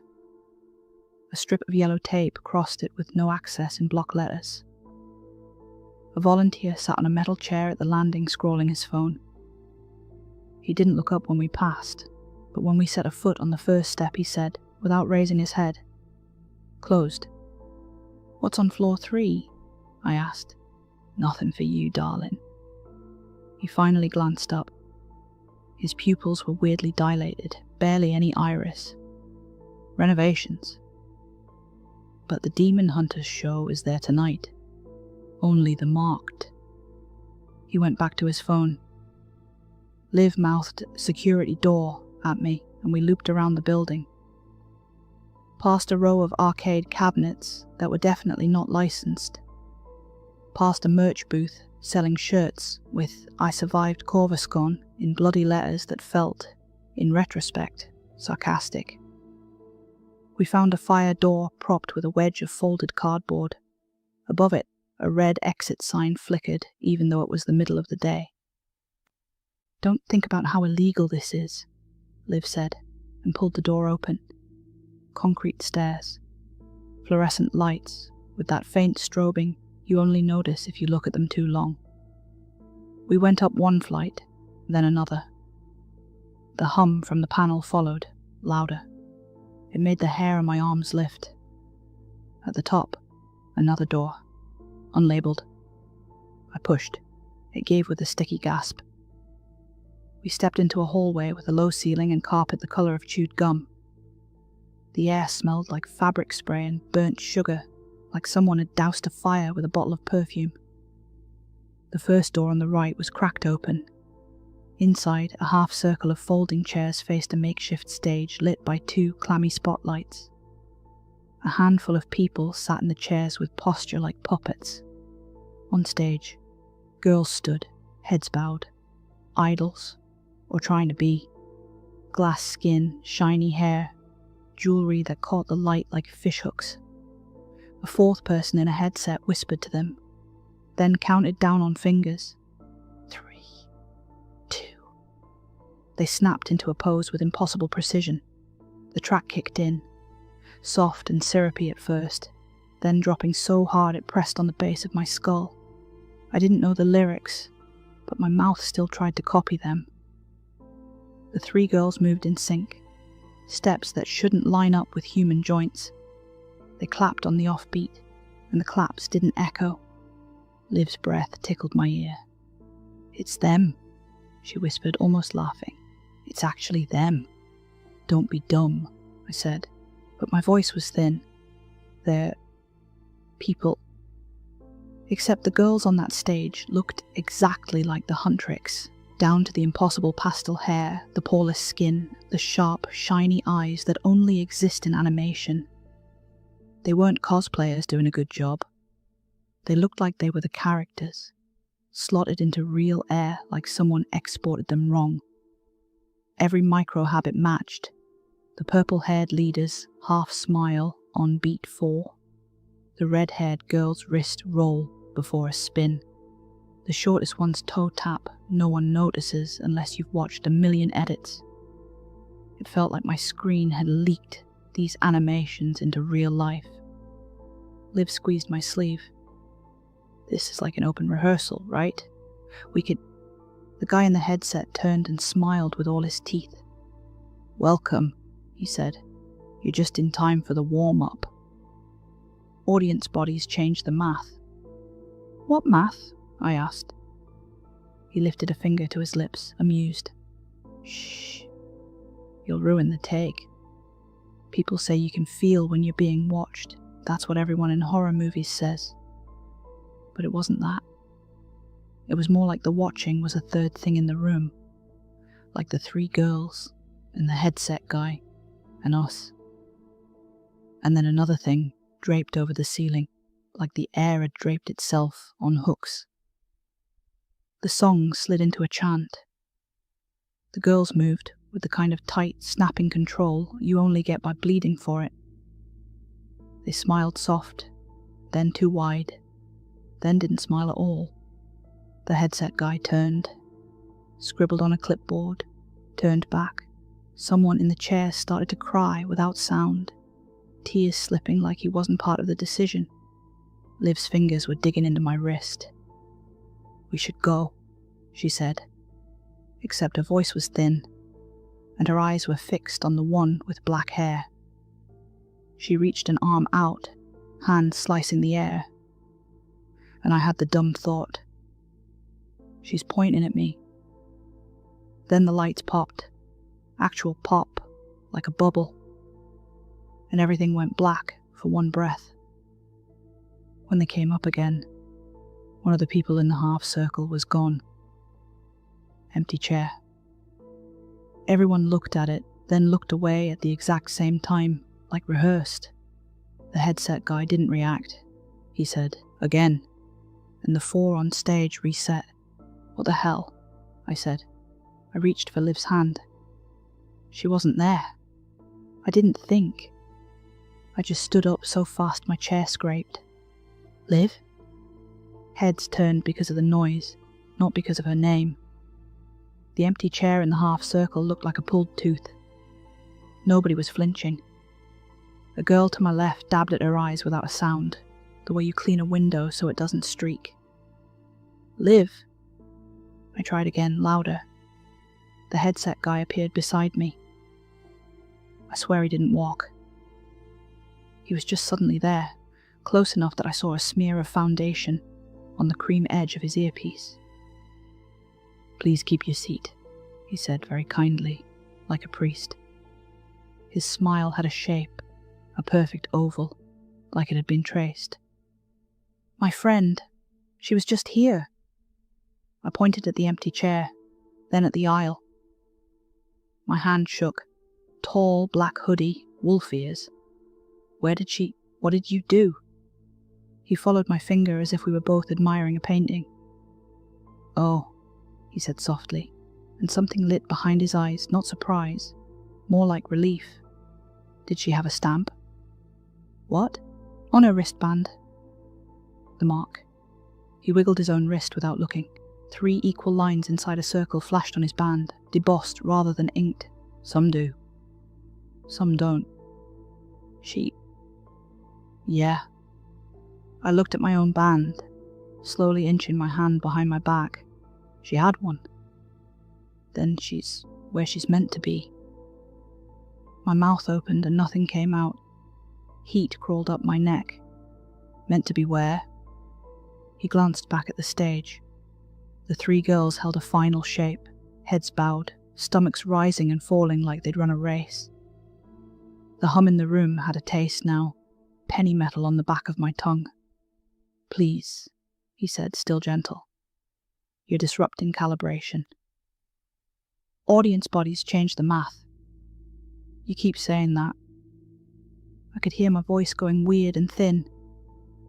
The version of me that's good at customer service wanted to apologize. The rest wanted to throw the nearest chair and see if anyone would bleed. What maths? Where is my friend? He tilted his head like a bird. She's contributing. Contributing to what? Balance. He said it like people say charity. His hand touched my shoulder lightly. A suggestion, not a push. If you're anxious, you can leave. Given that you're unmarked, I would suggest you do that. What? I looked at my wristband again, like maybe the stamp would magic itself there if I stared hard. Blank. I'm not. I shook my head. I didn't move. My knees locked. On stage, the pink-haired leader looked up through her fringe and met my eyes, and for 1 second, pure glee lit her face. Then it wasn't glee at all. It was stage joy, the switch-on smile. She clapped, just once. It didn't echo. I'm not leaving her, I said. And I didn't recognize my own voice. The headset guy sighed like I'd disappointed him on a personal level. If you don't have a stamp, you shouldn't really be here. But since you are... A ghost of a smirk appeared on his face, voice still sugar-sweet. Sit down or leave. If you linger, I'll call security. I'm not stamped, I said. And I'm not sitting. Then leave, he said, smile never cracking. Unmarked, I don't get to hover. I left. Not because I wanted to, but because every cell in my body suddenly believed him. The way you believe a fire alarm even if you don't see smoke. I didn't even know what the mark was, but I could help feeling a pang of resentment for everyone perfect enough to have one. I scanned the hallway, the adjoining rooms, the stairwell, calling Liv's name the way you call a dog that's pretending not to hear. Nobody reacted. I stopped people at random. A guy with a stack of posters, a girl adjusting a wig, a pair of lads debating best openings. Have you seen a tall girl? Wolf ears, black hoodie. Shrugs, polite smiles. Dunno, sorry. One of them glanced at my wristband like he was checking a ticket and lost interest when he saw it was blank. Near the elevators, I bumped into a woman with a convention badge turned backwards. She looked like someone's mum who'd tried to dress for the theme and got the colours wrong. Her hands shook around a folded leaflet. You okay? I asked. Stupidly, because she clearly wasn't. My boy, she blurted. Have you seen him? 10 shark hoodie, hair like this. She flattened her fringe to show me a cowlick. He went to a special demo. They said it was safe for him to go on his own with him having that little stamp thingy. I swallowed. I haven't, sorry. What's his name? She told me. I won't write it here. Saying it made her cry in that quiet, leak-down-your-face way. We searched together for a bit, doing useless loops. Security told her to check lost and found. Staff told her the day was very busy, and she should hydrate. Then tried to sell us 70p bottles of water for £10 because they had 2 Goku stickers on the front. When she stepped away to call someone, I stood there and watched people flow around the space where a small boy should be. A stupid, mean thought snuck in. Maybe Liv bailed on me on purpose. Maybe she saw me kiss Gary Stevenson behind the bike sheds last Sunday. Maybe someone told her, and this is revenge. Let me panic, then laugh about it later. It felt exactly petty enough to be true when your heart's in your throat. I kept looking until the day burned down to its threadbare end. Hours slid. I forgot to eat. The popcorn smell turned my stomach. At 5, the dregs thinned. At 6, vendors broke down displays, bubble wrap popping like distant gunfire. At 7, the con felt desolate, bin bags open, bits of wig hair stuck to carpet, a single plushie abandoned on a windowsill like a lost cat. Liv didn't walk out with any of them. A tidy woman with a company polo intercepted me upstairs. We're closed. Load out only. My friend is missing, I said. She didn't come out. I'm so sorry you feel that way, she said smoothly. Have you tried the lost and found desk? She's not a fucking water bottle. Security hasn't reported a person as mislaid. Mislaid? I laughed once. She was here, then she wasn't. No one reacted. Your colleague said if she had a stamp, she's where she's meant to be. What does that mean? The stamps are for crowd flow, she said. It's a very popular activation. We triage for safety. She smiled, lacquered. If you'll excuse me. I'm not leaving without her. Something in her gaze clicked. We don't keep people, she said, word perfect. We keep the room. If you're concerned, please contact the email on your brochure. By 9, I went home because there was nothing left to watch but the inside of my own head. The blue evening felt fake. My hands shook all the way onto the motorway. I texted Liv all the way home, even though the messages hung like prayers on a hook. Call me. I'm scared. Wolf ears, remember? You promised me pizza after, please. My mum greeted me at the door. Hiya, love. You had a good time. I didn't look her in the eye, just plopped my bag down on the counter and flopped onto the kitchen stool. Yeah, Liv bailed. I think... Oh, love, you think she found out about Gary and the bike sheds? Mum! I exclaimed, exasperated. I stared at toast until it went cold. I tried to call Liv and it went straight to voicemail. Her stupid joke one, where she says, hello, and lets you ramble before the beep. I hung up on the beep like it had laughed. At 10:13, an unknown number texted. Your friend left early. She's fine. Thanks for attending. No punctuation, no signature. I called it. A recorded voice said, this mailbox is not set up. And then a void. I walked loops from my bed to my window, to the door like a Roomba with anxiety.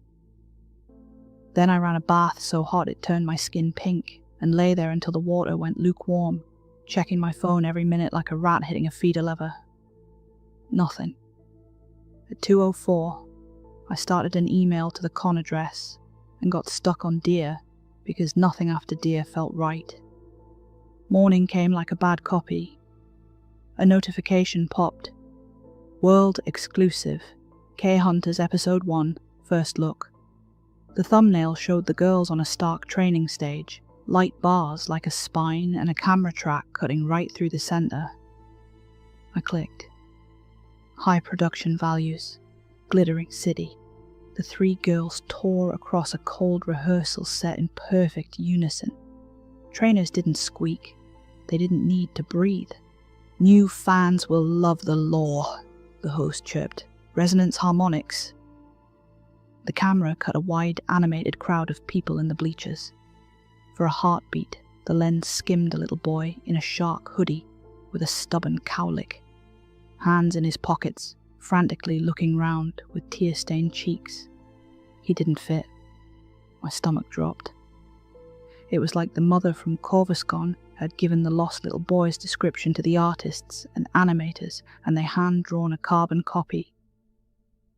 Then the shot snapped back to the stage, and a graphic splashed across the bottom corner. New Huntrix member, Livy. My skin went cold. It was Liv. Not centre frame. Just off the leader's shoulder, hair tucked into a hood, wolf ears flattened by a cap. The music swelled, the routine sharpened. Livy sang 2 lines in that glossy idle cadence and hit the choreo with scary precision, toe tap on beat 4, shoulders tracking the count. Then the edit hiccuped, just a breath, and her face wasn't stage bright at all. Bare, lost, like she'd woken up in the wrong room. A blink later, the filter smile slid back on and she nailed the next call and response. I froze the frame and took a photo. It came out blurry, a smear of pink light. I rewound. It kept happening. One flash, she's scared. The next, perfect. Like a bad connection switching between 2 channels. The host squealed about goosebumps. Comments flooded. They're saving us. OMG, a new Huntrix. The timing. No one said, that's my friend. No one said, why? No one said, why have they drawn in a crying child? I scrubbed frame by frame. At 0:47, she turned her head, just a fraction, like someone called from far away. For one frame, the light hit her eyes and made them glossy. I thought of the half circle of chairs, the thread pulling everyone's chests. The way the headset guy said, we don't keep people, we keep the room. My phone buzzed. Unknown number. We're proud of her. I typed, where is she? Give her back. I'm calling the police. Green bubbles. No delivery. I dialed Liv's number, and the network told me, bright and cheerful, number not recognized. I stared so long, I thought I'd misdialed. Tried again, same thing. I went downstairs. Ma'am? My voice sounded like I'd borrowed it. Liv's on YouTube. She's been animeified. Who? She said, genuinely puzzled, wooden spoon in hand. Liv. Olivia. My best. I stopped because my body did a strange cold ripple. Don't joke. I'm not, she said slowly, eyes tightening the way they do when she checks the thermostat. She reached up and touched my forehead. You've gone white, love. Do you need to sit? I ran upstairs and rang Liv's parents. I've known them forever. Her mum answered on the second ring. Hi, sorry, is Liv. I'm sorry. Who are you trying to reach? She said. I checked I'd dialed the right number. Mrs. Ashford. That's me. I'm looking for Liv, your daughter. A puzzled beat. We don't have a daughter. I hung up. Maybe this is all marketing. Maybe the distraught mum was a crisis actor, and all the human counterparts of the new characters that have been popping up recently got NDAs and a tote bag. Except, no, that's not right. No one remembers Liv. No one. I think that's the part that keeps catching in my throat. Last night I watched the episode again. I told myself not to, but I did. She came on, and I stood close enough to the TV to count pixels. Liv smiled again, the half-borrowed smile. The cut twitched first, like the edit knew what her face would do before she did. The timing was too clean, like the show knew her better than I ever did. I know something is up. I can't prove it in a police report. But I have the hum in my teeth. A text from a number that won't answer. And a clip where background girls act like idols, and idols act like gods. I'm going to try again in the morning. I'm going to bring the photo and the wristband and my stupid shaking hands and ask a human with a badge to say the word missing out loud. But right now the episode is paused at 0:47 on my TV and my best friend is on screen. Everyone thinks they've written in a new character. But I don't think so. I think the creators of these new anime TV shows don't draw their characters. I think they make them from real people somehow. And I think Comic Cons are where they hunt. If you go to CorvusCon next year and a staffer tells you to flash your stamp for an invite-only training, don't. If someone stamps your wrist and says you're perfect, ask them why. And if you see Liv on your For You page, wolf ears tucked under a hood, don't duet. Don't stitch. Don't say queen, just turn it off. They are stealing people from conventions and making everyone forget them. No one is noticed. I guess it's the perfect crime. It would be easy, wouldn't it? People are born to be accepted. Even when people say they don't care, they do. So why not find your hunting ground? Separate the worthy from the not with something inconspicuous, and let them come to you. Because they would, wouldn't they? If you stamp a wristband and tell a girl she's perfect, she'll step forward, even if she doesn't know what she's stepping into. They may even bring their not-so-worthy friends along to show off. Imagine being told you're perfect. You know, I hate that somewhere inside me. I'm jealous